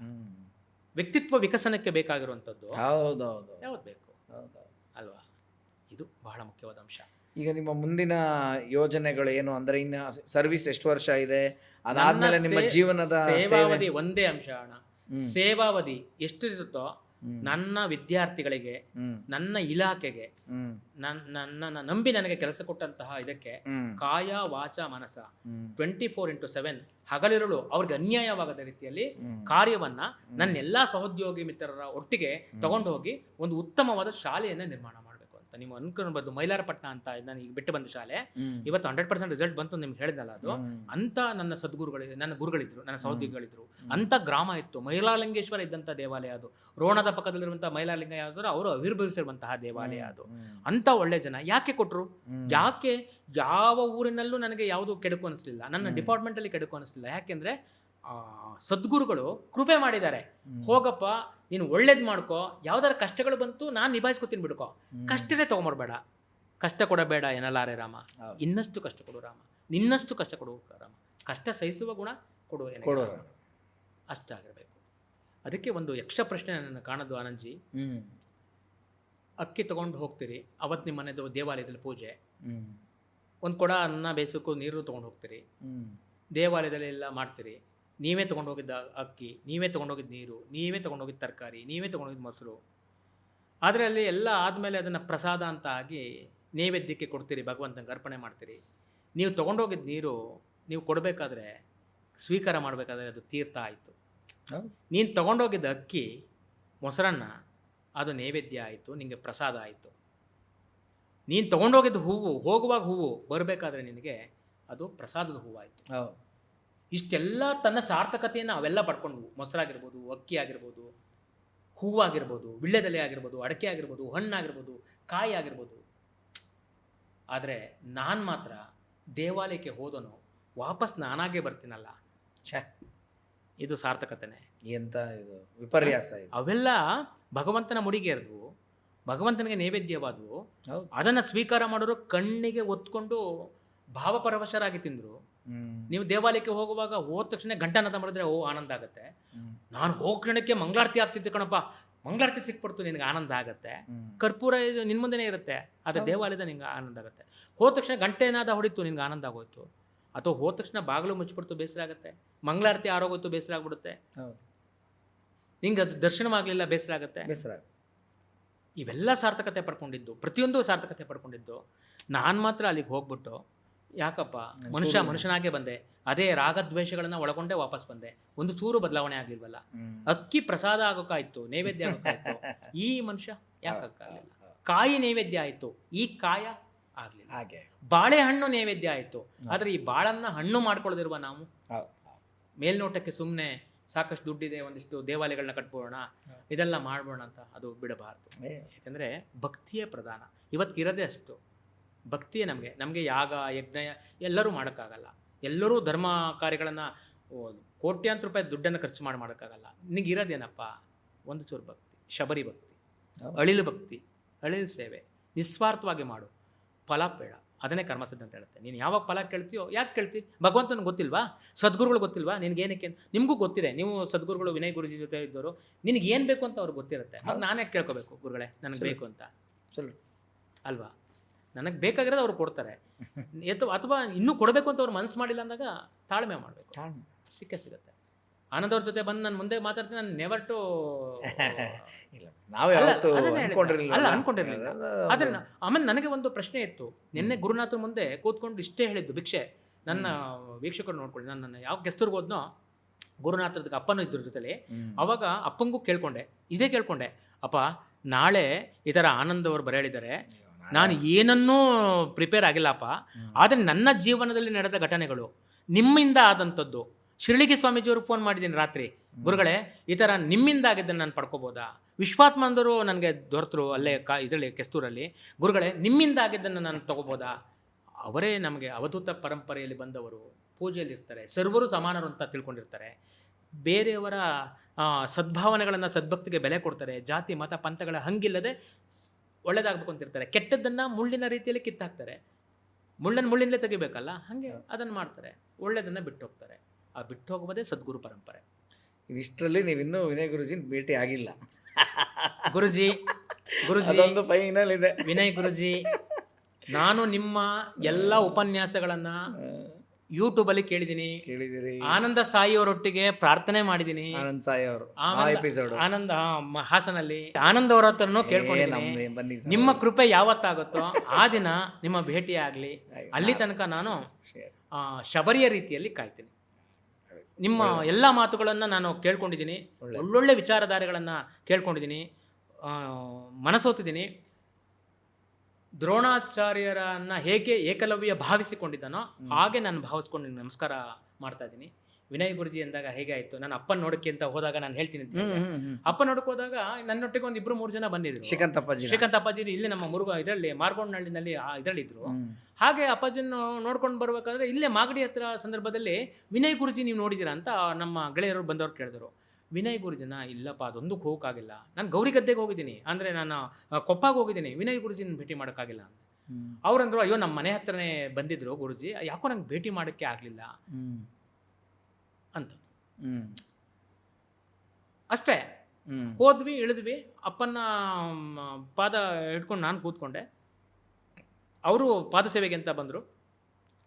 ನಿಮ್ಗೆ ವಿನಯ್ ಗುರುಜಿ ಗೊತ್ತಾ ಅಂದರು. ಯಾರು? ಅಪ್ಪ, ಶ್ರೀಕಾಂತಪ್ಪ. ಇವರು ಹಾಂ ಗೊತ್ತು ಅಂದರು. ನೋಡಿದ್ದೀರಾ? ಇಲ್ಲ ಗುರುಗಳೇ ನೋಡಿಲ್ಲ, ನೋಡಬೇಕು. ಅವ್ರ ಬಗ್ಗೆ ಕೇಳಿದ್ದೀರಾ? ಅವರು ನೋಡಿಲ್ಲ, ಕೇಳಿಲ್ಲ. ಹೆಂಗೆ ಮಾತಾಡಿದೆ ನೀನು? ಅವರು ವಿನಯ್ ಗುರುಜಿನ ಸ್ಮರಣೆ ಮಾಡ್ಕೊಂಡು ಮಾತಾಡಿದ್ದು, ಇನ್ನೇನು ತಪ್ಪೇನು ಮಾತಾಡಿರಲಿಲ್ಲ. ಅವನು ನನ್ನ ಅಣ್ಣ, ನಾನು ಬೇರೆ ಅಲ್ಲ, ಅವನು ಬೇರೆ ಅಲ್ಲ, ಇಷ್ಟು ಶ್ರೀಕಾಂತಪ್ಪ. ತಕ್ಷಣವೇ ನಾನು ಈಚೆ ಬಂದು ಗೌರಿ ಗದ್ದೆದಕ್ಕೆ ನಂಬರ್ ತೊಗೊಂಡು ಫೋನ್ ಮಾಡಿದೆ. ಅಪ್ಪ ಅವರು ಇದಾಯಿತು, ಇಲ್ಲ ಅವರು ಇದರಲ್ಲಿ ಇದು ದತ್ತಾತ್ರೇಯ ಪೀಠ ಗಾಣಗಾಪುರದಲ್ಲಿದ್ದಾರೆ, ಯಾವಾಗ ಬರ್ತಾರೋ ಗೊತ್ತಿಲ್ಲ, ಬಂದಾಗ ಹೇಳ್ತೀನಿ ಅಂತ ಹೇಳಿದ್ರು. ವಿನಯ್ ಗುರುಜಿ, ಇದನ್ನು ನೀವು ವೀಕ್ಷಣೆ ಮಾಡಿದ್ದೀರಿ ಅಂತ ಅಂದ್ಕೊಂಡಿದ್ದೀನಿ. ಅಪ್ಪನ ಆಸೆನೂ ಆಗಿದೆ, ಶ್ರೀಕಾಂತಪ್ಪನೂ ಆಸೆ ಆಗಿದೆ. ನೀವು ಬೇರೆ ಅಲ್ಲ, ಅವ್ರು ಬೇರೆ ಅಲ್ಲ. ಶ್ರೀಕಾಂತಪ್ಪ ನಾನು ಬೇಕಾದಾಗೆಲ್ಲ ಹೋಗಿ ನಾನು ಅವರನ್ನು ಭೇಟಿ ಮಾಡ್ತೀನಿ. ನಿಮ್ಮನ್ನು ಭೇಟಿ ಮಾಡುವಂತಹ ಸೌಭಾಗ್ಯ ಇನ್ನೂ ನನಗೆ ದೊರೆತಿಲ್ಲ.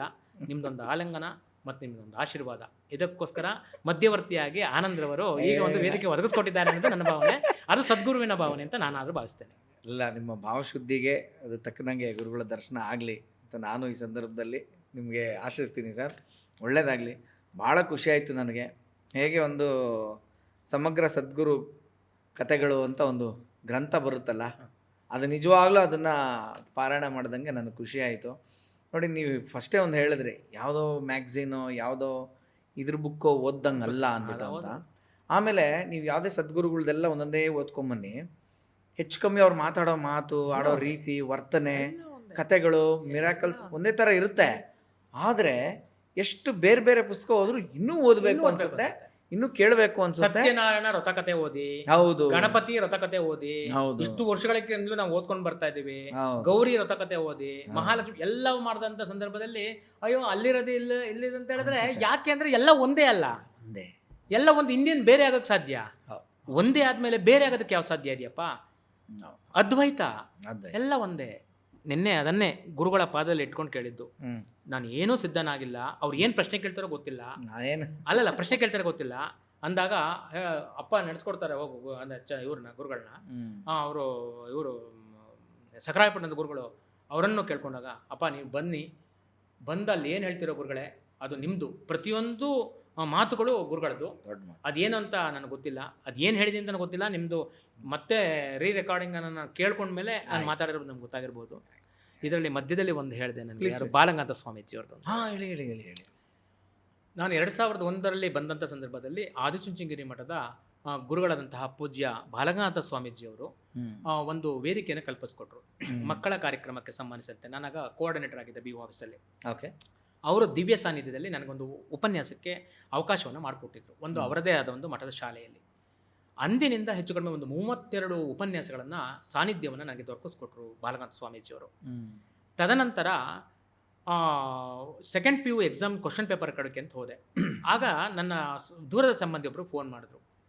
ಅವರು ಪಿರಿಯಾಪಟ್ಟಣದ BO ಕಚೇರಿಯಲ್ಲಿ ಗುಮಾಸ್ತರಾಗಿ ಕಾರ್ಯವನ್ನು ನಿರ್ವಹಿಸ್ತಾ ಇದ್ರು. ನಾಗೇಶ ಅಂತ ಅವರ ಹೆಸರು. ಅವರು ಮೈಸೂರಿನಲ್ಲಿ ಹೋಗಬೇಕಾದ್ರೆ ಯಾರೋ ಒಬ್ಬ ಸ್ಕೂಟ್ರಲ್ಲೋ ಬೈಕಲ್ಲೋ ಯಾತ್ರಲ್ಲೋ ಹೊಡೆದ್ಬಿಟ್ಟು KR ಆಸ್ಪತ್ರೆ ಮುಂಭಾಗ ಚರಂಡಿ ಒಳಗೆ ಬಿದ್ದೋಗ್ಬಿಟ್ಟಿದ್ದಾರೆ. ಎಷ್ಟು ದಿನ ಬಿದ್ದೋಗ್ಬಿಟ್ಟಿದ್ದಾರೆ ಅಂತ ಗೊತ್ತಿಲ್ಲ, ಬದುಕೋಕ್ಕೆ ಸಾಧ್ಯ ಆಗಲ್ವಂತೆ. KR ಆಸ್ಪತ್ರೆಲಿ ಆಗಲ್ಲ ಅಂತ ಹೇಳಿ ಅಪೋಲೋ ಆಸ್ಪತ್ರೆ, ಮೈಸೂರು ನಮ್ಮದು ಅಪೋಲೋ ಆಸ್ಪತ್ರೆ ಅವಾಗ ಗುರುಗಳ ಇದರಲ್ಲೇ ಇತ್ತು, ಅಪೋಲೋ ಆಸ್ಪತ್ರೆ ಮೈಸೂರು ಅಪೋಲೋ ಆಸ್ಪತ್ರೆ ಸೇರಿಸಿದ್ದಾರೆ, ಗುರುಗಳ ನೋಟಕ್ಕೆ ಕೇಳಕ್ಕೆ ಸಾಧ್ಯ ಆಗತ್ತಾ ಅಂತ. ನಂದು ಮತ್ತು ಗುರುಗಳದ್ದು ಬಾಂಧವ್ಯ ಹೇಗಿತ್ತು ಅಂದರೆ, ಅವರು ನಿಜಕ್ಕೂ ನಾನು ಇವತ್ತು ಪೂರ್ಣವಾಗಿ ಸ್ಮರಣೆ ಮಾಡ್ಕೋಬೇಕು, ನಾಗಮಂಗಲದಲ್ಲಿ ನೆಲೆ ನಿಲ್ಲಬೇಕು ಅಂದರೆ ಇವತ್ತು ನನ್ನ ಚುಂಚನಗಿರಿ ಮಠದ ಭಕ್ತ ಮಂಜುನಾಥ ಅಂತಲೇ ನಿರ್ಮಲ ಸ್ವಾಮೀಜಿಯವರು ಮತ್ತು ಎಲ್ಲ ಶಾಖಾ ಮಠದ ಸ್ವಾಮೀಜಿಯವರು ಮತ್ತು ಬಾಲಗಂಗಾಧರ ಸ್ವಾಮೀಜಿಯವರು ನನ್ನನ್ನು ಒಂದು ರೀತಿಯಲ್ಲಿ ಬೆಳೆಸಿದಂತಹ ವ್ಯಕ್ತಿಗಳು. ಸೊ ವ್ಯಕ್ತಿಗಳನ್ನೋದಕ್ಕಿಂತ ಅದೊಂದು ಶಕ್ತಿ, ಅದೊಂದು ದೈವ ಪ್ರತಿಭೆ, ಆಯಿತಾ. ನಿಕಟ ಸಂಪರ್ಕ, ಎಲ್ಲ ಸದ್ಗುರುಗಳೊಟ್ಟಿಗೆ ಹೇಗೆ ಸಂಪರ್ಕ ಇತ್ತೋ ಅಷ್ಟು ಸಂಪರ್ಕ ಈಗಲೂ ಸಹ ಇದೆ ನನಗೆ ಗುರುಗಳೊಟ್ಟಿಗೆ, ನನ್ನನ್ನು ಬೆಳೆಸಿರೋರವರೆಲ್ಲ. ಆಗ ಅವರು ಕೂತ್ಕೊಂಡು ಮಾತಾಡ್ತಿದ್ರು. ನನ್ನ ಗೆಳೆಯ ಒಬ್ಬರಿದ್ದರು.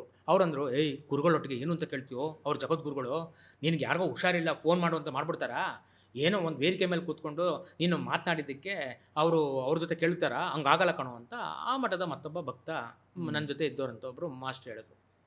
ಇರಲಿ ಅಂತ ಹೇಳ್ಬಿಟ್ಟು ಹೋದೆ. ಏನು ಮಂಜುನಾಥ ಬಂದಿದ್ದು ಅಂತ. ಗುರುಜಿ ಈ ಥರ ಆಗೋಗಿದೆ, ನಮ್ಮ ದೂರದ ಸಿಬ್ಬಂದಿ ಅವ್ರು ಉಳಿಯಲ್ಲ ಅಂತ ಮಾಡ್ತಿದ್ದಾರೆ, ಅಪೋಲೋ ಆಸ್ಪತ್ರೆಗೆ ಸೇರಿಸಿದಾರಂತೆ, ಎಷ್ಟು ದುಡ್ಡು ಖರ್ಚಾಗುತ್ತೆ ಅಂತಲೂ ಗೊತ್ತಾಗ್ತಿಲ್ಲ ಅವ್ರಿಗೆ ಅಂತ. ಇದನ್ನು ನಾನು ಯಾರಿಗೆ ಹೇಳ್ತೀನಿ ಅಂದರೆ, ಯಾವುದೋ ಒಂದು ಮಠ, ಯಾವುದೋ ಒಂದು ಜಾತಿಗೆ ಅನ್ನೋದಲ್ಲ, ಸುಳ್ಳು ನನ್ನ ದೃಷ್ಟಿಯಲ್ಲಿ ಅನ್ನೋದಕ್ಕೆ ಗುರುಗಳು ಯಾವುದನ್ನು ನೋಡಲಿಲ್ಲ. ನೇರವಾಗಿ ಬಾಲಗಂಗಾಧರ ಸ್ವಾಮೀಜಿಯವರೇ ಕರೆ ತಗೊಂಡು ಅಲ್ಲಿಯ ಆಸ್ಪತ್ರೆಗೆ ಫೋನ್ ಮಾಡಿ ಯಾವ ಡಾಕ್ಟರ್ ಈ ಪೇಷಂಟನ್ನು ಟ್ರೀಟ್ ಮಾಡ್ತಿದ್ದಾರೆ ಅಂತ ಅದನ್ನು ನೋಡಿಕೊಂಡು ಆ ಡಾಕ್ಟ್ರೊಟ್ಟಿಗೆ ನೇರವಾಗಿ ಮಾತನಾಡಿ, ಡಾಕ್ಟರ್ ಸ್ನಾನ ಮಾಡುವಾಗ ಅದನ್ನು ಸ್ವೀಕಾರ ಮಾಡಿ ಅವನು ಜಂಗಾವಲ್ವೇಡ ಹೋಗ್ಬಿಟ್ಟಿದೆ. ಗುರುಗಳು ಜಗದ್ಗುರುಗಳು ಯಾರಿಗೂ ಮಾಡಿಲ್ಲ, ನನಗೆ ಹೆಂಗೆ ಮಾಡೋಕ್ಕೆ ಸಾಧ್ಯ ಅಂತ. ಇದು ನಾನು ಹೇಳ್ತಾ ಇರೋದು ಬಹುಶಃ 2003-4ನೇ ಸಾಲಿನಲ್ಲಿ ನಡೆದಂಥ ಘಟನೆ. ತದನಂತರ ಬಂದು ಅವ್ರು ಒಂದೇ ಹೇಳಿದ್ದು, ನನ್ನ ಭಕ್ತ ಸದ್ಭಕ್ತ ಇದ್ದಾನೆ, ಅವ್ರ ಮನೆಯವ್ರದ್ದು ಈ ಥರ ಆಗಿದೆ, ದುಡ್ಡು ಕಾಸು ಅವೆಲ್ಲ ಎಲ್ಲ ಬೇಡ, ಅವ್ನು ಬದುಕಬೇಕು ಅಷ್ಟೇ ಮಾಡುವಂತ. ಇಲ್ಲಿಂದ ನಾನು ಹೇಳಿದ್ದೀನಿ ಹೋಗಪ್ಪ ಅಂದರು. ಇಲ್ಲಿಂದ ನಾನು ಪೇಪರ್ ಗೀಪರೆಲ್ಲ ಕೊಟ್ಟು ಮಧ್ಯಾಹ್ನ ರಜೆ ಹಾಕಿ ಅಪೋಲೋ ಆಸ್ಪತ್ರೆಗೆ ಹೋಗೋಷ್ಟರಲ್ಲಿ, ಮೈಸೂರು BGS ಅಪೋಲೋ ಆಸ್ಪತ್ರೆಗೆ ಹೋಗೋಷ್ಟರಲ್ಲಿ ನನಗೆ ವೈಭವಿತವಾದಂತಹ ಇದು ಇಂಥ ಔಷಧಿ ಹೇಳಿದ್ರು. ಗುರುಗಳು ಮಾಡಿದ್ದಾರೆ ಅಂದರೆ ನಾನು ನೋಡಿ ಹೇಗಾಗುತ್ತೆ. ಅವ್ರು ಬಂದ ತಕ್ಷಣ ಮಾಡಿ ಅವ್ರ ಚೇಂಬರ್ ಕರ್ಸ್ಕೊಂಡು ಎಲ್ಲ ಮಾಡಿ ಇವತ್ತು ಅವನು ಬದುಕಿದ್ದಾನೆ. ಈ ಎಪಿಸೋಡ್ನ ನೋಡ್ತಾನೆ, ಯಾಕಂದರೆ ಅವನು ಸಬ್ಸ್ಕ್ರೈಬರ್ ಆಗಿದ್ದಾನೆ. ಅವನು ಬಂದ ನಂತರ ಗುರುಗಳಿಗೆ ಮಾಲಾರ್ಪಣೆನೆಲ್ಲ ಮಾಡಿ ನನ್ನ ಬದುಕಿಸಿದಿರಿ ಅಂತ ಹೇಳ್ದ. ಆ ಗುರುಗಳನ್ನು, ಆ ವ್ಯಕ್ತಿಯನ್ನು ಬದುಕಿಸ್ಕೊಟ್ಟಿದ್ದು ನಮ್ಮ ಬಾಲಗಂಗಾಧರ ಸ್ವಾಮೀಜಿಯವರು. ಅಂದರೆ ಗುರು ಮಹಿಮೆ ಅನ್ನೋದು ಹೇಗಿರುತ್ತೆ ಅಂತ. ಇವತ್ತು ಚುಂಚನಗಿರಿ ಮಠ ಅಷ್ಟರ ಮಟ್ಟಿಗೆ ಮಾಡಬೇಕಾದ್ರೆ ಅವ್ರ ತಪೋಭೂಮಿ ಹೇಗಾಯಿತು ಅಂತ. ಇದು ಕೇವಲ ಮೃಣ್ಮನವಲ್ತೋ, ಇದೊಂದು ತಪೋವನ. ಅದೊಂದು ಕವನವನ್ನೇ ಬರೆದು ಮೊನ್ನೆ ನಿರ್ಮಲ ಸ್ವಾಮೀಜಿಯವರ ಪಾದದಡಿಲಿಟ್ಟು ಹೇಳಿದೆ, ನನ್ನ ದೃಷ್ಟಿಯಲ್ಲಿ ಚುಂಚನಗಿರಿ ಹೇಗಿರುತ್ತೆ ಅಂತ. ಅಂದರೆ ಪ್ರತಿಯೊಬ್ಬ ಸದ್ಗುರುಗಳು ಅಂತ ಯಾರಿರ್ತಾರೋ, ಯಾರೇ ಆಗಿರಲಿ, ಅವರೊಳಗೆ ಒಂದು ದೈವವಾದ ಶಕ್ತಿ ಇರುತ್ತೆ. ಆ ಶಕ್ತಿಯನ್ನು ಮಾತ್ರ ನಾವು ಸ್ವೀಕಾರ ಮಾಡಬೇಕಷ್ಟೆ. ಅದನ್ನು ಬಿಟ್ಟು ಮಿಕ್ಕಿದ್ದು ನಮ್ಗೆ ಯಾವ ಅವಶ್ಯಕತೆಯೂ ಇರಲ್ಲ. ಒಳ್ಳೆಯದನ್ನು ತಗೊಳ್ಳೋದಕ್ಕೆ ನಮ್ಗೇನಪ್ಪ ಕಷ್ಟ, ಬೆಳಕು ತಗೊಳ್ಳೋದಕ್ಕೆ ನಮಗೇನು ಕಷ್ಟ. ಕತ್ತಲಲ್ಲಿ ನಾವು ಕತ್ತಲನ್ನು ನೋಡಬೇಕು ಅಂದ್ಬಿಟ್ಟು ದೀಪ ಹಚ್ಕೊಂಡು ಹೋದರೆ ಕತ್ತಲು ಕಾಣುತ್ತಾ? ಇಲ್ಲ. ಕತ್ತಲು ಹೋಗಬೇಕು ಅಂದರೆ ದೀಪ ಹಚ್ಕೊಳ್ಳೇಬೇಕು. ಆ ದೀಪ ಹಚ್ಚುವವರೇ ಸರ್ವ ಸದ್ಗುರುಗಳು. ಈ ಎಲ್ಲ ಪುಷ್ಪಗಳನ್ನು ನನ್ನ ಎಲ್ಲ ಸದ್ಗುರುಗಳ ಪಾದಾರವಿಂದಗಳಿಗೆ ಇಟ್ಟು, ಗುರುನಾಥರ ಆದಿಯಾಗಿ, ನನ್ನ ಶಂಕರಾಚಾರ್ಯರ ಆದಿಯಾಗಿ, ಎಲ್ಲ ಗುರುಗಳ ಪರಂಪರೆಯ ಆಧಾರವಾಗಿ ಸಮಸ್ತ ಭೂಮಂಡಲದಲ್ಲಿರುವ ಸಮಸ್ತ ಗುರುಗಳಿಗೂ ನಾನು ಈ ಭಕ್ತಿಪೂರ್ವಕವಂಥ ವಾಕ್ಪುಷ್ಪವನ್ನು ಅವರ ಪದತಲಕ್ಕೆ ಅರ್ಪಿಸ್ತಾ ಇದ್ದೀನಿ. ಸದ್ಗುರು ಮಹಾರಾಜ್ಗೆ ಜೈ. ಚಿದಂಬರ ನಮಸ್ತೆಸ್ತು ಚಿದಿತಾರ್ಥಪ್ರದಾಯನೆ ಔದುಂಬರ ಸದಾ ವಾಸ ಚಿದಂಬರ ನಮಸ್ತೆ ನಮ ಶಾಂತಾಯ ದಿವ್ಯಾಯ ತದಮ ಸಮರ್ಪಣೆ ಸ್ವಾನಂದಾಮೃತೃಪ್ತ ಶ್ರೀಧರಾಯ ನಮಃ. ಜೈ ಜೈ ರಘುವೀರ ಸಮರ್ಥ, ಜೈ ಜೈ ರಘುವೀರ ಸಮರ್ಥ, ಜೈ ಜೈ ರಘುವೀರ ಸಮರ್ಥ. ಜಯವಾಗಲಿ ಜಯವಾಗಲಿ ಜಯವಾಗಲಿ, ಶ್ರೀಪಾದ ವಲ್ಲಭರಿಗೆ ಜಯವಾಗಲಿ. ಎಲ್ಲ ಕಡೆ ಆನಂದ ತುಂಬಿರಲಿ, ಭಗವಂತ ಅದನ್ನು ಕೊಡಲಿ ಅಂತ ಹೇಳ್ತಾ ನನ್ನ ವಾಕ್ಪುಷ್ಪವನ್ನು ಮತ್ತೆ ಹೇಳ್ತಾ ಇದ್ದೀನಿ. ತಮಗೂ ಒಳ್ಳೆಯದಾಗಲಿ, ಹೆಚ್ಚು ಹೆಚ್ಚು ಕೀರ್ತಿಗಳು ನಿಮ್ಮಲ್ಲಿ ಬರಲಿ ಇರಲಿ ಎಲ್ಲರಿಗೂ, ಮತ್ತೆ ಇಲ್ಲಿ ಇರುವಂತಹ ಎಲ್ಲ ಸಮಸ್ತರಿಗೂ ಆಗಲಿ. ಸರ್ವಜನ ಸುಖಿನೋ ಭವಂತು. ತುಂಬ ಧನ್ಯವಾದಗಳು ಸರ್. ನನ್ನ ಹತ್ರ ಏನು ಪದಗಳೇ ಇಲ್ಲ. ಯಾಕಂದ್ರೆ ನೀವೇ ಹೇಳ್ದಂಗೆ ಇದ್ಯಾವುದು ನನ್ನದಲ್ಲ ಸದ್ಗುರು ವಾಕ್ಯಗಳು ಅಂತ ಹೇಳಿದ್ಮೇಲೆ ಅದಕ್ಕೆ ನಾನೇನು ಹೇಳೋ ಅಂಥ ಅರ್ಹತೆ ನನಗಿಲ್ಲ. ಓಕೆನಾ? ಹಾಗಾಗಿ ನನ್ನ ಮನಸ್ಸು ತುಂಬಿ ಧನ್ಯವಾದಗಳು ಅಂತ ನಿಮಗೆ ಮತ್ತು ನಿಮ್ಮನ್ನು ಕರ್ಕೊಂಬಂದು ನಿಮ್ಮ ಸಾರಥಿ ಅವ್ರಿಗೆ ನಾನು ಹೇಳಿದ್ರಿ. ನೀವು ಅವರು ಗುರುಭಕ್ತರು ಅಂತ ಹೇಳಿದ್ರು. ಹಾಗಾಗಿ ಸರ್ ನಿಮಗೂ ಥ್ಯಾಂಕ್ಸ್ ಅಂತ. ಅವರು ಎಲ್ಲ ಗುರುಗಳನ್ನ ನೋಡಿದ್ದಾರೆ. ಅದೇ ಮಂಜುನಾಥ್ ಹೊರಡ್ತಾರೆ ಅಂದ ತಕ್ಷಣ ಅವ್ರು ಏನೇ ಇದ್ರು ಬಿಟ್ಟಾಕ್ಬಿಟ್ಟು ಗುರುಗಳೇ ನಾನು ಬರ್ತೀನಿ, ಯಾಕೆಂದ್ರೆ ಆ ಗುರುಗಳನ್ನ ನೋಡ್ಬೋದು. ಪಾಪ ಅವ್ರು ಕಾರಲ್ಲಿ ಬಂದು ನನಗೆ ಹಿಂಗಂದ್ರು ಇಲ್ಲಿದ್ದೀನಿ ಅಂತ ಅವಾಗಲೇ ಗೊತ್ತಾಯ್ತು ನನಗೆ ಅವ್ರ ಮನಸ್ಸು ಯಾವ ಥರ ಅಂತ. ಥ್ಯಾಂಕ್ ಯು, ನಿಮಗೂ ಧನ್ಯವಾದ ಅಂತ ಹೇಳ್ತಾ. ಸೊ ಇದಾಗಿತ್ತು ಇವತ್ತಿನ ಒಂದು ವಿಶೇಷವಾದಂಥ ಸದ್ಗುರು ಕಥಾ ಚರಿತಾಮೃತ ಅಂತ ಅನ್ಬೋದು, ಏನು ಬೇಕಾದ್ರೂ ಕರಿಬೋದು. ಸೊ ಆ ಒಂದು ಭಕ್ತಿ ರಸದಲ್ಲಿ ನಮ್ಮನ್ನೆಲ್ಲ ಕರ್ಕೊಂಡು ಹೋದಂಥ ಮಂಜುನಾಥ ಶಾಸ್ತ್ರಿಗಳೇ ಧನ್ಯವಾದನ ಹೇಳ್ತಾ, ಇದು ನನ್ನ ವಾಹಿನಿಯ ಕಂಟೆಂಟ್ ನಿಮಗೆ ಇಷ್ಟ ಆದರೆ ಲೈಕ್ ಮಾಡಿ, ತುಂಬ ಇಷ್ಟ ಆಯಿತು ಅಂದರೆ ನನ್ನ ಚಾನಲ್ನೇ ಸಬ್ಸ್ಕ್ರೈಬ್ ಮಾಡಿ. ಮತ್ತು ಈ ಎಲ್ಲ ಮಾಹಿತಿಗಳು ನಿಮ್ಮ ಥರನೇ ಇನ್ನೊಬ್ಬ ಸ್ನೇಹಿತರಿಗೆ ಇದು ಉಪಯುಕ್ತ ಆಗುತ್ತೆ ನಿಮ್ಗನ್ಸಿದ್ರೆ ಅವ್ರಿಗೆ ಶೇರ್ ಮಾಡಿ ಅಂತ ಕೇಳ್ತಾ ಇವತ್ತಿನ ಸಂಚಿಕೆಯಲ್ಲಿ ಮುಗಿಸ್ತಾ ಇದ್ದೀನಿ. ಶ್ರೀಕೃಷ್ಣಾರ್ಪಣ ಮಸ್ತು.